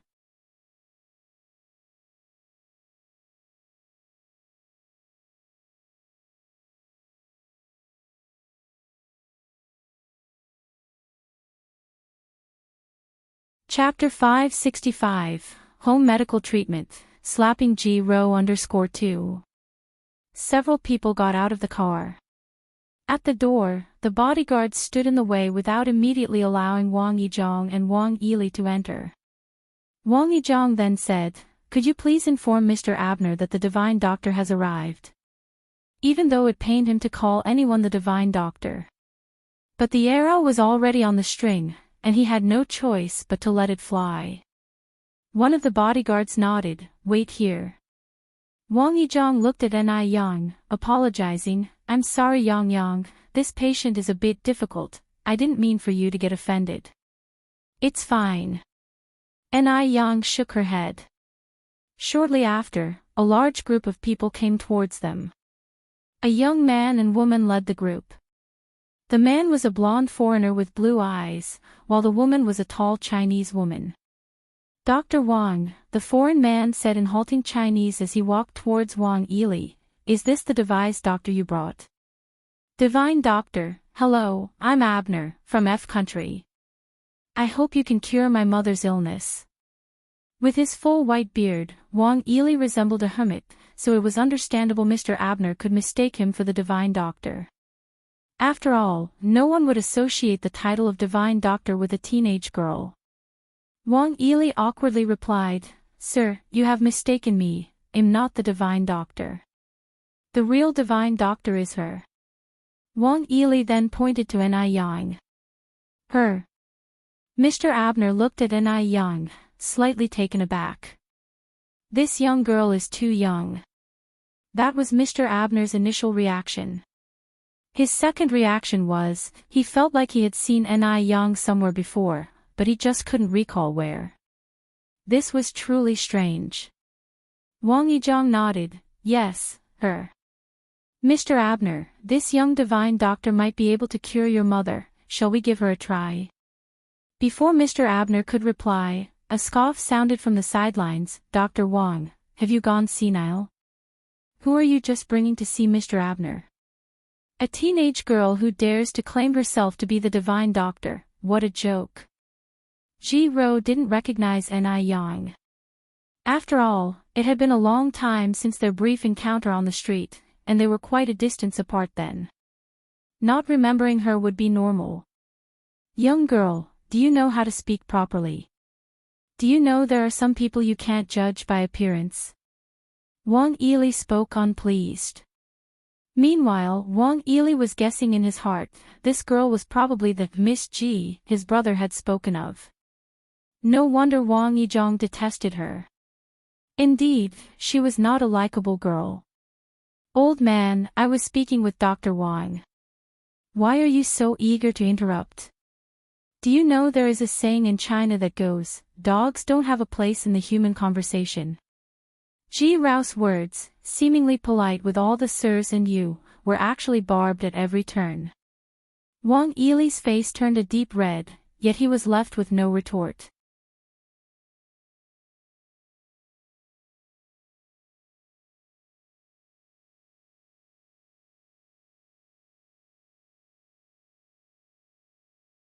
Chapter 566, Home Medical Treatment, Slapping Ji Ro _3. Ji Rao's face grew increasingly grim, ready to expose Ni Yang's true face at any moment. Only Mr. Abner had seen Ni Yang that day. Ni Yang didn't notice him until then. She asked somewhat strangely, what street? Have we met before? At this, Ji Ro scoffed coldly. Ha! She's really putting on a good act. Ji Ro was curious to see just how long Ni Yang could keep the act going. Mr. Abner explained what he saw that day. Only then did Ni Yang get it. Oh. You're talking about that day. The elderly woman had a sudden heart attack that day, and I just administered some basic first aid measures to her. As for your mother's disease, I can only decide after I've seen her condition. I can't give you a definite answer on whether or not it can be cured right now. Mr. Abner immediately said, Divine Doctor, come with me. He had initially thought that Ni Yang failed to save the old lattice life last time, which was why she hastily left. To his surprise, Ni Yang actually managed to save the old lady. It seems that China does indeed have a divine doctor. Wait a moment. Ji Ro suddenly spoke. Miss Ji, what's wrong? Mr. Abner turned back with a puzzled look. Mr. Abner, please, don't believe her. She's a liar. She doesn't know anything about medical skills. She's colluding with Dr. Wang to deceive you. I grew up in China and I've never seen a teenage divine doctor. She's just trying to draw your attention by leveraging her good looks. Speaking fluently in French, Ji Ro continued, Mr. Abner, please, don't be fooled by her and cause unnecessary pain for your wife. At her words, Mr. Abner's expression changed. He trusted Ji Ro. And considering that Ni Yang didn't offer any explanation after hearing Ji Rao's words, he began to question Ni Yang's true intentions. What did she say? Wang Yili asked anxiously. Yizhang, can you understand it? I don't understand, Wang Yizhang shook his head and whispered, but judging by the look on her face, she's not saying anything nice. A fine Chinese speaker, why would she switch to speaking bird language? Wang Yili's face darkened. This Miss Ji is really too bullying. Can't she just speak openly and honestly? Ji Rao's face was smug. She was speaking French. Could those two old fools and the young girl understand it? Ji Rao looked at Ni Yang, her lips curled in disdain, and a mocking glint in her eyes. Her whole goal was to make sure Ni Yang couldn't understand, to make Ni Yang embarrass herself. Ji Rao had seen many Chinese who couldn't speak French. In front of the people of F country, they were like mutes, their hand and foot work clumsy and comical. Just wait. Ni Yang was about to embarrass herself. Just as Ji Rao was waiting for Ni Yang to embarrass herself, a pleasant French voice sounded in the air. Dear unnamed sister, do you really think it's all right to maliciously assume things about others?